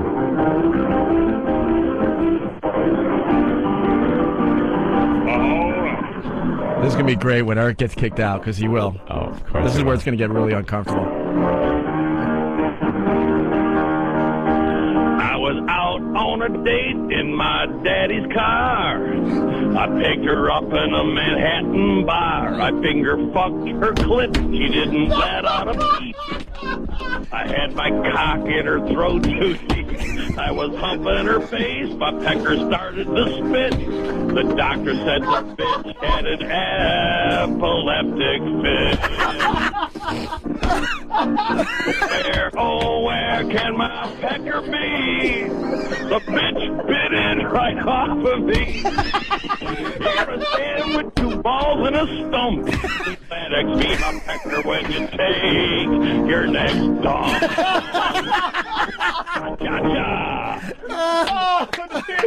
Oh, that's great. And there you have it. The Texas saying we need to leave now. One more. Can you do one more quick? Just one more? One more? Just one quick one? Can you just do one quick one, like a 30-second one? 30 seconds? Okay, yeah, allow him to do one more. All right, one more. Okay, here we go. Live from the Steinway facility. Blow chops and hand jobs and eating clitoris. Watching your grandmother douche with laborious. Brown pubic cunt hairs and toilet bowl rings. These are a few of my favorite things. Popping blood blisters in the folds of my ass fat. Taking a shit in my New York Yankees hat. Fuck you! Oh, that was great. Okay. Yeah, I think he's done. They're ganging up on us now. They're pushing us out the door. Okay, we're leaving. Thank you very much. Appreciate it. Oh, Jesus. Wow. You guys have no idea how crazy that was. That is the classiest place downstairs. It is like a social club's lounge area. Okay, It's we're just coming up right now. beautiful. All right, very good. Thank you, Eric. Oh, very No nice. problem. You guys have no idea. This is one of the classiest joints in all of Manhattan. It's a they have real these piano place. beautiful I would Steinways love all to over have the seen place. their It's a faces. showroom of just beautiful Steinways, and he's in the middle singing that crap. It's a landmark building in Manhattan, so I mean that's a pretty special thing. Historic landmark. That is, I would have loved to have seen their faces when he broke into that first tune. God, was that funny too? Jesus. See how much better it is with the piano? Even over the phone. Oh my God. Very good. Wow. You horrified me. They're saying we have to leave. They're saying we have to They're leave. pushing us out right now. Yeah, we'll hear about that one. Yeah, we will. We will so hear about that. Yeah. All right. Oh, the terror audio, yeah. That was terror audio. Jesus. I'm terrified. All right, so it's the new terror tape. Yeah, he's an American, so it's not as scary. And I think it kind of comes off like backyard wrestling. The guy just doesn't strike the fear into people like the guys speaking that horrible savage language it does when they translate how they're going to kill us, when it's some dopey ass from California that didn't fit in, a little misfit. So it doesn't. It's not as scary. What the hell's his name? Adam something. Adam Perlman is his last name or something? Oh, I think it is something like that. Yeah. Sounds like a Jewish last name, although I don't know if it is. Goldman or whatever. Self-hating. Oh, of course. Self-hating Jew. Yeah. And he's on the America's Most Wanted list. Finally being somebody. That's all that's about. Yeah. We got to interrupt again, Anthony. Bob Kelly's here. Bob, what was going on down there? Oh, the gay guy in the suit walked away as soon as he heard clitoris. He just ran in the back room, and the piano tuners were just cracking up. It was hilarious. John Valvey really looks like he could be like a classical player. He's playing all the classical ones, and then the guy in the suit heard clitoris and ran away. How did it feel down there, John?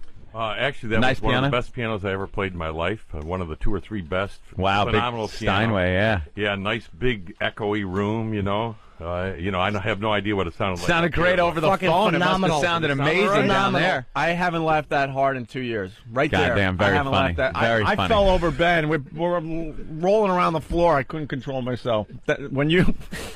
When those lyrics popped out, yeah. Just knowing how classy that joint is. Oh, it is. The tuner guy had no idea what he was singing, and I was like, "You like that one? That was good, right?" He's like, "Oh, that's good song, very good song. I like that one." Hey, this is John Valvey, Dr. Dirty. I'm still singing dirty songs. Got new stuff? Come on out and see me. It'll be a good time. You know, it's a depression, but fuck the depression. We're still gonna party. What's your website? Oh, no, wait a minute. JohnValby.com. Okay. Or go to laugh.com. You can buy shit there. You're listening to the worst of Opie and Anthony. Sirius 197, XM 202, The Virus. Right on our couch, Michael Emerson. Let me quickly just say we're lucky enough to interview a lot of people, and we have a lot of big stars come through our studio. Right, the excitement around this place, knowing that you were coming in today from these guys, just unbelievable.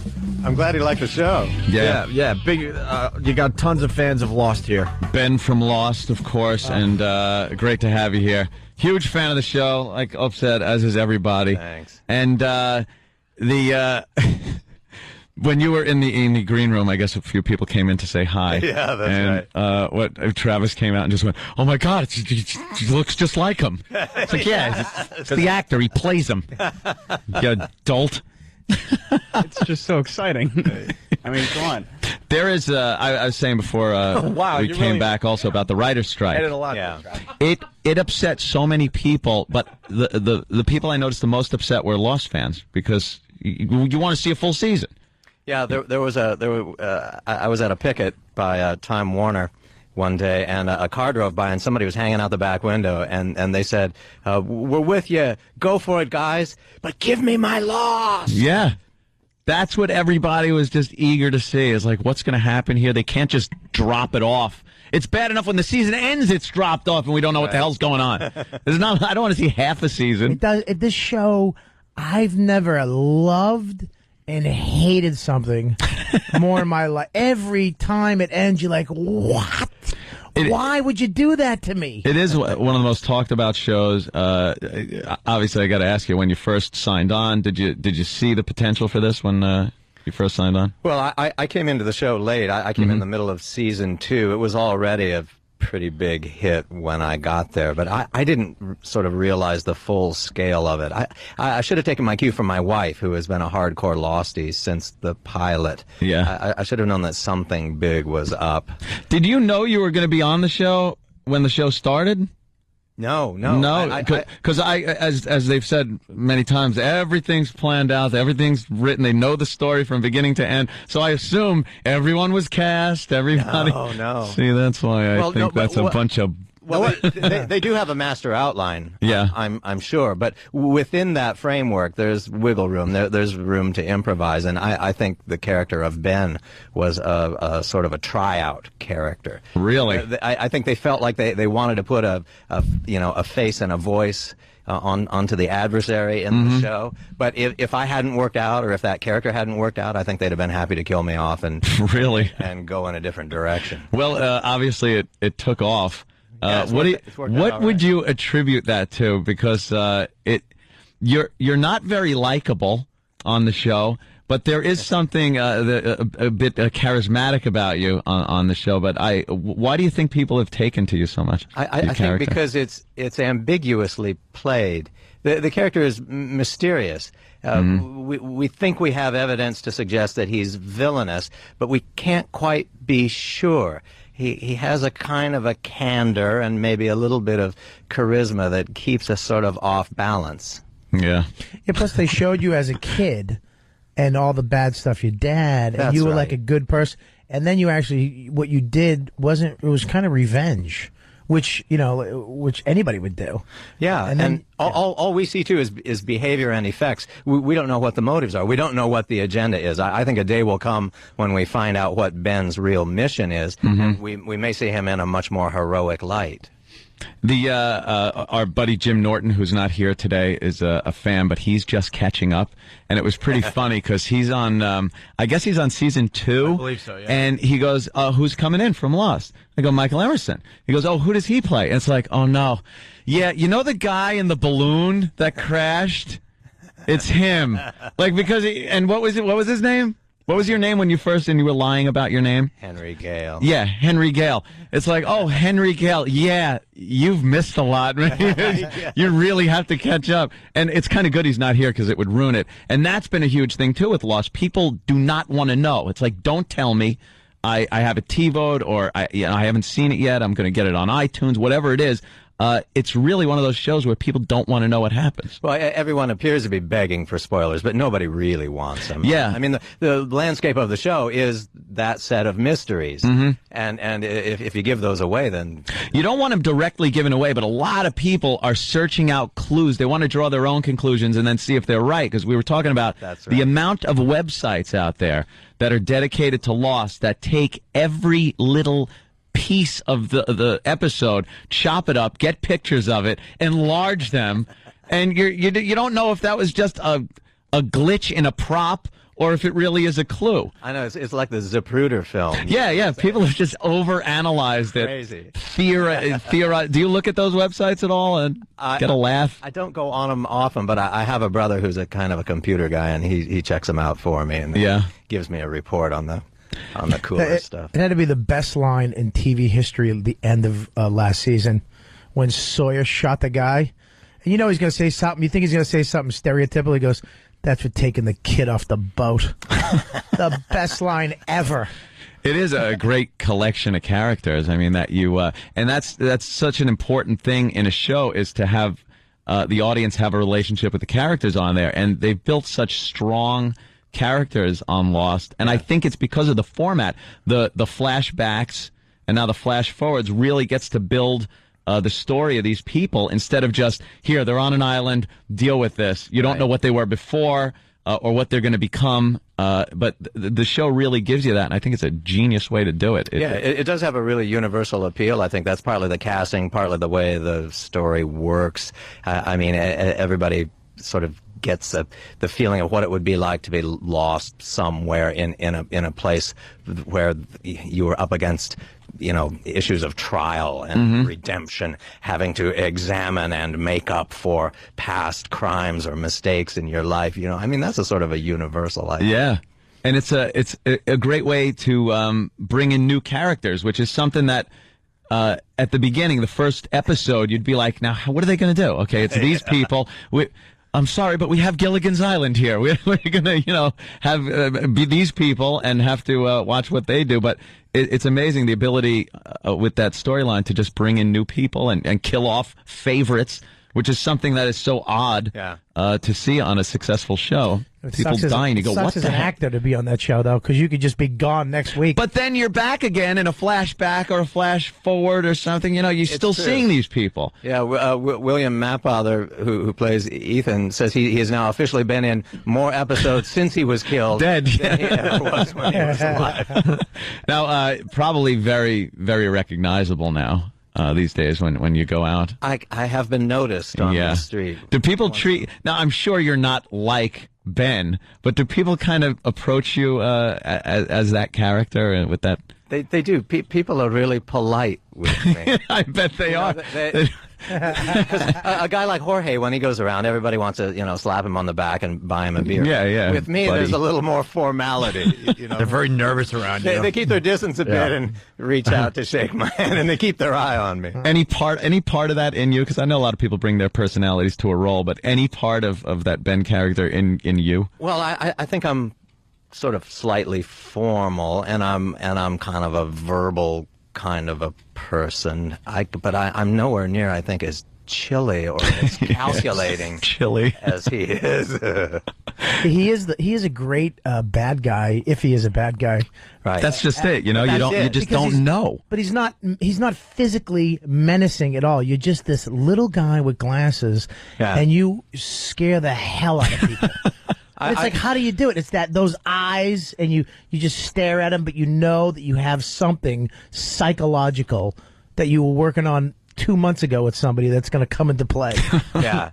I think that's sort of the concept, is that the package is at odds with the contents. He looks like the least likely guy to be, a criminal mastermind. And I know I enjoy, and people have enjoyed, and especially the past few episodes, you just getting the crap beat out of you. You've been punched in the face more times. They can't go any further with it. Yeah, it's like everyone has hit you at this point. I'm waiting for just some extra to come up and pop you in the head.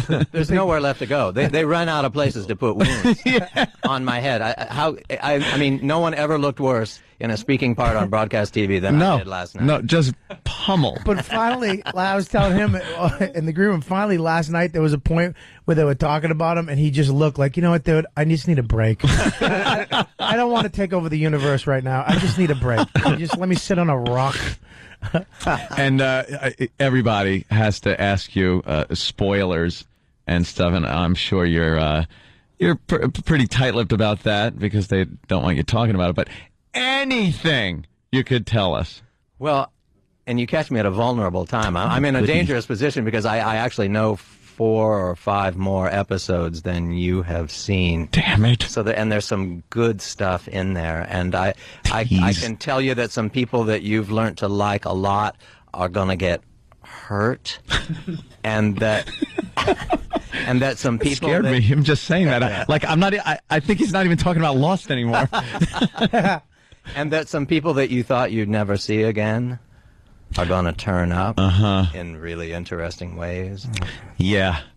The flash forward aspect of the thing is amazing because it goes against every rule of television. You're giving away something. Right. You're telling the people this person will get off the island at some point, and this person's going to do this.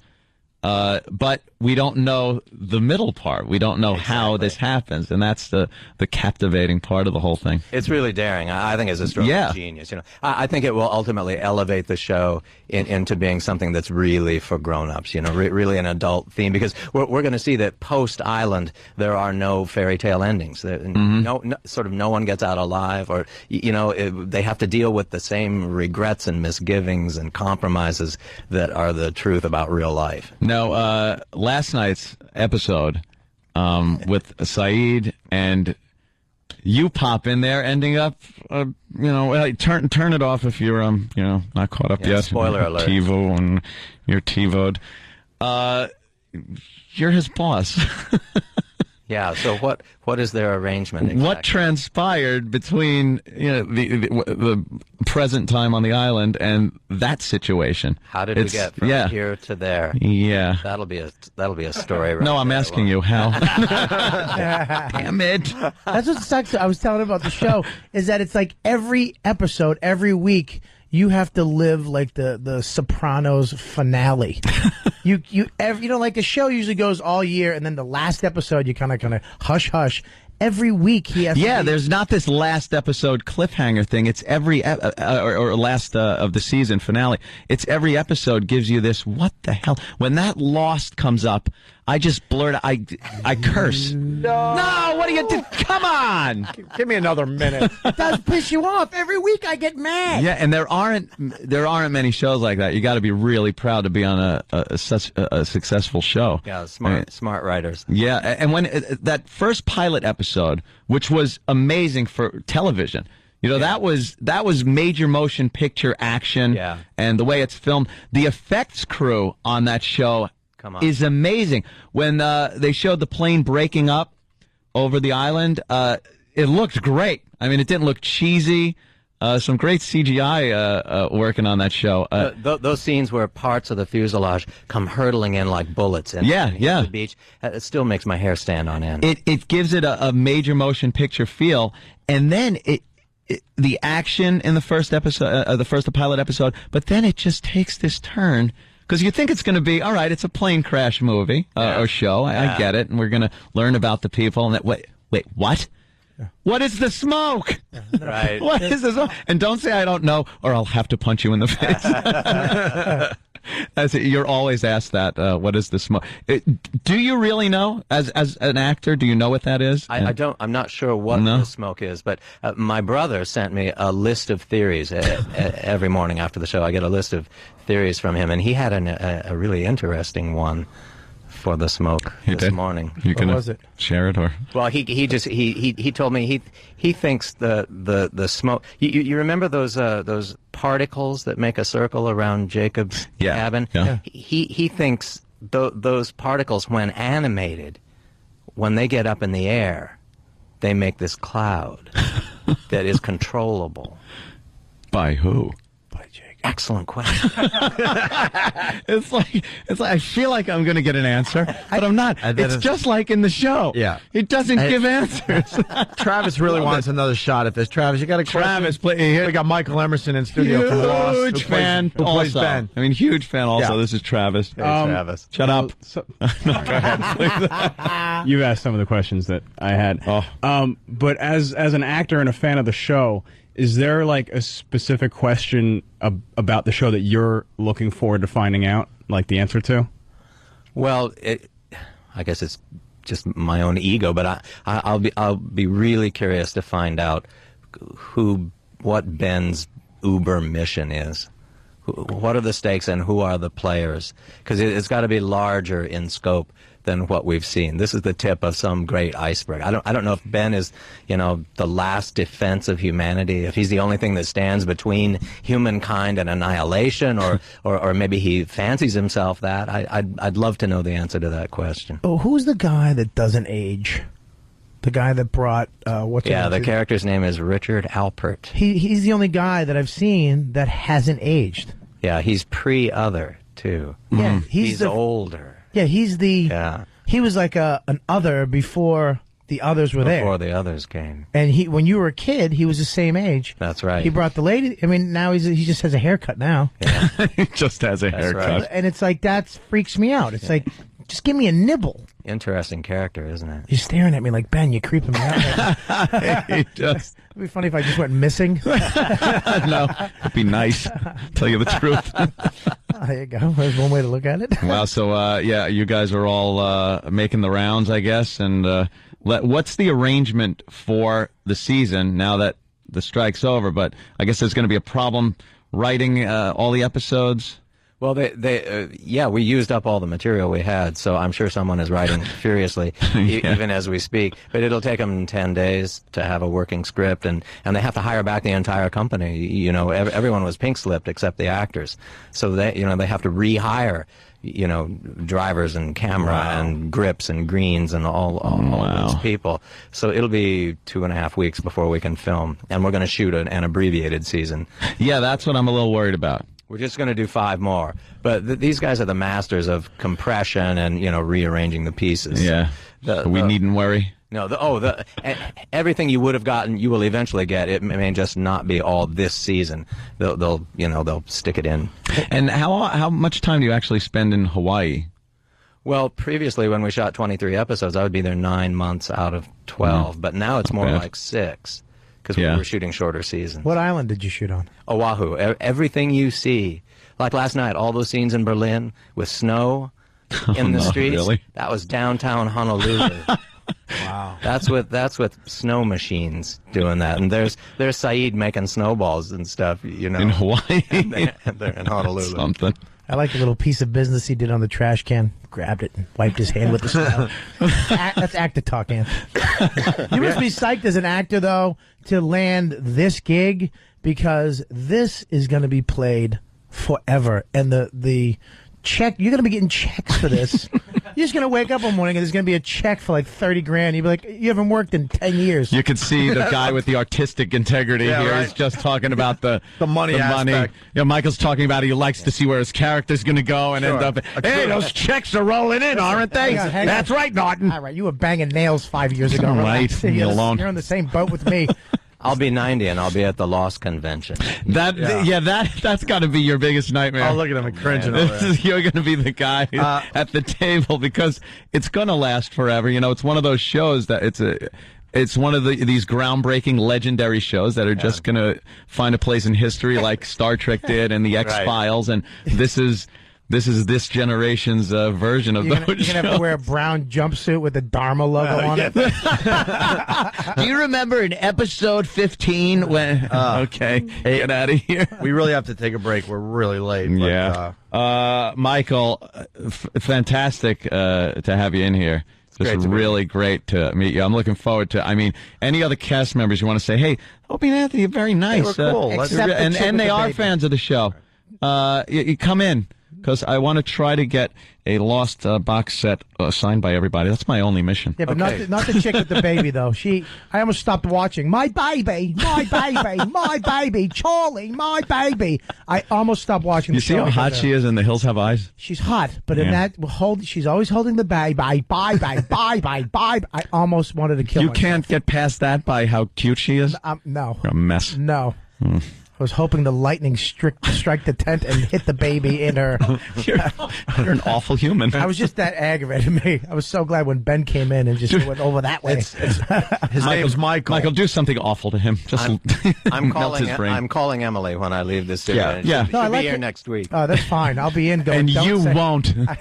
Yeah, you're not invited back there, Bob Kelly. Best show ever. Yeah, amazing. Best of luck. Congratulations and continued success. Not just for you, but because I'm a huge fan and I want to see the show go on for quite a while. Thanks for having me. Thank It's good you. to be here. Hey, this is Michael Emerson, and you're listening to the worst of Opie and Anthony. You're listening to the worst of Opie and Anthony. Sirius 197, XM 202, The Virus. Roger Clemens. Was it C-SPAN? One of those boring political Holy crap. hearings channels. People are saying it was great TV. I was reading, I think Hinckley was saying today that it was great TV. It was like reality TV. It was a lot of fun to watch, but wow, what a bore fest in between the good stuff. Of course. I finally had to turn it off and go back Go back to some Omaha online. Here's Roger Clemens at the Congress hearing thing yesterday. Some quick highlights. Thank you for allowing me to tell you a little bit about myself and how I've conducted my professional career over the past 25 years. I'll see y'all. I've always believed that hard work and determination were the only ways to be successful. I was wrong. Reach goals. Shortcuts are not an option. And this was instilled in me since I was a young boy by my mother and my grandmother. Along with human growth hormones. He's just reading that. Yeah, it's just dumb. Prepared lawyer statement. craps that you have to read. Hard work and determination. Shut up. We demand an apology, Senator. Just make a big scene. I was in the XCH business with his father. Now, I have to go, but I want to say that many baseball players are good people, and a few bad apples shouldn't spoil it for all of them. Was between the pitchers, Kay. How about some Godfather music there, E-Rock? That's what they're doing. Can you identify that man sitting over there? Yes, that's Rolly Fingers. He brought in to support Clemens. Well, the whole Yankee dugout was excited. I think he should be heard.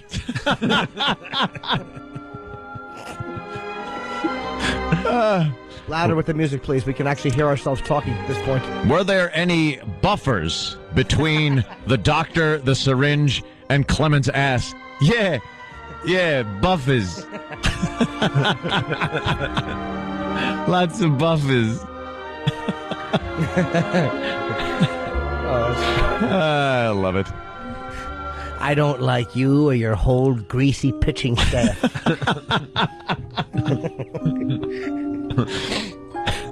Yeah, right. Thank you. They'll go back to it. Again, This is what Clemens thinks of steroids. What do you 3 think? minutes earlier. Yeah. Clemens? Yes. Clemens? Jaws music from the Roy Scheider death. Yeah. Clemens thinks steroids are blank. Good. Overpriced. Do I think steroids are good for helping someone's performance? Ooh. No. You're a In fact, I liar! think they are detrimental. These types of drugs should play no role in the game of baseball. And Goddamn liar! Stop it! Should there be more extensive testing? Shut your goddamn I think whatever's necessary for everyone involved to satisfy themselves that is not going on should be done. I've been accused of something I'm not guilty of. How do you prove a negative? What? This bastard's convincing, man. No, he's not. But he's saying the things. He's saying the things I would say. I've been accused of something I'm not guilty of. Like he's coming. He's not even mincing words. He's saying. Well, these are the statements where he just had to read, and then when they started drilling them, okay. The papers are saying they got a lot of experts on body language and stuff, and they're all in agreement that this guy, in their humble opinion, is so lying. Just how he's answering the questions and how his I forgot all the stuff, but how he was moving his head and his eyes and all that crap. Like when they said, "Did you do steroids?" when he hid under the desk and said no. You want more of this or what? Oh, yeah. Okay. But I've got to try and set the record straight. However, by doing so, I'm putting myself out there to all of you, knowing that because I said that I didn't take steroids, that this is looked. You're a liar! Senator Mitchell's report. Where am I to go with that? Savage animal! Senator Mitchell's report is entirely wrong. I am saying Brian McNamee's statements about me are wrong. Oh. Let me be clear. I have never taken steroids or HGH. That answer is false. Oh, damn. By the way, we're just joking. This is our fine take on it. Of course it is. I'm not buying it, and I'm not buying it, and I also don't care. He could be lying to Congress. What a Yeah. dope. That's perjury. That's what they call that. A little perjury. You can't just lie to Congress. You got it's like when Clinton lied under oath, like when he got the the thing from Lewinsky. It's like everybody's like, oh, it's only oral sex, but it's like it was the poison that you lied under oath. That's where it's a problem. You can't do it. When there are senators sitting there asking you a question, when they have like an R or a D and then a state next to their name. You have to kind of give it up and admit your embarrassment. You have to. Yeah, I guess he's probably thinking, they don't really have enough proof. They can't get it because it's all other people's words, except for the needles and stuff, and that isn't this evidence. You know how the police have to secure evidence at an arrest, when they arrest somebody, and at the trial, they have to prove that the evidence was secured at the crime scene and could take it through every step of what happened to it from the time it was taken at the crime scene to the time it's in court. You can't just take a bag full of syringes that some guy had in his closet somewhere and then use it against him as some kind of evidence. So he probably knows that. His lawyer told him that, and nothing's going to come of this. Like, he sounds convincing. That's all he's got to do is sound convincing. So you're saying you don't think that the evidence was stored properly when they were in a ShopRite bag in the closet? Exactly. Next to some old sneakers. Yeah, something signed by David Cohn in 1995. This guy's a creep. What a ghoul this trainer is. Yeah. Well, this is the trainer talking right now. Here's Louis Tion's jockstrap. I eat clam chowder out of it.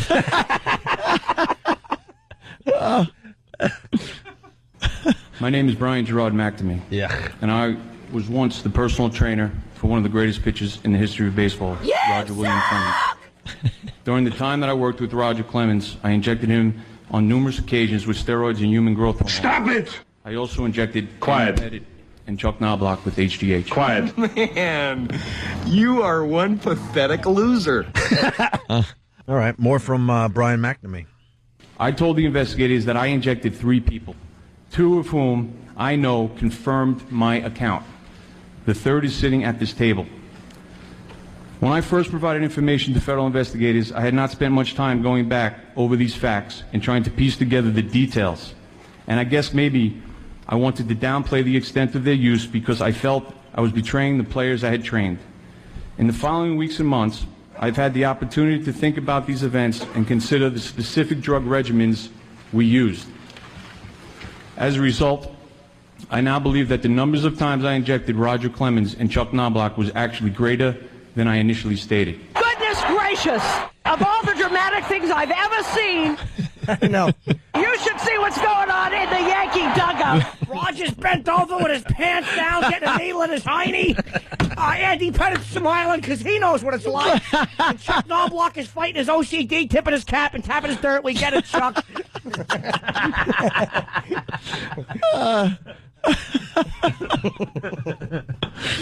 Oh, wow. What a scene! Oh, no. Okay, but it really is silly that this is Congress. Congress knew!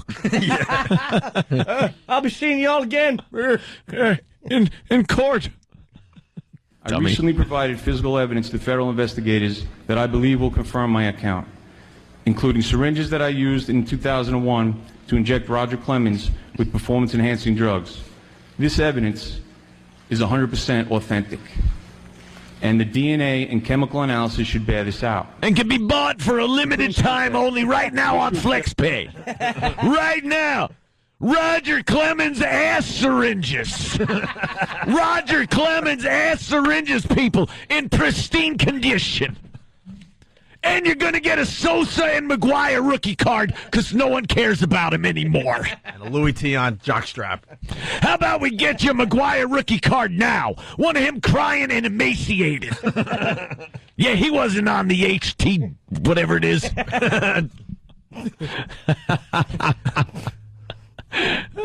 Human growth hormone, and Clemens ass cheek blood.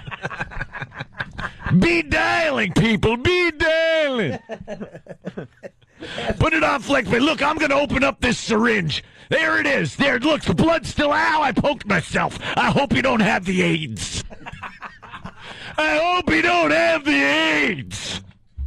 Above.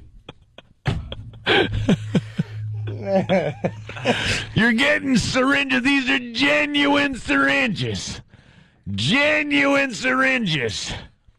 We got Barry Bonds' snotty tissues. His snotty tissues, he blows his nose. Rumor has it pieces of brain matter come out from the steroids. Be dialing, people. Be dialing.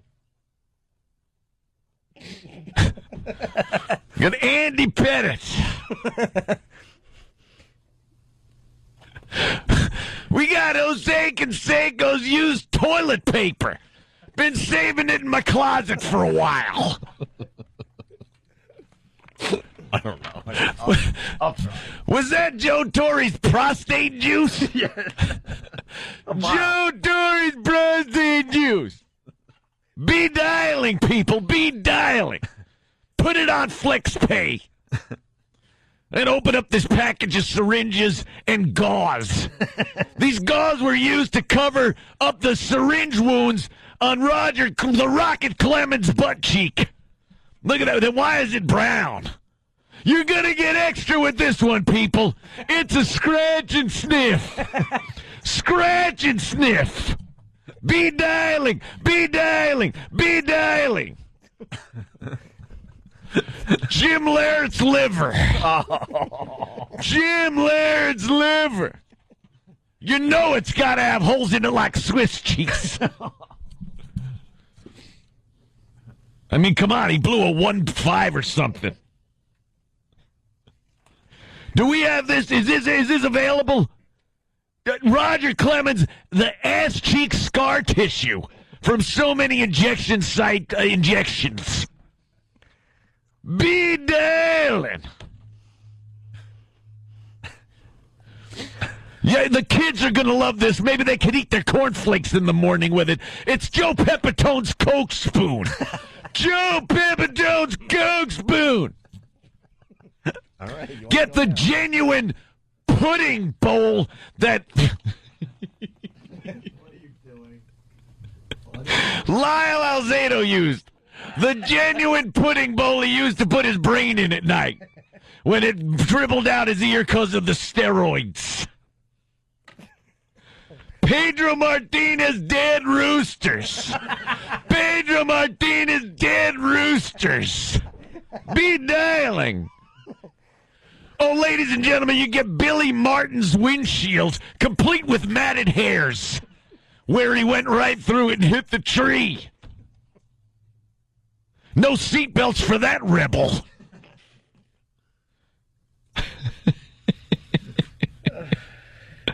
Be daily.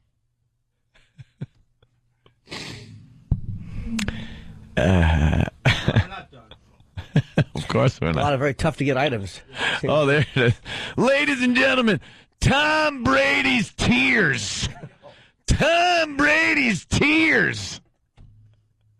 Taken right off his cheeks when he knew he lost to the Giants and the perfect season went down the crapper. Complete with a certificate of authenticity. Be daily.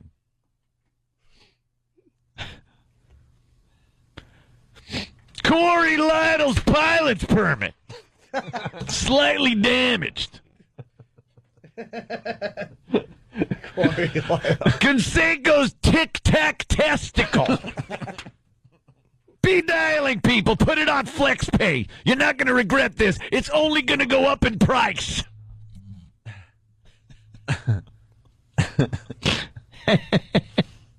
Get it?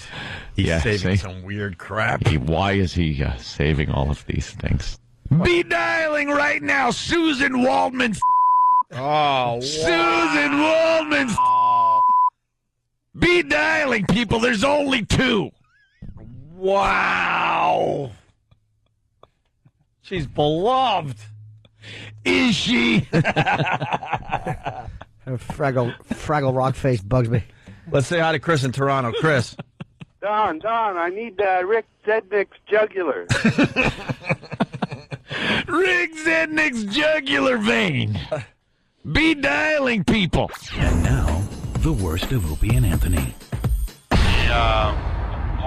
Opie and Anthony show. I get right back into this, the Opie and Anthony show. Haraldo Rivera in studio, and I could tell right off the bat that we get along, and you should have been on our show years ago. You never invited me. We didn't. We didn't? I never thought of it. You never.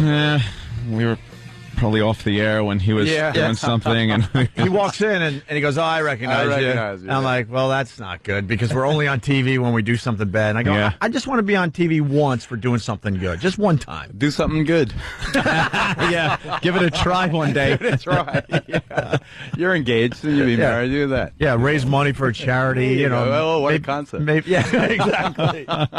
And we talked about the because we've been in trouble over the years, and this Sex for Sam thing will follow us, like you kind of were saying, to our grave. Like we could cure AIDS or cancer or something, but they'll also go, but you also remember them from this horrific thing they did. And I opened Al Capone's vault. So and you said that. That's the only reason I'm bringing it up, because I don't even think we were going to talk about that. But good. Good. I'm not embarrassed by it. You know, new generations learned about it. It's over 20 years ago, and it's still something that's part of the folklore of the media. What was in your mind at that moment, though, as it was opening? I can't say it on this anymore. You're not on satellite anymore. No, I had a song in my mind. It was in Chicago, South Chicago. Oh. No, Chicago. I went out singing. I went across the street to the Catfish place. I got a full bottle of tequila, Cuervo Gold. I remember I drank about half of it. I don't remember how I got back to the Hyatt. But I remember it's funny. The next day, I wasn't answering the phone. It was ringing off the hook, and I ordered room service, and the guy came in. He was one of those old black guys, like real dignified, ancient, like 80-year-old, like we used to see on the railroad cars. Yeah, sure. And he came and he saw how bummed out I was. He put his frail arm around me and he said, "Don't worry, son. They're not going to blame you for the bad news." And I said, "Well, maybe there's life left." And, I checked my message. I had 26 job offers. I had been unemployable before that. Then suddenly I was the hottest thing in the business. Wow. See, I think it took balls, and I think that's why you are successful, because you did ballsy things like that. Because you were taking a chance. I mean, you said some of the communique said that there's something in this vault, but you don't know. We X-rated. It was a solid, a hollow cavern with things inside. And it turned out to be 2 empty Gilby's gin bottles and a stop sign. But I thought it was bones. I thought it was machine guns. I thought it was money. I thought it was all kinds of stuff. It's still made for great TV, and you were brilliant by the end of it, because we were saying this too. Like you said, well, we'll stay on site here and see what else we can dig up here, knowing damn well. We were live to, I think, 14 different countries. Yeah. We did a 65 share here, beat the Super Bowl. Oh, yeah, the hype that came before it was amazing. Well, live events. It really invented live events in that sense. Yeah. Just 1986. Wow. This is my old hood. I used to have my boxing gym right across the street for 8 years. Oh, from here, yeah? Right on 57th Street, yeah. Did you fight before you were reporting? Not. I really became a fighter after I became a local newsman on Eyewitness News, raising money for the charity I was involved in with the mentally retarded, the one that John Lennon did the concert for me, 1-to-1. Yeah. And Wall Street had a Wall Street charity fund, and every year they would pick a guy that would bid on who was going to fight me, and that's how I got into it, really. And you hung with John Lennon? That's just amazing to me. Yeah, it really. I mean, we get to meet a lot of celebrities, but. Wow, John Lennon. He was such a New Yorker at that time in his life. He was playing with Elephant's Memory. He was living with Yoko down in the Village. And they actually saw my exposés on the mentally retarded, and Yoko called me and went down and hung out with them down there on Bank Street. And they'd be in bed all day. You have to. they had like a railroad kind of apartment. Just one room had to go into the next, and then you go into the bedroom in the back, and everyone sit on the bed, just hang out. You get loaded, and then you talk about solving the world's problems. And, how cool! And then I asked, and they said yes. They did. It was John's last fully rehearsed concert of his life at Madison Square Garden. We did 2 shows, along with Shana Na, Stevie Wonder, a bunch of others. Raised a ton of money, and then later, when John was being deported by the Nixon administration, and John Mitchell was the Attorney General, I was one of the 4 witnesses, the character witnesses, to say, you can't deport him because he got caught smoking dope in the UK 15 years ago. It's ridiculous. He's done so much good. He's helped so many of these kids out. Well, Mitchell got his comeuppance. Yeah, they all did. They all did. What goes around comes around. Yeah. But, you got to live long enough to see it. Now, I remember years ago, the exposés you were talking about, like on Willowbrook, was a type of guerrilla reporting that just wasn't being done. Oh, no. At that time. Even in the 60s, when Robert F. Kennedy was the senator here from New York, and he went there, and he came out all shaken and said it was a snake pit and everything, but there were no pictures. No one had ever been allowed inside. New York has a very stringent privacy law. And so how long can outrage last if you don't have the visuals to go with it? It's always, in these days you get the visual first, then the outrage comes from that. So it was very difficult, but I got a key.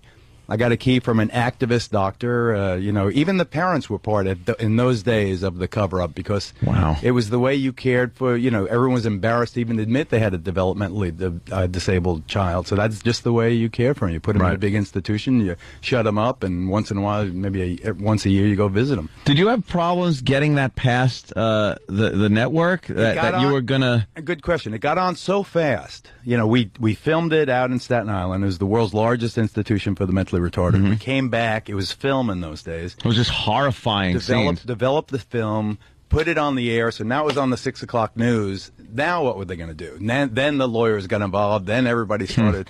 And then they censored it for a few days. Then even then I said, no, I'm not going to go for that anymore. The outrage that built in the city was unbelievable. Yeah, it was out there already, so now it would be very hard to pull it back.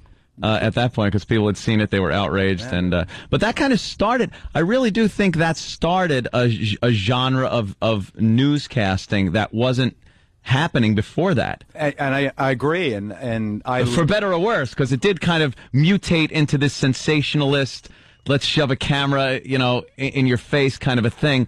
But that was a very noble cause. And there has been a lot of examples of nobility. I think that it really was the best example of television news being part of a process of positive social change. You don't get a lot of that these days. No. And it's a lot better than what came from it. The blow-dry hair, and every chick is a blonde, with big boobs, and every guy is, he wants to be on the cover of GQ, and nobody wants to go out and do anything anymore. And when they do, it is these kind of, you go up to a rinky-dink guy with a garage, and you say you're selling bad tires to kids or something. Yeah, so, we're back in the days when you were doing those exposés. It was pretty much, now let's go to our filthy hippie, Haraldo Rivera. I was definitely, it was funny though. Eyewitness News in those days was the first one that really tried to integrate the news gathering team. We really did look like the city that we were serving, and that was the first. We kind of gravitated from that to then everybody had to have one of each. But nowadays, you go back to cable news, it is often a bunch of grumpy old white guys talking politics, and it's we've come full circle in many ways. We mock the local news to no end on this radio show. I heard the shame on you, my old well, that's just a piece. We do the news teases. We have a whole news tease Hall of Fame of the ridiculous news tease that gets you to listen or watch longer. We can't get enough. Local news sweeps are really. Dude, we sit in the office at 5 and watch the local news, and all we do is laugh openly at how awful it is and just hacky it is. How'd you guys hook up anyway? Me and Ant? Yeah. It was the O.J. Simpson thing. Strangely enough, we were talking about that earlier before we hit the air. I was in bands my whole life and wrote song parodies and wrote one about O.J. and sent it into Opie, and he said, "Oh, come on and perform it live." So me and my brother came on, and me and him just started talking. He goes, "Hey, you want to do radio?" So like, hey, okay. I was in construction. I was actually. And where was your first station? Jersey? No, Long Island. BAB. Yeah, BAB. BAB. Yeah, this whole show. Right, 109 there. This whole show is on today because O.J. killed Based people. on Simple as O.J., that. yeah. I was exploring the hell out of it. And he came with the song, and the rest is history. You know, I had a good O.J. run. Yeah. Well, I still hate him. You got to interview Michael Jackson. You were one of the only guys that got to talk to him during the trial. I mean, did you really? You're a smart dude. Do you really honestly believe that he didn't do it, or was it?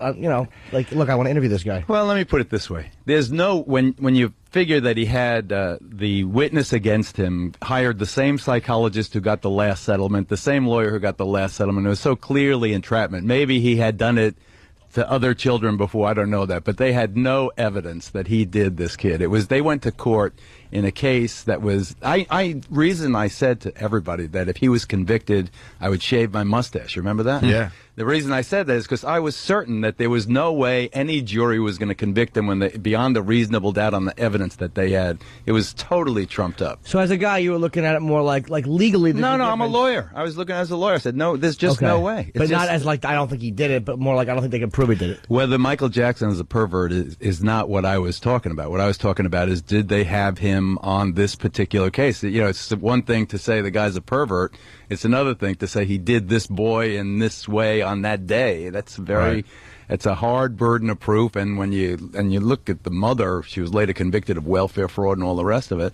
They were totally trying to soak him for money when he had money. Now he's busted in, Neverland or whatever they call it. You see the picture of the Neverland? Yeah. It's just completely falling We're apart. down. now. Looks like I Am Legend. Yeah. Yeah. I went there. I brought the kids there. They loved it. The movie theater. And Kept your eye on him, though, I hope. they were girls. They still are. There's so much to talk to you about, but one of my favorite things that Geraldo's done recently is just go after Bill O'Reilly. When that was Lou some Dobbs. I go for the Lou Dobbs. Too. And Lou Dobbs. Yeah. I didn't see that one. I saw the Bill O'Reilly thing live. I actually watched Bill O'Reilly because I like being pissed. I don't like the guy. He did a thing on us that we never forgot. We were just new in the business and stuff, starting to get some national attention. We went on, the O'Reilly, the spin zone, whatever. The O'Reilly factor. The no spin zone. He spins more than freaking anyone out there. And we did this great taped interview, and this is what's going to make Geraldo laugh. And we were sitting there for over an hour, and he's asking all these questions, and we're showing some intelligence. We really are. Then we watched the piece he actually runs on TV. It's all about sex, making us look like complete dopes, and we learned a lesson. Finally. The lesson is don't do taped interviews, and don't think that Bill O'Reilly wants to talk to Opie and Anthony about all the good, the good things we're doing. Because we're talking about politics. You came from Huntington. How can you be that naive? We're talking about politics, religion, all that was just left on the editing floor. We learned a lesson that day. Yeah, good. But when you went after him that day, I was like, that was right totally on, spontaneous. man. You really dislike him for real? Like, you really don't like him as a guy? No, that's not true. Because just like we all have a kind of similar background, everybody with a microphone right now, we're kind of blue collar background, a lot of Long Island and New York City. O'Reilly comes from the same kind of background, so I don't dislike him in that sense. I mean, he's an unusual guy to get along with. He's kind of distant, and he's he worries about who's going to use him. He's on the top of his game, is number one in cable and all the rest of it.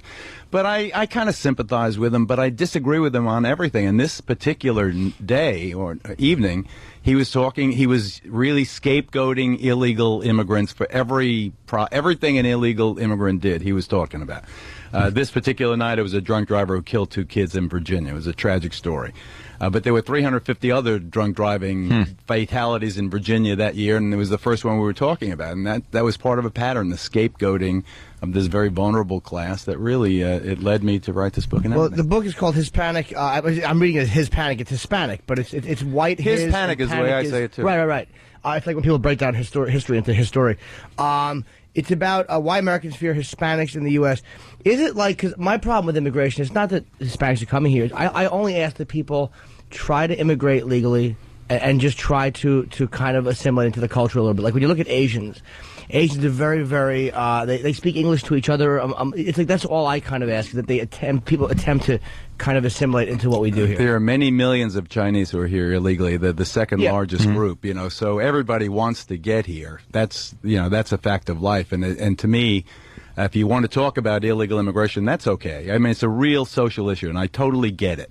But you don't blame them for all the crime, the disease, the terror, the stealing jobs when the facts don't support that. And you don't show a Mexican jumping over a fence every time you're doing it. It's like it's like me on Al Capone and Opie and Anthony on the various church sects and things. It's after a while, it's a stereotype, and after a while, it conveys a very negative message that is, at its heart, racial. So you're saying that in a way that if they're going to show the fence jumping from Mexico, show the Irish bartender, show the European au pair, show the other people who are here illegally, the people shipping containers, full of Asians. The people who knocked down 9/11 all came on student or tourist visas that they overstayed. They were all from Saudi Arabia. Why did the Mexicans take the rap for 9/11? It's just not right. Do you think that they should do something with immigration just to make sure that the process is followed legally? Yes, and I think that John McCain and Ted Kennedy had a good bill. Bush, the best thing he ever did in his presidency, the only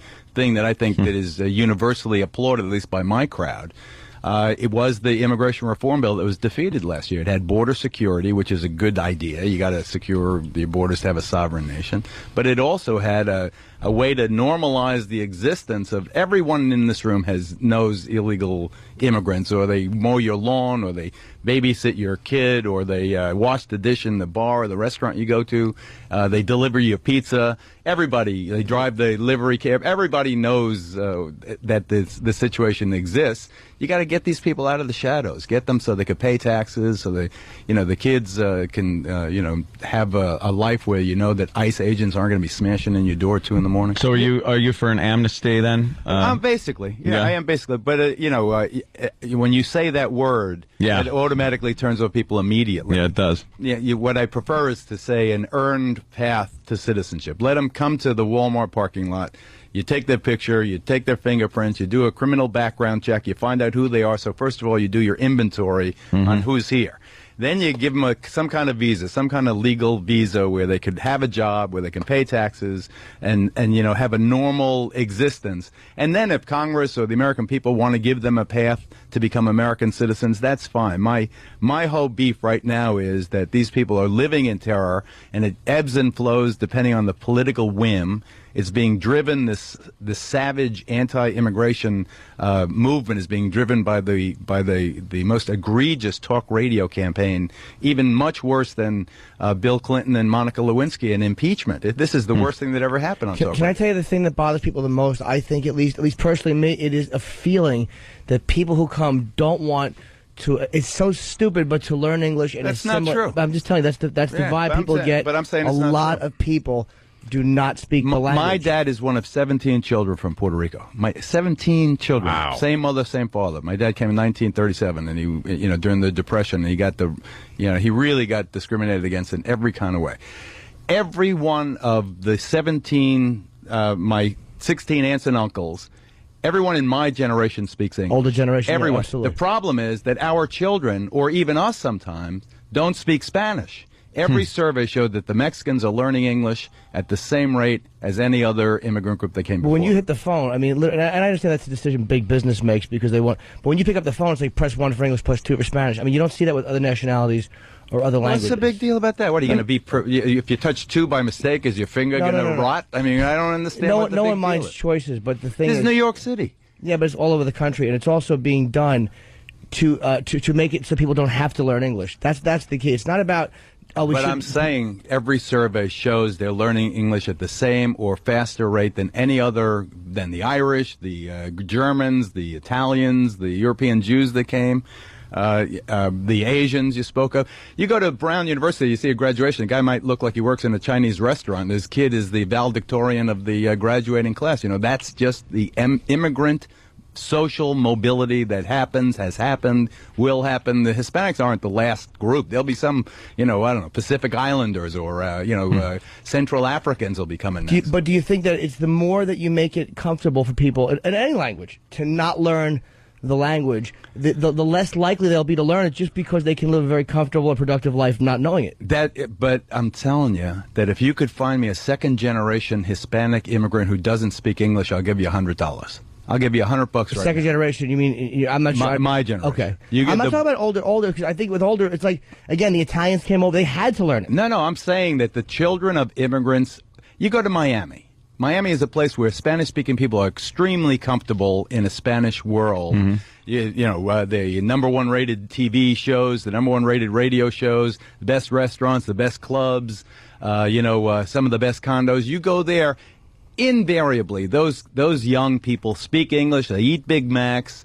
They watch MTV. They listen to Opie and Anthony. They don't exist, and they speak Spanish to their parents. That's just the way it's always been. That's the way it'll always be. Okay, so you don't think that there's like a larger group of, say, people coming in from Mexico or Spanish immigrants who don't speak English than any other nationality? I think there's a larger group coming in from Mexico than anything since the Irish. The only thing that matches this exceptional immigration is when the 650,000 Irish came in 2 years to New York City, doubled the population of New York in 2 years, and instantly became the second largest ethnic group. And they had the same exact reaction, the nativist, know nothing, these people are here to undermine, they're speaking that wretched Gaelic, they want to, the Catholic Church is going to subvert the real church. It was the same. You could read the headlines from the 1846, it could be, 2008.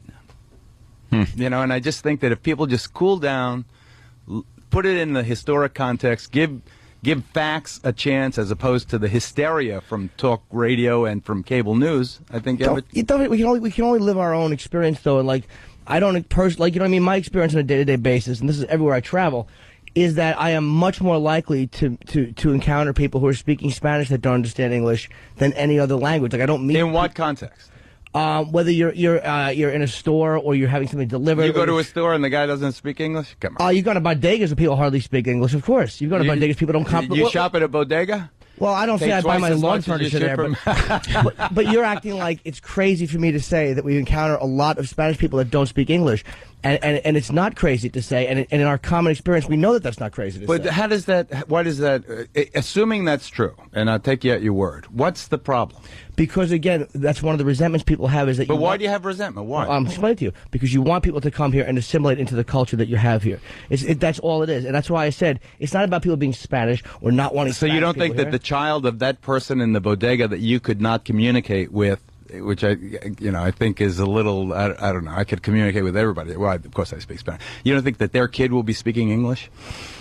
It depends on how easy it's made for him to not speak English. In certain places... Well, like I said, I'd pay you if you find a kid born here or even a young person brought in here who doesn't speak English, because I don't see it anywhere. In Los Angeles, there's huge groups of people that speak very, very minimal English. Their parents, yeah, and their grandparents. But they're not attempting.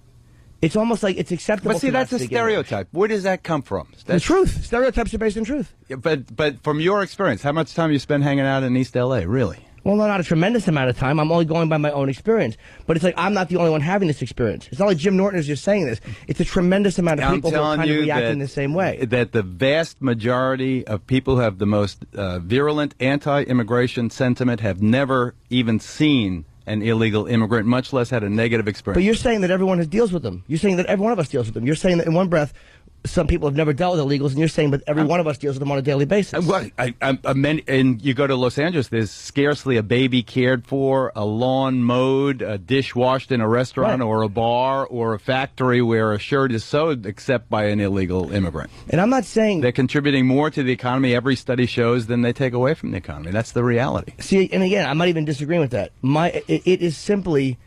People see it becoming much more acceptable. Hit 2 for Spanish. And you're like, why does that matter? Instead of saying, you know what, that's correct, that does kind of make it a lot easier for people to not... Because if you have one country, it's a little bit easier if everybody kind of has a common language and a common culture. Hit 2 for Spanish First of all, those are private companies. I know. That I do that acknowledge because they want to make money. Absolutely. They do it to make money because this is a good market for them. That's why you get radio stations that are converting to Spanish language because they make money. Spanglish is huge. Right. Here in town, the It's the number one Vasillon- station. Yeah, two of them, two of the top 3 or 4. Yeah. No one's they're making debating money. that it's a big business decision. Of course, I'm not saying that it's not, but there's a need for it. I mean, that's why they're doing it. I mean, if it was to speak a language that nobody here speaks, they wouldn't do it because it wouldn't make sense. But obviously, there's a huge market for that.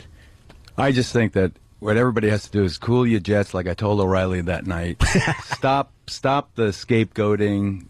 A study came out last Monday that you never would see on cable news or here on talk radio. It was a study by the Public Policy Institute of California. It showed Mexican immigrants between 18 and 40 were 8 times less likely to commit crimes and be incarcerated than citizens. You will never see that study anywhere. 8 times less likely. It's because the images that these people, because of phony stories by people like Lou Dobbs, they're bringing in leprosy, they're raping our children, they're eating our sandwiches, it just goes on and on and on. I'm the only person speaking in their favor. And I'm not even disagreeing with anything you're saying on that. I am saying that You're disagreeing with everything I'm saying. No, I haven't. You haven't mentioned, agreed with one thing I said. I haven't mentioned crime. I haven't said anything about how I didn't say amnesty was wrong. I didn't say get people out there ruining the country. I am only saying, not at all. You're pinning me with O'Reilly, and that's not the point I'm making. I'm only saying that one of the resentments people have, or the main issue for me, is you just want to feel like when people come here, they come here through a legal process, and they kind of assimilate to and attempt to learn the language and the culture. And you're saying that that's not true. They all speak English, and I'm saying that a common experience dictates that that's not the truth. I did not say they all speak English. Well, I all said they are attempting. learning English at the same or faster rate than any other previous immigrant group. And I'm also saying that every previous immigrant group had the same kind of things said about them. That's all I'm saying. This is part of a historic process. But then you're saying we are a it's nation racist, of though. immigrants. But you're saying it's racist, though. If every group has that happen, If you part of show our a process. Mexican every time you're talking about, you ever watch Lou Dobbs? You ever see these Never, programs? no, I don't You got to watch these every time. There's not a single night, and I talked to Dobbs yesterday. There's not a single night where you don't see a picture of a Mexican climbing over that damn fence. Not one night. And the FBI released the study on the spike in violent crime last year. There was a spike in violent crime. They led on CNN with the news that violent crime has spiked, obviously tied to the wave of illegal immigration, even though the FBI never mentioned immigration in their study. And in fact, the cities that had the spike in violent crime, St. Louis, Detroit, Cleveland, Philadelphia, had zero or almost no immigration, illegal or otherwise. So you're saying it's blacks? do you I'm kidding. But do you think like people do like you're right about one thing? Is like, I'm not saying. You're saying that, like, well, people make it a racial issue every time, but don't you think sometimes that when people raise legitimate issues about the immigration, that race is fallen back on as an excuse instead of addressing? I don't think so. Listen. You're saying that race is only used you read that book. You read those emails that I've got. I'm a person who's been on television now for almost 40 years. In some ways, and I say this, I'm like Big Pens. You don't think of Scandinavia or France when you hear Big Pens, or Legos. You don't think of Scandinavia. Toyota, you don't think of Japan. Geraldo, you don't necessarily think of Hispanic or Puerto Rican. It's just I've been around so long that I have like a generic brand. I'm just Geraldo. And yet I won't even say you have to bleep out with the language, but the turd in the toilet bowl, why don't you go back home to... I was born on 17th Street. They want me to go back home to where? What, the Lower East Side? That's not... It is racist in its content. The most vehement and virulent of the language is racially based. You don't... it is inevitable. And when you read it, Lou Dobbs, the number one guy on the hate-mongering groups' websites... They're all listening. The KKK has made a tremendous comeback since the year 2000. The Minutemen now. You think the Minutemen would be so outraged? Mabel, let's go. We got to stop these illegal immigrants. The Swedes are coming in from Canada. Call the FBI, call the CIA, call the NHL. You've got to stop these Swedes. It's just not going to happen. It is because there is a browning process going on. The country is changing demographically. There are more Hispanics. There were 4 million in 1950. Now there's 45 million. That's what this is really. But how is it racist if it's a process? I know we have to take a break. If every group goes through this process, how is it racist if it's a part of the process that every group has gone through?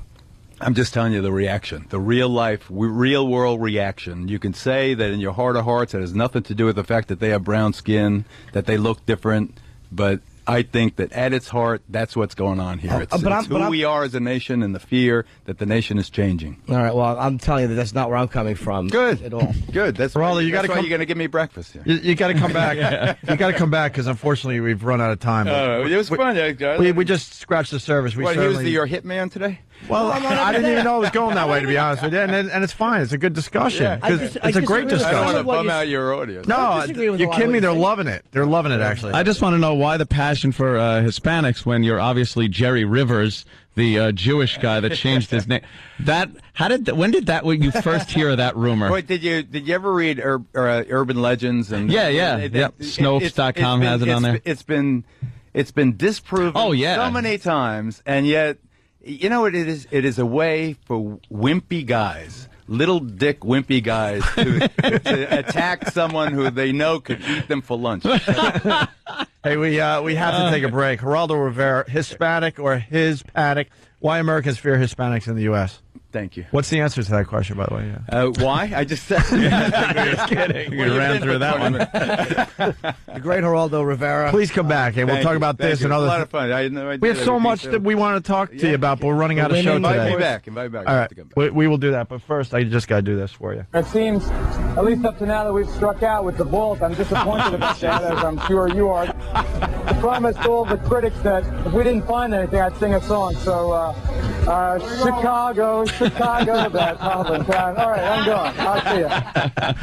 The great Haraldo Rivera, everyone. Opie and Anthony. Thank you very much. Quick, guys, there's a person in the water there. Right there, a person in a life jacket. You see him? It's a person stranded. Quick, guys. It's a quick, guys. It's a quick, guys. It's a quick, guys. It's a person stranded. Quick, guys. Person, quick, guys.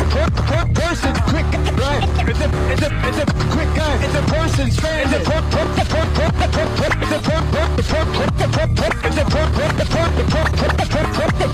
a person stranded. There's a person stranded. Right there, stranded.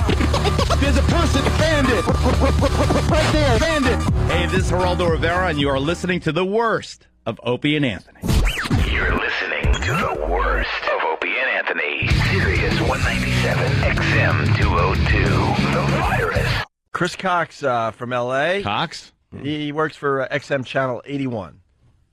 Oh, my God. I think, isn't Channel 81? I like to move it. I like to move it. Can we get a little taste of 81? What is it called? It's called like BPM or something like that? Yeah. Hold on. What is it? BPM, beats per minute. So I think so it's that whole... Wow. Do you know...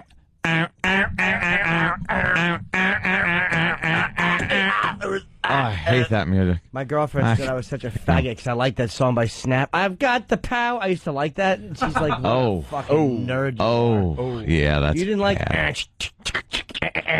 thought that was really cool back in the day. I actually like that. I'm a sucker. I used to. I'm a sucker for some of that stuff. So Chris writes... You're a sucker for that stuff, all right, if you like it. Easy. You like it. Chris writes, when I was young, my father told me that pretty girls don't poop. Wow. How about that? Can we get a taste of what's on 81 They right just now? burp and shit falls out of their mouth into a baggie. That's what his father told him. Oh, Chris is writing back. He goes, yes, I bring the buttery beats. Oh, buttery beats. To the XM Nation. Are you a DJ, Chris, or what? I don't know. Do they have DJs on that channel? How do you ever get in to say anything? It's the same song for 20 hours straight. You can't even tell.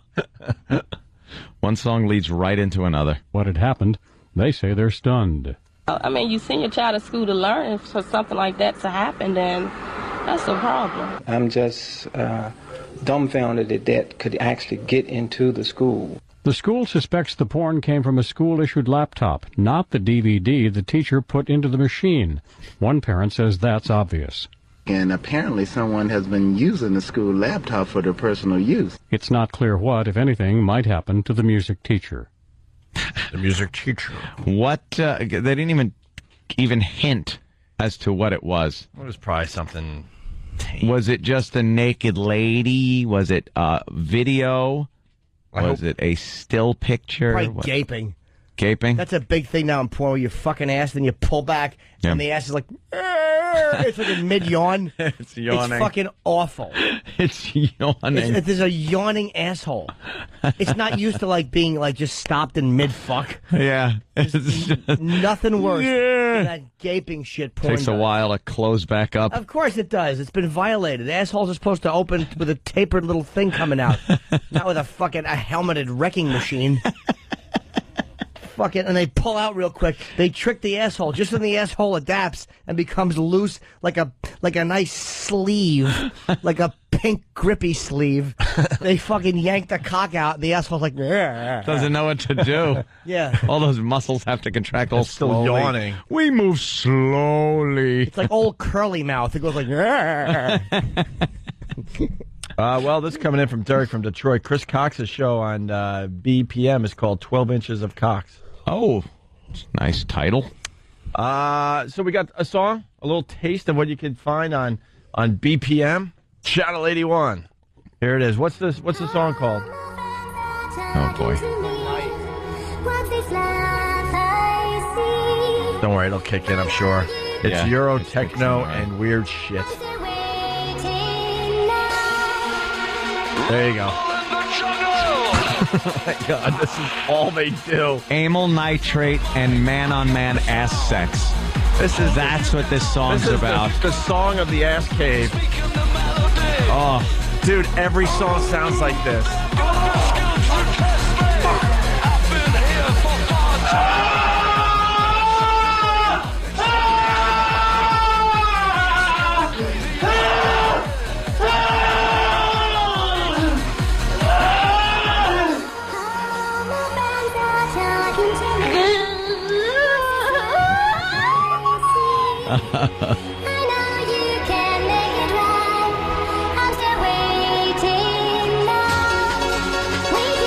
Oh, you like that, don't you, faggot? I wish I knew how to quit you. What the hell is with that voice? Oh, here's Chris Cox. Boom, boom, boom. Hey, Chris. Hey, good morning, boys. Chris Cox, everyone. Welcome to the Opie and Anthony Show. I've been seeing your feedbacks for a while now. So, do you do a show for 81, or you just kind of play the music? For about 2 years now, I'm on Saturday nights, and I do a mix show where I'm just like, so it's just music, but I'm actually going to start hosting it in about a week or so. Oh. All right. Ooh, fancy radio. A mix show. I'm not going to lie to you, man. Every once in a while, well, you keep talking. I don't blame you because I haven't been able to talk on your show yet. Good, it's your show. Got to get a word in edgewise. Right. Go ahead, Chris. I'm just nervous because I'm on the radio. No, I'm huge fans of the show. I just want to say, that's it. I first was a huge fan of Little Jimmy's stand-up, and then somebody turned me on to. I was never even listening to 202, and then somebody's like, "Hey, that comedian you like is on this show, and you got to hear it." And for about 2 years now, I have not gotten any work done because I'm always listening to your fucking show. So, ooh, well, you don't need to get any work done. You played the same song for 20 straight hours. Yeah, I know. It makes my job so much easier. It's great. You put something on loop, you can go hang out in the club for a while, and you don't have to worry about anything. It's great. No one would even notice. What I was trying to say, every once in a while, if I'm on a long road trip, I'll go through the XM dial, song by song. I'll start with the stupid 40s channel and go all the way to the end. And when you get to that weird area in the 80s, because there's 3 or 4 of those type stations, it's the same fucking song over and over again. I mean, I'll be honest, there's times when I can't even listen to my own station, so I'm with you there. Because they're all remixes. All right, how about we do this? E-Rock, could you find all these songs? This is their list. Right? This is their, what? This is their top 10 list? Yeah, this is everything that they're running on their channel right now, their top 40. Oh, top 40. All right, start with number 10. Watch how they all sound pretty fucking similar. Let's go to number 10. Because they all have, and they make weird names for their mixes, like the Space Cowboy mix, the Tiesto mix, the... well, those are usually like names of the DJs or names of the producer that actually did them. Right. Yeah. And, all right, go ahead. It's like, you could say the same thing about the Blues Channel. Listen to the Blues Channel, and just about everything is going to sound the same. I agree with him. Certain parameters I hate the blues. Of that genre. Right. Well, this. I mean, if you're dialed into that sound and into that scene, you can tell the difference. But yeah, if you're just kind of jumping in from a real like rudimentary level, then yeah, it's all going to sound pretty much in the same area. All right. Here's an artist called what? Ed New? I guess. And the song is called "Put 'Em Up." Go.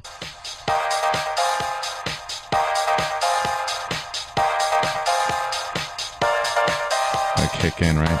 I know, they all start off a little slow, and then they have to kick in somewhere. And go. Just sweaty men. They all have the same MO. With an HO in front of them. Yeah.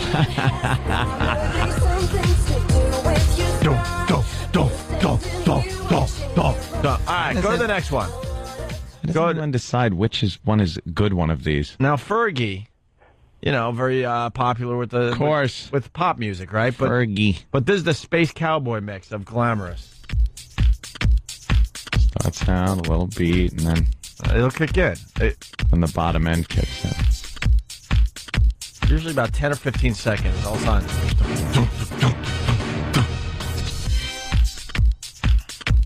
How do you not get deep-dicked enjoying this? I almost feel my asshole almost feels empty. Somebody fill it quickly. All right, go to the next one. Right away. Miguel Miggs, I guess. Miguel Miggs, so far. Very nice. The I threw Rasmus. cum in your hair. I hear.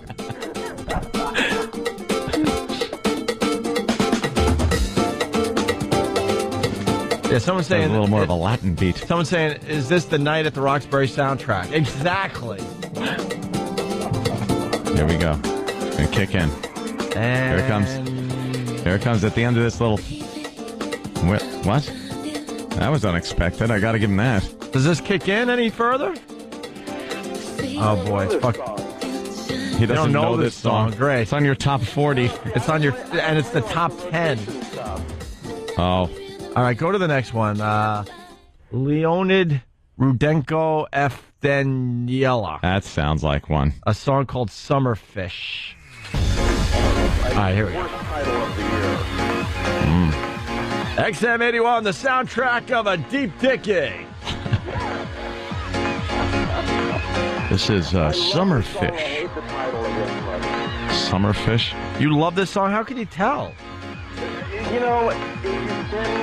you've been on like your third day in a row and you're waking up on the beach. I thought he was going to say if you've been on your hands and knees. Been on your third dick in a row. Been working the stalls for a bit, The soundtrack. This is Larry Craig's soundtrack. All right, let's try Philo and Paris. Oh, very, very cool song. I like this song. Oh, you like this one too? I bet you it sounds a lot like the other shit we've been listening to. Oh, yeah, I can see why you would like this one. But this one actually has a vocal. This one has a song when you get to it. Yeah. It's like a full chorus and the whole deal. Sounds like Donna Summer. Well, it all stems from Giorgio Moroder, yeah. Of course. This sounds like the soundtrack from Irreversible, which is that French film with that awful rape in it. Yeah. I got an idea. Turn it up a little bit. Well, it's going to dance. How did the jeans fit? You need another size? Need another size in there? How did the jeans fit? Want to try that in a large? Yeah. May I help you? Can I? Yeah. They come dancing over to you. I'm like, look, dude. No. No. And then there's all right. Abercrombie bags walking around town. Yeah, sexy bags, those Abercrombie bags. Yeah. Nice, hot abs on them. Well, Chris, pleasure to talk to you finally. We've read your feedbacks a few times. I love the show. Thanks a lot for the plug. I totally appreciate it. Yeah. Wait, you think like people are now going to go over to 81 because of this segment? Well, they will. Really don't. Please don't. They will. Please don't sick the pest on me. No, I'm just. All right, hold on, man. Craig in Jersey. Craig, what's up? Hey, music makes me want to order a bikini teeny and light a travelogue. Travelogue. Thank you, sir. Let's go to Flounder from Jersey. The Flounder? Yo, what's up, guys? How are you Hey, today? what's up? I've been a fan of you guys since day one on NEW, and I listen to BPM every Saturday night, starting with the Chris Cox show on through the other shows throughout the night. And it's not as bad as you guys make it out to be. Yeah. I like Barry Balls. He does a good show.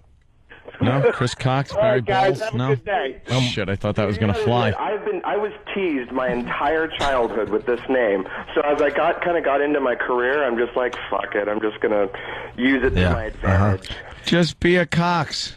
What would happen if you left your sucker? Like, say you had your all-day sucker and someone found it. Would they ask, whose is this?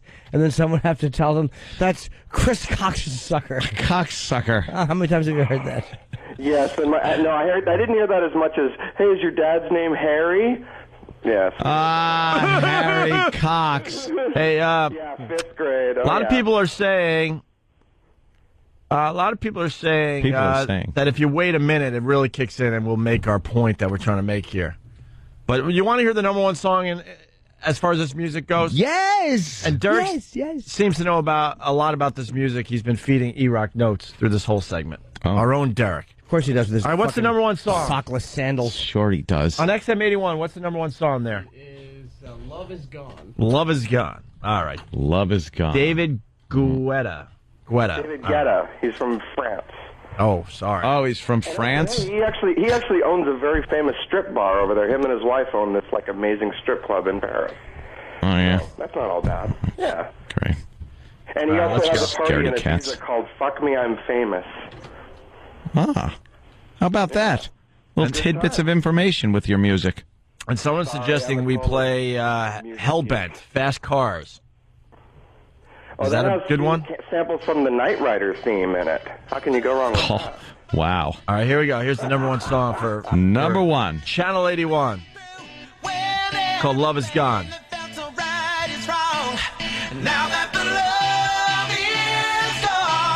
Sounds like a normal song, relatively speaking, right now. But they'll have to fuck it up with that dong, dong, dong, dong, dong. They can't help themselves. Watch. Look, keyboard. Like right now, it's all right. You know, whatever. I wouldn't pick up, I wouldn't like download it from iTunes or anything, but. A little beat behind it now. But they'll fuck it up. Watch.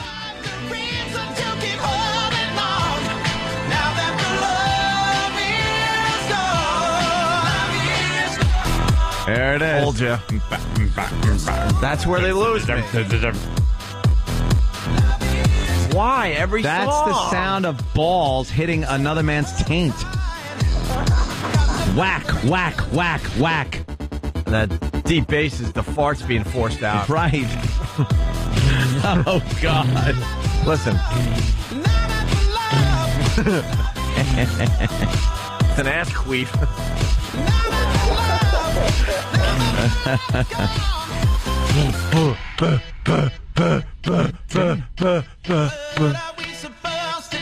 Larry Harris from MD. The love is gone and the AIDS is here. Oh, shit.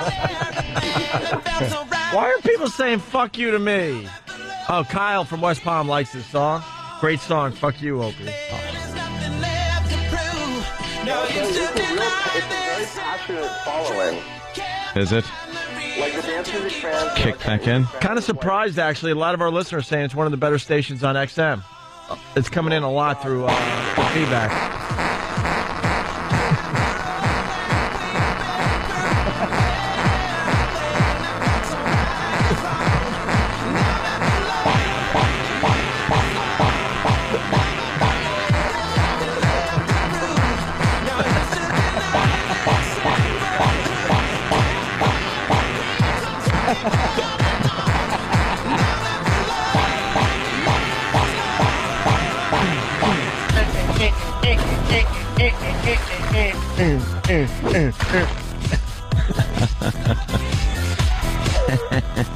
Do a little more of that, Ed. I like that. Now I like the song. Oh, Ush, ush, ush, ush, ush, ush, ush, ush, ush, ush, ush, ush, ush. Ush, ush, ush, ush, ush, ush. Wow, man, I gotta take all these guys on.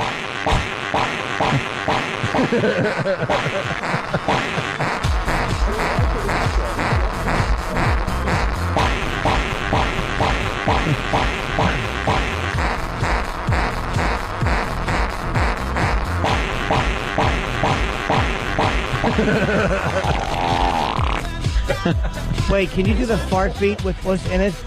Like as to break it up? No, I wish I could. Oh, you don't have them on the same one? No. Us,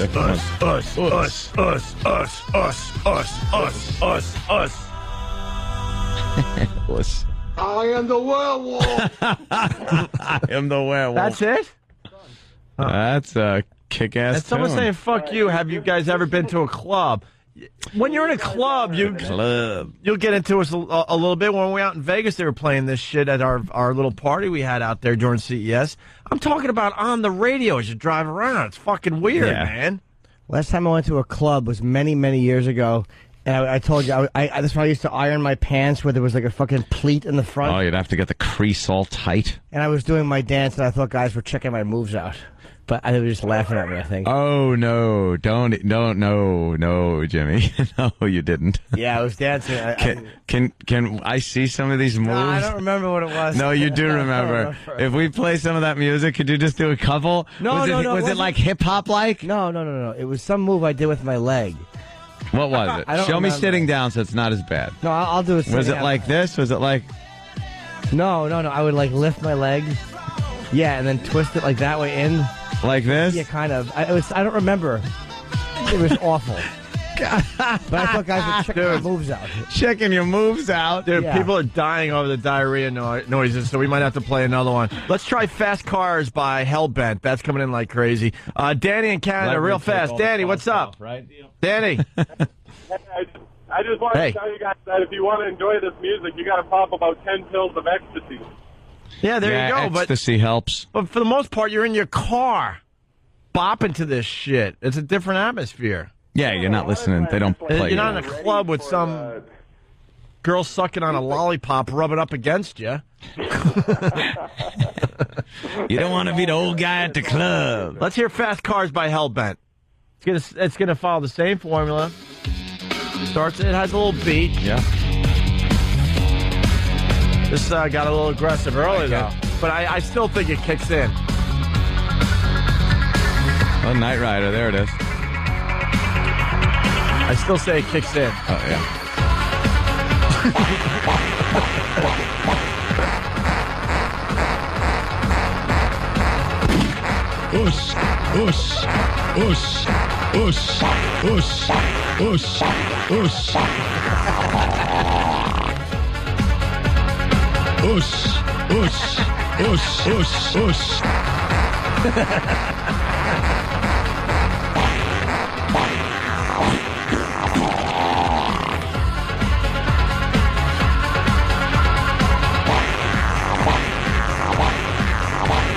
Us. Glow Stick Monday, baby!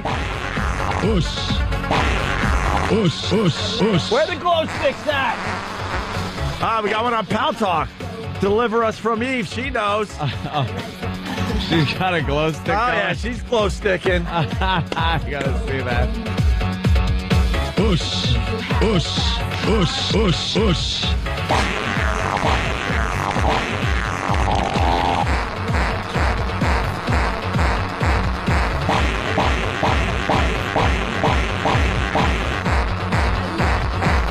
Oh my God!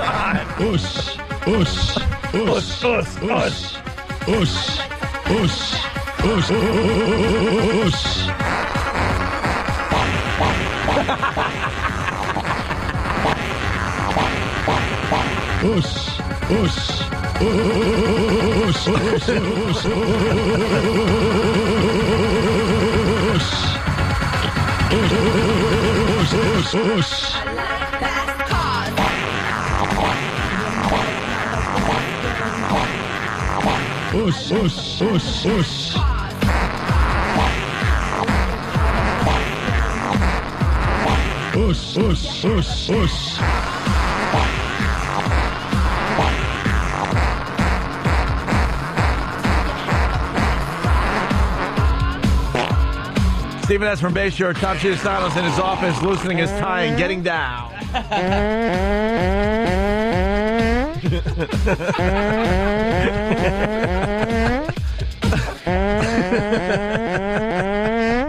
Great. Grandmaster Anthony. Grandmaster Anthony. It just proves anyone can make this shit. I'm telling you, man. If you can make that sound so good using 3 stupid sound effects off the cuff, anyone can do this shit. I love it. Hey, I've got a really good little connection with Jimmy there. I've got a nice little Ozzy connection that you might appreciate. What? Oh.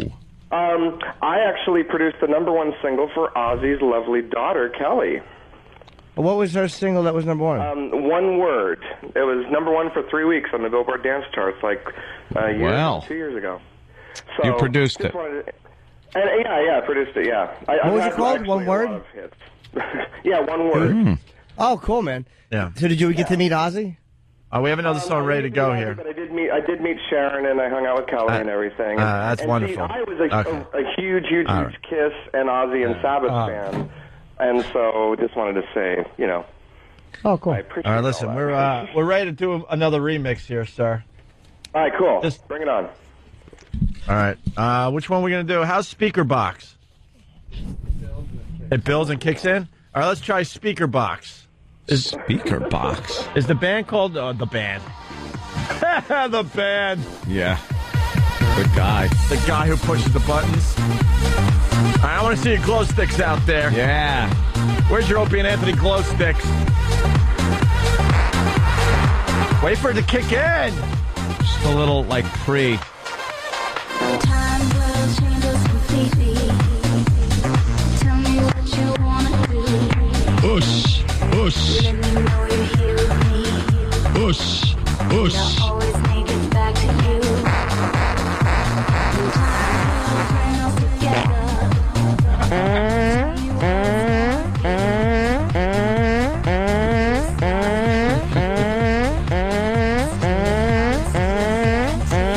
Wait for the kick in. Here we go. Come on.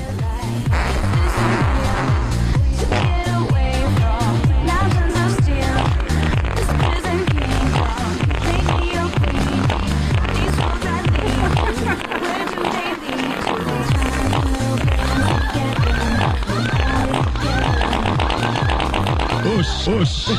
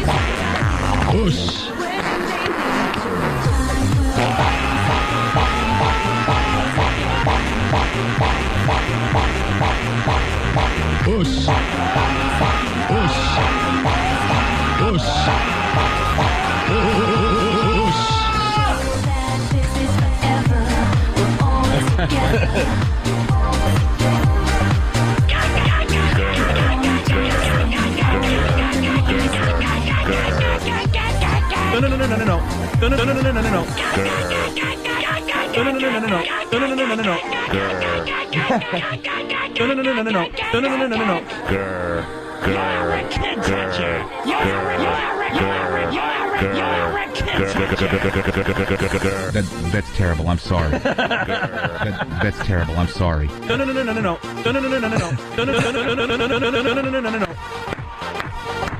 That's terrible. I'm sorry. How'd your parents die? How'd your parents die? How'd your parents die? Why not? Why not? Why not?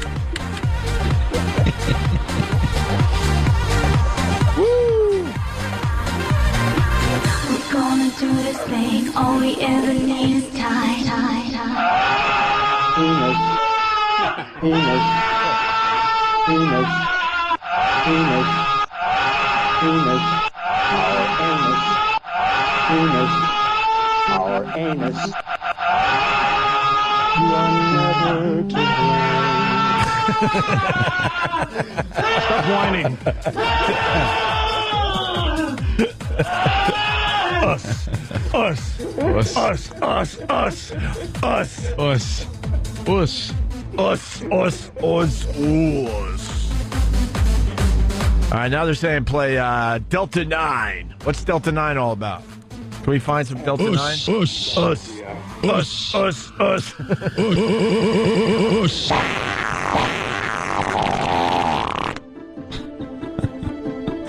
Jesus Christ. Oh, this has got to kick in. Is this Delta 9? Who could tell? Yeah, how can anyone tell? All right, he's trying to find Delta 9. We don't know how to find this shit.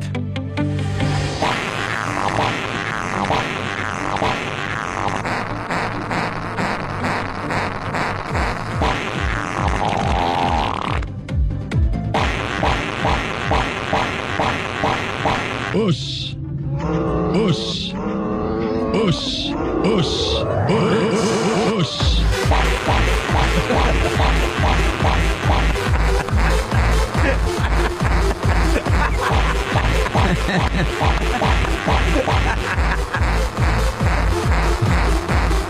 Us. Us. Us. Us. Us. Us.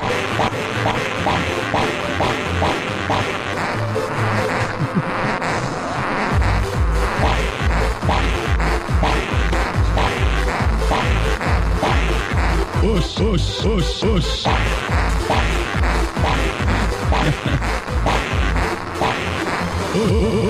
Us. All right, enough. People always get so upset. They're like, all right. Nah, man, they're loving it. Fuck them. Fuck them. That much of this music in a row actually makes people's assholes, like the pink sock comes out on its own. It crawls out. It actually seeking cock. It crawls. Right now, people are like in their cars and they're looking on their seat, and their asshole sock has crept above their belt line and is peeking around like a worm. It just looks for dick. It's smelling for dick. It has no eyes. Holy shit. All right, we're back. Are we back? Oh, like in the abyss. What? Like in the abyss. Yeah. Water tentacle. Only it's your asshole Just the pink, searching around. The pink sleeve just comes out. You're Yeah. like, what's happening? What the fuck?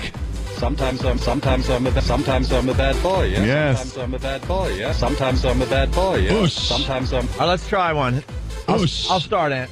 Sometimes I'm a bad boy. Yeah. Sometimes I'm a bad boy. Yeah. Sometimes I'm a bad boy. Gotta Yeah. kick in. Sometimes I'm a bad boy. This is the beginning. Sometimes I'm a bad boy. Yeah. Sometimes I'm a bad boy. Yeah.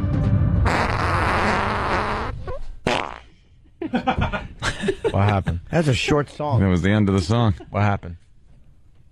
That's why. It's got to kick in. Yeah, we don't even need fucking music anymore. We can do it ourselves. Just go boom, boom, boom, boom.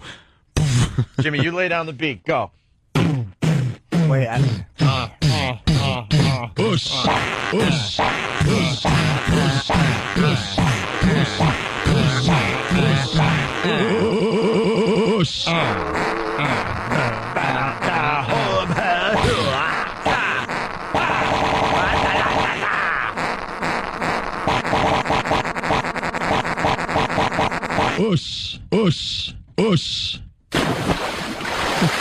Found some Delta 9. It's way too fast. Oh, yeah? Oh, you're challenging us, are you? Here's Delta 9. To the hardcore. Oh, yeah. All right. Oh, yeah. You have to go quick Think for it's this fast, one. huh? And this is before it kicks in, right? It's got to kick in. Come on now.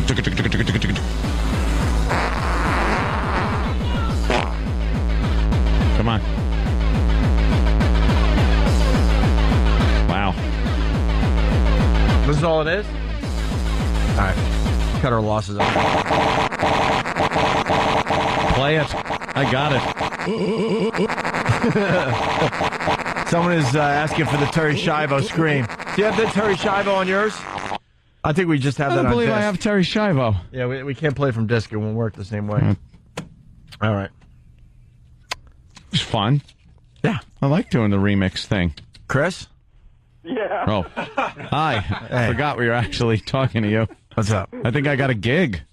I think you do, man. You've inspired me, I'll tell you that. Oh, wait. Oh, we forgot Sandy Kane. Hold on, Chris. No. Yeah, we need a good song to do it to. Chris, what song can we do it to? I'm speechless.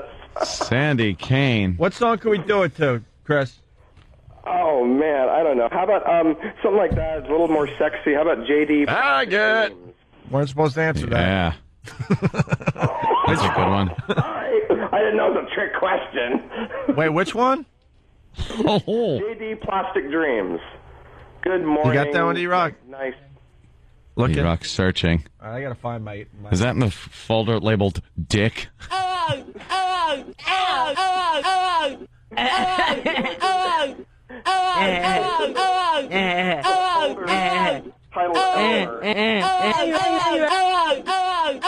Oh, we're ready. Come on, E-Rock. Give us a beat.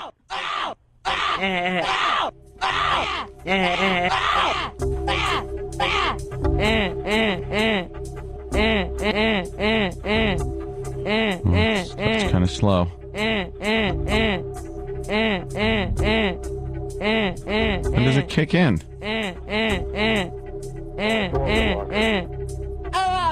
But it's all instrumental. So you got like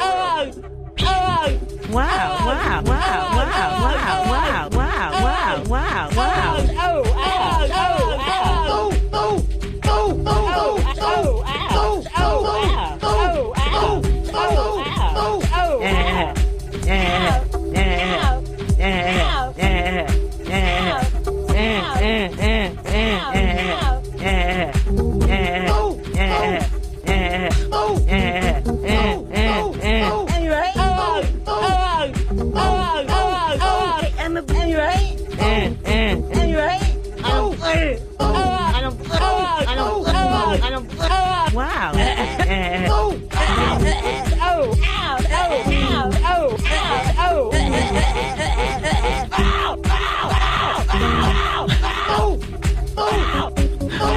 This is terrible. All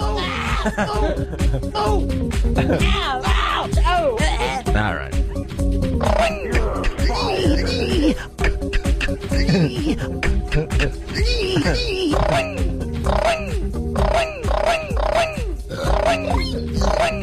I've been an ass of myself. I'm Paul R. Nelson. I'm Paul R. Nelson. I'm Paul R. Nelson. I'm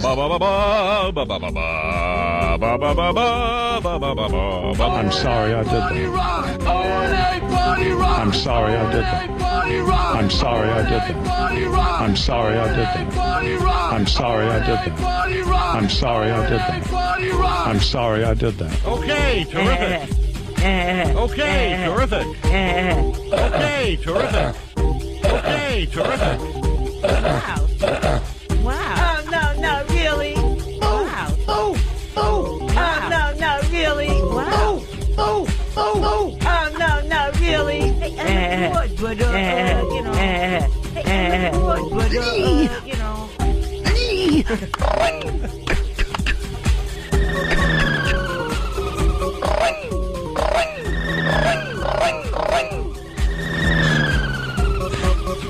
This is self-amusement now. This has gotten totally to the point of just amusing ourselves.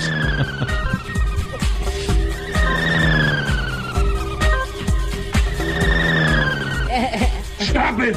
Stop it! Stop it! Stop it! Stop it! Quiet. Quiet. It's time. It's time. It's time. It's time. It's time. All right. Boring. Boring. Boring. Boring.